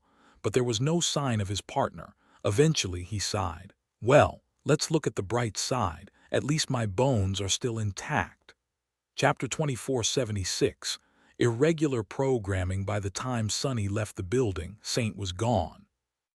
He raised the collar of his jacket to prevent the rain from seeping under it and hid under the eaves of a nearby convenience store, taking out his communicator with an unhappy expression. Effie was running late. She was supposed to call him as soon as her press conference was over and then arrive shortly after today. They had hoped to make Saint remember who she truly was. Obviously, that plan would have to be reworked now. Saint is too damn smart. He knew, of course, that his shadow was highly intelligent. However, since she never spoke, Sonny never realized just how keenly astute she really was. It had taken her only a few minutes to deduce exactly what he was doing, why he was doing it, and what his end goal was. How had she figured him out so swiftly? Sonny had improvised most of his confession on the spot, true, but his supposed mental breakdown was quite believable after all. Everything he had said was true. More than that, correctly guessing his interest in Morgan was not something he would have expected her to do. It seemed that getting into the private wing of the mental institution was not going to be easy. His tentative plan to broaden the confines of what the devil detective's role allowed him to do by pretending to be mentally unstable, and therefore unpredictable, had not panned out either. They would have to make Saint remember her true self if his theory was sound and Effie could work her magic again first. But even that had become difficult now, since the taciturn therapist did not intend to see him ever again. Damn it! Sonny did not like being in Saint's bad books. That had literally never happened to him before. Frustrated and full of discontent, he looked at his communicator as if asking it why Effie had not called. The communicator was dead. Its screen was black and it did not respond to anything Sonny did. He blinked a few times. Don't tell me. Were these things supposed to be recharged daily as well? No, no way. This was just too impractical. Sonny stared at the dead device in utter shock for a while, then raised his hand in anger to toss the damn thing at the wall. Eventually, though, he let out a long sigh and lowered it, deciding to spare the battered communicator. Not the least of all because he had no idea how to procure a new one. Rummaging through the devil detective memories, Sonny found the vague recollection of how to use the primitive, unwieldy communicators of the bygone era, the mobile phones. Covering his face with a palm for a few moments, he groaned quietly and then walked to his car. Climbing inside, Sonny started the engine and found a threadbare cable that was supposed to serve as a charger. The port where the cable was supposed to go seemed to have become loose over time, so he only managed to make the barbaric technology work after fiddling with it for a while. Needless to say, his mood did not improve one bit as a result. Finally, the communicator started to charge. A couple of minutes later, Sonny was able to turn it on. What met him was an angry notification denoting that he had a dozen missed calls. To his frustration, raising the communicator resulted in the contact between the charging cable and the port being lost, so he had to wait a few more minutes before being able to return the call. He spent those minutes quietly seething and cursing the archaic technology of the past era. This might be a golden age, but charging things so often, and with wires of all things. Wires, really. And the people. From what Sonny gleaned from the devil detective's memories, they were glued to these primitive things and obsessed with them, to the point of acting tribal. The communicator model you possessed denoted both your allegiance and social status, and those who used the wrong ones were often bullied, mocked, and ostracized. This odd behavior was actively encouraged by the manufacturers as well. It was to the point that people went into debt to purchase expensive communicators they could not really afford. Ridiculous. Utterly ridiculous. It seemed that even living in the apocalypse had its advantages. When his battered communicator finally gained enough charge, Sonny dialed Effie. She responded almost immediately, her voice sounding a little grumpy. "Where the hell have you been? I couldn't reach you." Sonny coughed in embarrassment. Oh, that I was with Saint, my communicator, might have been powered down. What wait a minute, Sonny paled. I was alone with Saint, my communicator was turned off. Oh no. It took a cursed terror and being banished from fate to make Effie stop joking about Saint being his girlfriend. And he just gave her ammunition to start that damn joke again. Letter 1D633 A tilde N A B epsilon letter 1E61 Sonny hurriedly spoke into the communicator, hoping to interrupt and confuse Effie before she could say anything. Anyway, how did your press conference go? Were the journalists very annoying? What about the captain? Was he pleased? Did the PR department shower you with praise? They did, didn't they? Effie remained silent for a few moments, then said in a strangely grim tone, I get it, you didn't watch my press conference then. Sonny raised an eyebrow. No. Why, what happened? It was then that he finally registered the noises in the background, the sounds of dozens of people talking, phones ringing, and the captain berating someone at the top of his lungs. Effie sighed. Go check the news. Then come back here, we might have a problem. With that, she ended the call. Sonny frowned, then assessed the local version of the network and opened the news feed. Immediately, his expression darkened. What? Pretty much every news article on the first few pages all showed the same picture, a road littered with broken glass and debris, with a wide gap in the bent and torn metal railing on its side and blood smeared on the wet asphalt. The titles were all sensational but said the same thing. Breaking news. The Valor Group CEO rushed to the hospital after a failed assassination attempt. Sonny threw the communicator down and grabbed the wheel. Curse it all. What now? Chapter 2477. Nothing ventured, the Mirage City Police Department was boiling. By the time Sonny arrived, the Homicide Division captain wasn't screaming at his subordinates anymore. Instead, he was being screamed at by someone higher up the chain. The same was probably happening in other divisions, even if there was no real point. People just wanted to be seen being indignant to prove their loyalty. It seemed that an attempt on Mordred's life was at least 100 times more important than the nihilist and his 7 victims. As if the whole Mirage City revolved around one person. Looking around with a frown, Sonny ignored the carnage and found Effie. She was leaning on the wall in the staff kitchen of the Homicide Division, munching on a flamboyant circle-shaped pastry with pink frosting and rainbow-colored sprinkles. There was a large, empty box in front of her as well. Oh, partner, listen. I discovered these things called donuts. They are simply to die for. He gave her a long stare, then gritted his teeth. Yeah, well, if they are so delicious. Did you not think to leave one for me, huh? She blinked a couple of times, then hurriedly swallowed the rest of her donut and grinned. Oops, sorry, there's none left. Sonny shook his head. Anyway, is that important right now? What exactly happened to Mordred? Effie wiped her hands on a paper towel, then tossed it into the trash bin and shrugged. Someone tried to kill him, that's what. Even worse. It happened during my press conference, so all the journalists just whipped out their communicators and ignored me completely. My very own debut.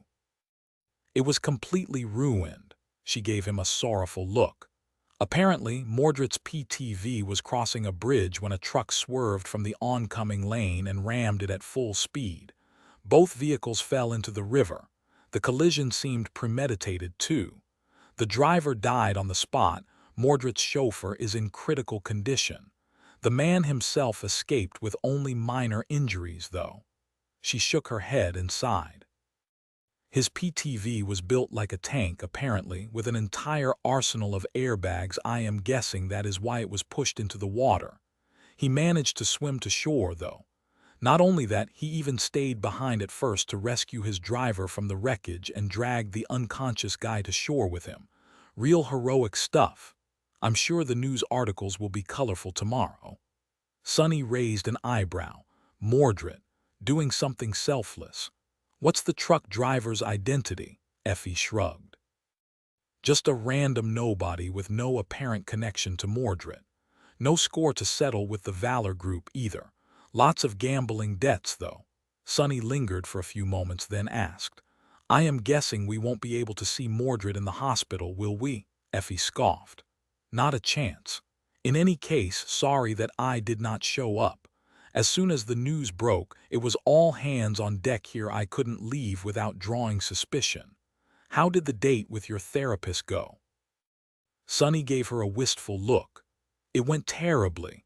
Wait, no, it wasn't a date. Don't you dare start that crap again." He paused for a moment and then added somberly, "She threatened to break my arm and end my career if I ever showed up in front of her again. So, not what you'd call a success." Effie looked at the empty box of donuts with regret, sighed, and looked at him with an uncertain expression. "Anyway, I don't like it. There is a lot going on, but things aren't clicking into place. Mordred the nihilist and the victims, there is nothing that really connects them. And who would want to kill Mordred here, apart from Morgan, who has been locked up in a mental asylum this whole time?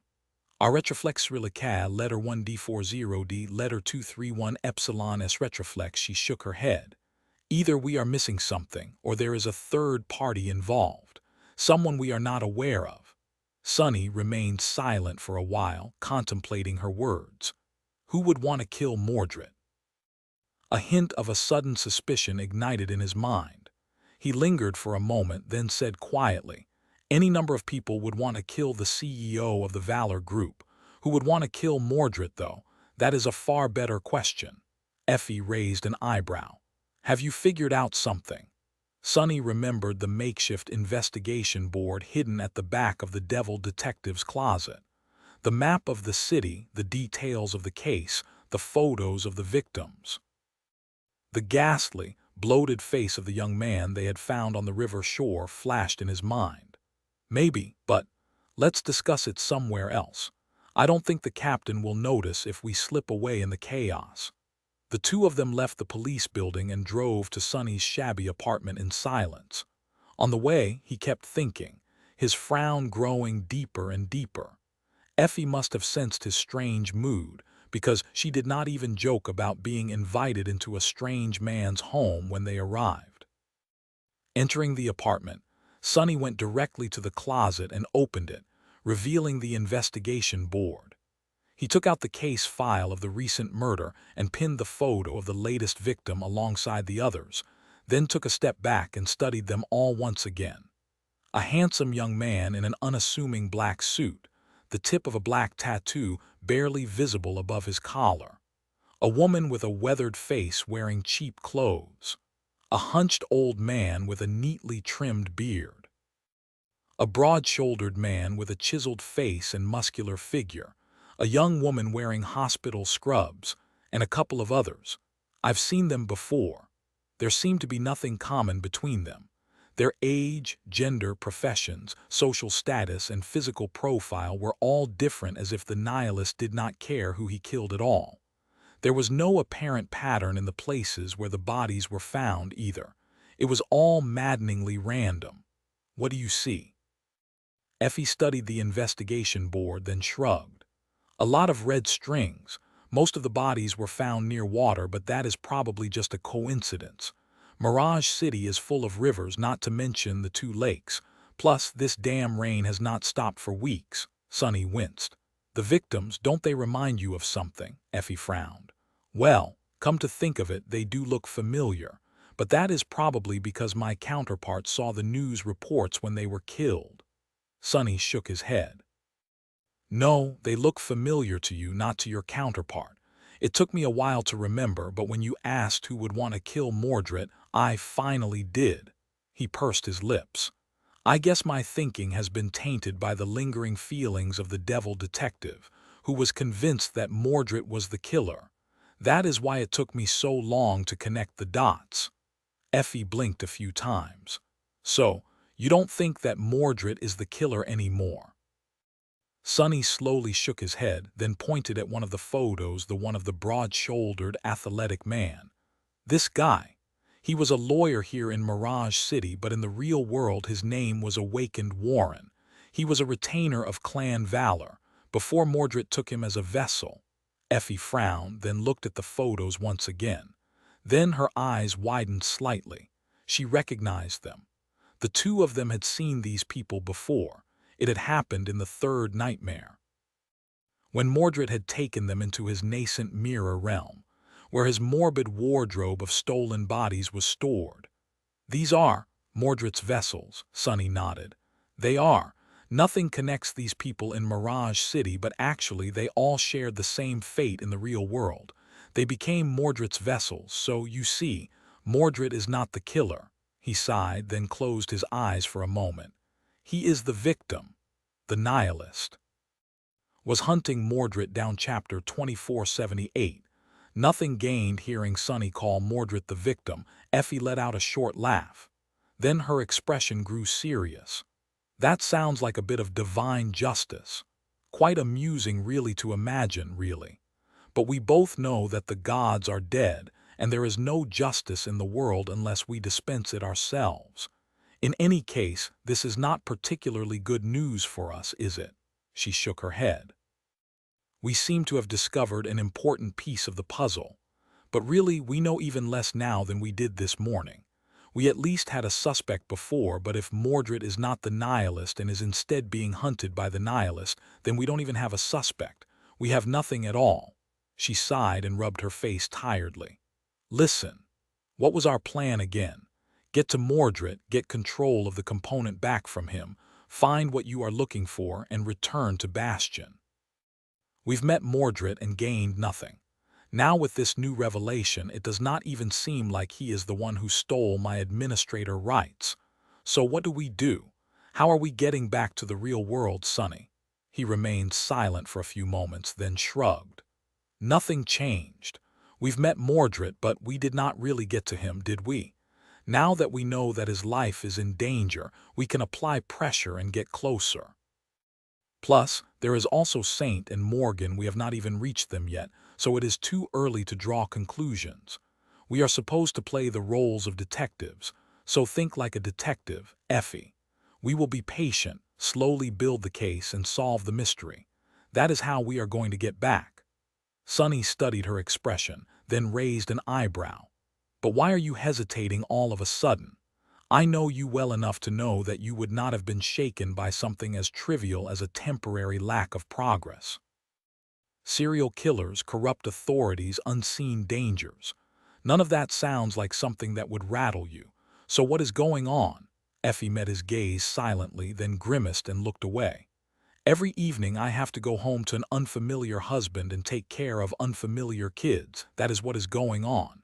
Sunny raised his eyebrows. That's it. You are scared of the creepy other who plays the role of your husband. She shook her head slowly. No, it's the children. Effie looked Sunny in the eye. I'm afraid that I will grow to love them. If we spend too much time here, I will. She smiled slightly and shook her head again. You probably won't understand, but that frightens me far more than serial killers and unseen dangers ever could.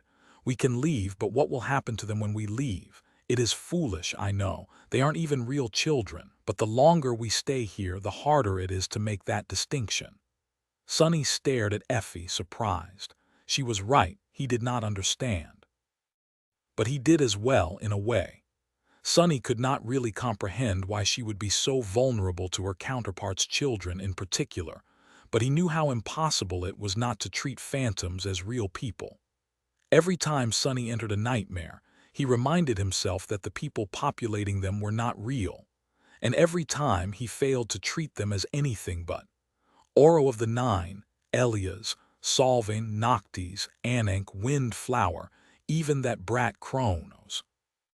They took more space in his heart than most actual people did, even if he knew that they had been conjured by the spell. Sunny sighed. I understand, but before he could finish, though, his communicator exploded with an angry ringing. He frowned, then retrieved it from his pocket and looked at the screen. Damn it! Accepting the call, Sunny brought the communicator to his ear, then winced and moved it a few centimeters away when a familiar voice thundered out of the speaker. Where the hell are you, bastard? Sunny closed his eyes in exasperation. I was going over some materials of the nihilist case with Detective Athena at a secondary location, Captain. Sir.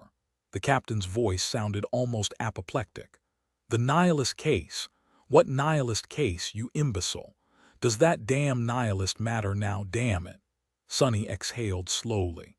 With all due respect, sir, it matters just as much as it mattered before some conglomerate heir took a dive from a bridge. The torrent of expletives that poured out of the communicator made him wince again. After about a minute, the captain's ire finally exhausted itself. He breathed heavily into his communicator, then said hoarsely, "Listen here, you foul gremlin. Get your ass to the headquarters immediately. Put on a siren and run every damn red light on your way here if you need to. And take Athena with you.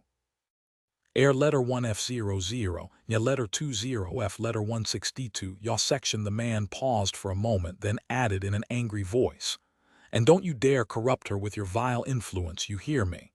Unlike you deadbeat, she's a promising young detective." Sonny's eyes widened in outrage. What did he say, me? Corrupt her? That obscene heap of delinquency. Who will corrupt whom? He took a few deep breaths to calm himself, then said evenly, "I hear you loud and clear, Captain. But, sir, why do you even need us to come? I think that you would want to keep me as far away from that Valorge's case as possible." His supposed boss remained silent for a while, then cursed quietly. "You'd be goddamn right. If it were up to me, your pale mug would have got nowhere near this case. But it's not up to me. Congratulations, I guess." Sonny and Effie looked at each other. "What do you mean, sir?" The captain let out a frustrated sigh. "Mr. Mordred personally requested you. He asked for you by name. So here we are." He paused and then added tiredly, "This investigation has been assigned exclusively to you two. So move your asses." Sonny looked at Effie with wide eyes. She seemed quite surprised, too. It seemed like they were going to see Mordred again much sooner than they had anticipated. Chapter 2479. Valiant CEO. Some time before that, Mordred, the CEO of the Valor Group, was left alone in his office after the two detectives left. Or rather, he was left in the company of his vast entourage. A person of his status was never really alone, which suited him fine. Mordred remained seated in his chair for a while, moving his finger across the handrest absent-mindedly. His executive assistant bowed deeply. "I am extremely sorry, sir. This will never happen again." The head of his security bowed, too. "I will contact the responsible parties immediately. These nobodies will be thrown out of the police department by tomorrow. Since it was my negligence that allowed them to disturb you, I will accept any punishment with gratitude." Mordred remained silent for a while, his gaze distant, then looked at them with surprise. "What? No, don't do anything. Why would we want to be rid of these valiant detectives? I actually find them quite admirable." The man, Sunless, was known as the Devil Detective. He was an ace of Mirage PD and somewhat of an unsung hero, a rare officer who was both competent and incorruptible, even if that seemed to have taken a toll on him. Mordred was more than aware of his stellar track record, as well as of his peculiar personality. The woman, meanwhile, reminiscing about his youth, Mordred smiled fondly. Who knew that he would meet the star athlete Athena one day, and she was a detective now. As a young man, he had been a huge fan of hers. He might have even developed a small crush, which earned him a disproportionate amount of teasing from Morgan. At the thought of his sister, his smile dimmed a little. Mordred sighed. "You know, I had a bit of a lonely childhood, but there was this stack of old detective stories in my grandfather's attic. I was probably too young to be reading them, but who was going to stop me? Those books kept me company, and what an exciting company it was. I have had a soft spot for detectives ever since." Shaking his head, he looked at his assistant. "Anyway, leave them alone. What is on my schedule? I imagine that the board meeting had to be moved because of this unexpected delay." The assistant, who had been bowing this whole time, finally straightened. "The board is waiting, sir, as they should. The chairman is quite impatient, as you know, but he does not dare complain. The issues on the agenda for today's meeting are as follows. Budget allocation for the R&D activities in the next quarter. Preliminary discussion of the government contracts regarding repair and restoration after the forecasted flood damage. Issues concerning the increased financing of our charitable initiatives. Letter 1E5B, Letter 1D400, small capen, Letter 16 data, Cyrillicia us duracis. Mordred listened silently, then nodded. Nothing out of the ordinary, then. Wait, repairs after the forecasted flood damage, the assistant nodded. Yes, sir. Mordred looked at him with a confused expression. What about preventative measures? Why is there nothing on the agenda regarding that? The assistant shifted uncomfortably, then said in a flat tone, Well, it's because there's little to no money to be made in prevention, sir. Naturally. Mordred closed his eyes for a moment. Naturally, huh? Rising from his seat, he gave his assistant a somber glance and headed for the door. I guess I'll be making changes to today's agenda then, after all. The day passed in the usual busy work. Late in the evening, Mordred was driven home in his luxurious car. Sitting in the leather seat, he looked at the vistas of Mirage City floating by with a distant expression on his face. His assistant continued to report something from the front, but he did not seem to be listening. One would think that a man of nearly endless wealth and status would be out enjoying the infinite pleasures life had to offer in his free time. But actually, Mordred led an almost monastic life. His days were usually spent between the offices of the Valor Group and his manor, and what little free time he had was spent with family.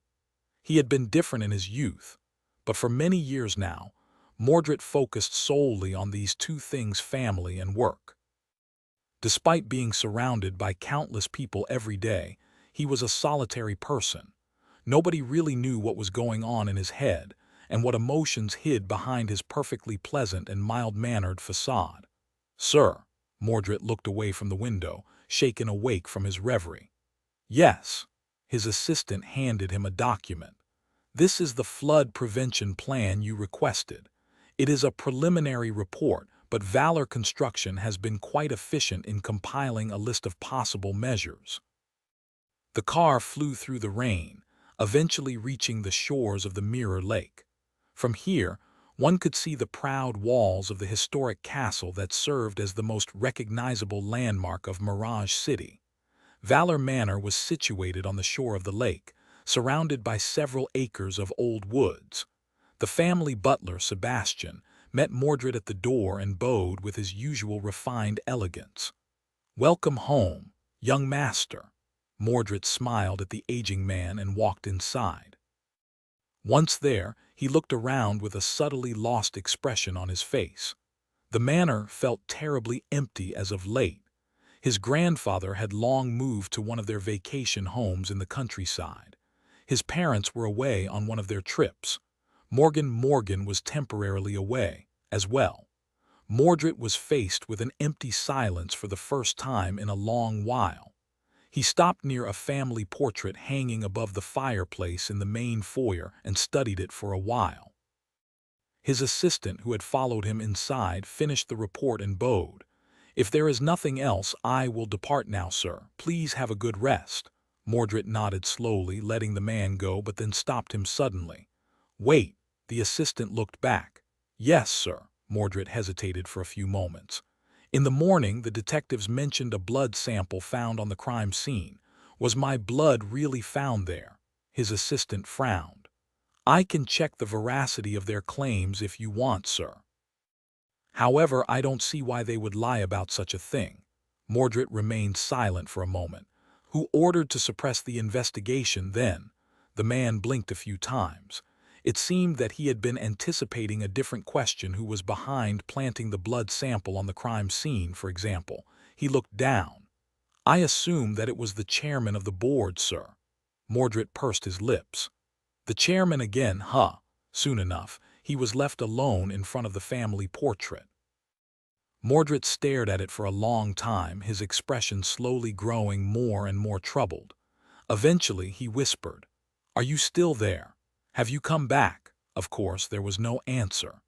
Turning away from the portrait, Mordred quietly walked away. Chapter 2480.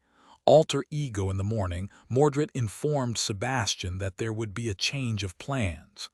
He was supposed to go straight to the office, but instead he decided to visit Morgan. Master and Madam informed me that they would be returning to Mirage City post haste, young master. We should be expecting them in a matter of days. Mordred smiled. Finally, some good news. The driver had the car ready by the time he left the manor. The man hurriedly opened an umbrella to escort Mordred to the luxurious vehicle, then pulled open the door and looked down. Mordred patted him on the shoulder. "I'll be spending several hours with Morgan. No need to wait, treat yourself to something warm and delicious on the company bill. Just make sure to come pick me up at noon." His driver had been serving the family for more than a decade now, and used to drive Mordred to and from the university. Hearing that he would have some free time today, he smiled. "Thank you, sir." As the car drove toward the distant clinic where Morgan was being treated, Mordred suddenly remembered the detectives from the day before. They were an amusing pair. The man was of a modest stature and deathly pale, rough around the edges, while the woman was tall with olive skin, soft and maternal despite her flawlessly athletic figure. By all accounts, they were complete opposites, almost like a pair of mismatched partners straight from the pages of the detective stories he once loved to read. But that was not why Mordred was suddenly reminded of them. Snap out of it. Was that what Detective Athena said? Strange words, not at all suitable for the occasion. He could almost feel the heat of her touch on his shoulder. Still, a fantastical suspicion entered Mordred's mind, and a subtle crease appeared on his brow. Just then, the car drove onto the wide bridge.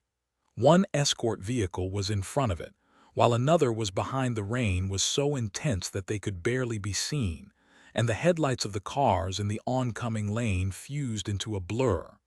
Mordred was deep in thought, a complicated expression twisting the fine lines of his face. It was then that something on the periphery of his vision attracted his attention. Looking up, he just barely had time to notice a ramshackle truck in the oncoming lane taking a sharp turn. Then, everything happened too fast to react. The truck caught the rear bumper of the escort vehicle, throwing the car aside in an explosion of debris. Then, it rammed the luxury car behind it at full speed. Mordred would have been thrown against the wall of the leather-bound interior if not for the airbags that instantly deployed. Still, he received a vicious shaking and was completely disoriented because of the blow.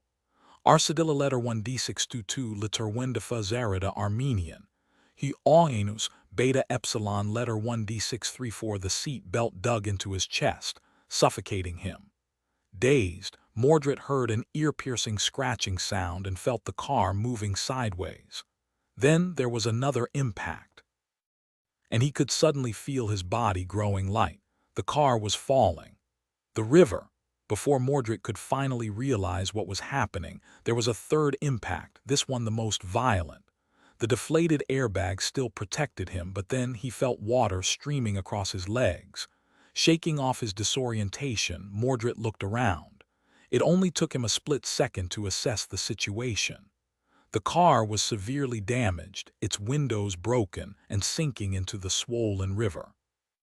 The water was already inside the cabin, rising swiftly at a steep angle. He was hopelessly entangled in the seatbelt and imprisoned in a soft cage of airbags, moments away from being submerged into the cold darkness. Mordred tugged on the seatbelt, but instead of releasing him, it seemed completely stuck in place. Well, of course it was. Seatbelts were designed to resist sudden jerking motions. The icy cold water covered his head, and he suddenly couldn't breathe. Remaining calm, Mordred pulled on the seatbelt slowly, loosened its grip, then ducked under and freed himself. Then he disentangled himself from the airbags and looked through the murky water at the broken window on the opposite side of the car's interior. His lungs were already starting to burn. But salvation was so close, all he had to do was climb through the window, then swim to the surface.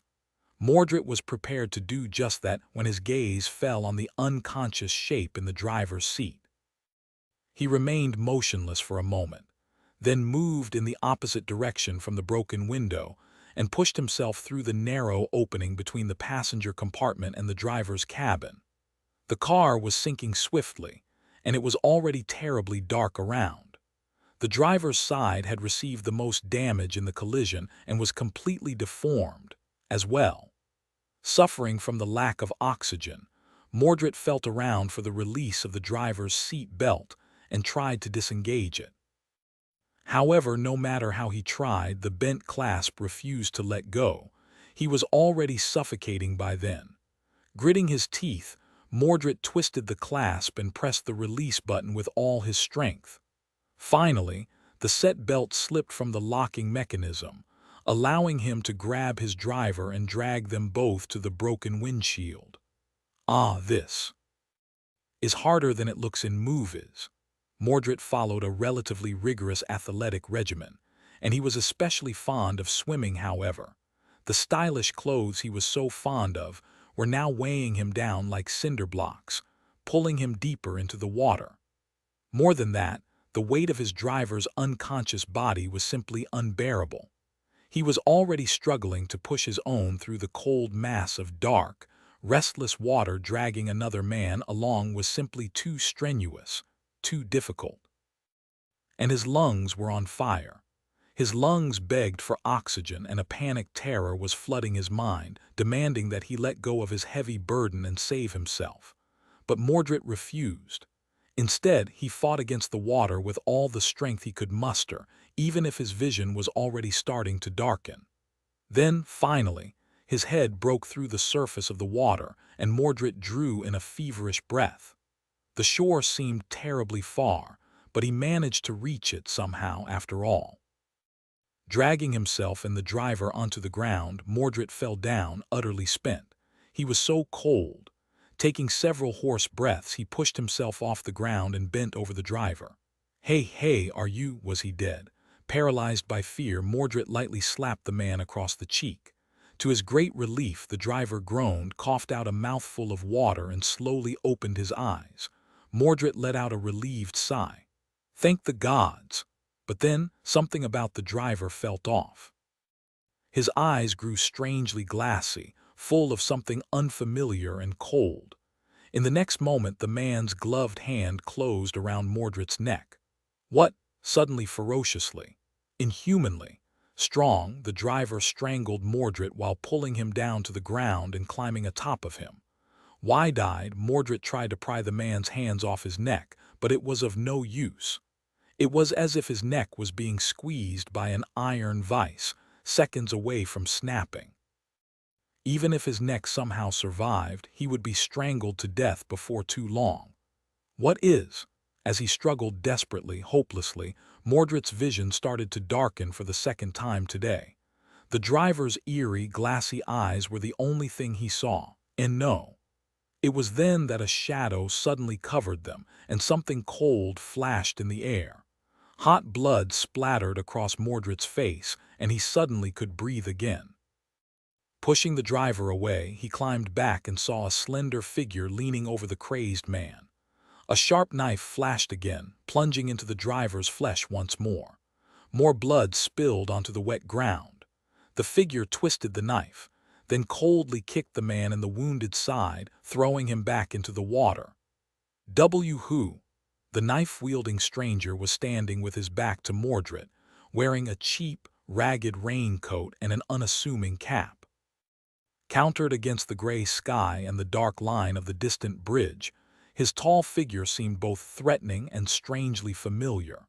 Finally, the stranger turned around and looked down at Mordred, his cold gaze full of irritation and contempt. Mordred flinched as he saw the stranger's face. His own face. As the stranger leaned down, blood still dripping from his hands, Mordred remained frozen in place. His reflection was pale and shocked in the other Mordred's mirror-like eyes. The other's face split into a pleasant smile, and he whispered into Mordred's ear, his insidious voice full of barely contained hatred.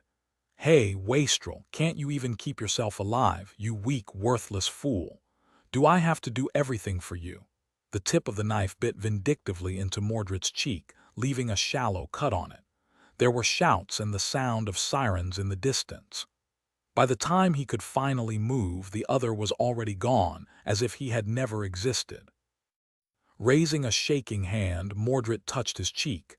His hand came down bloody. Looking at the blood smeared across his fingers, Mordred suddenly smiled brightly. "He's back.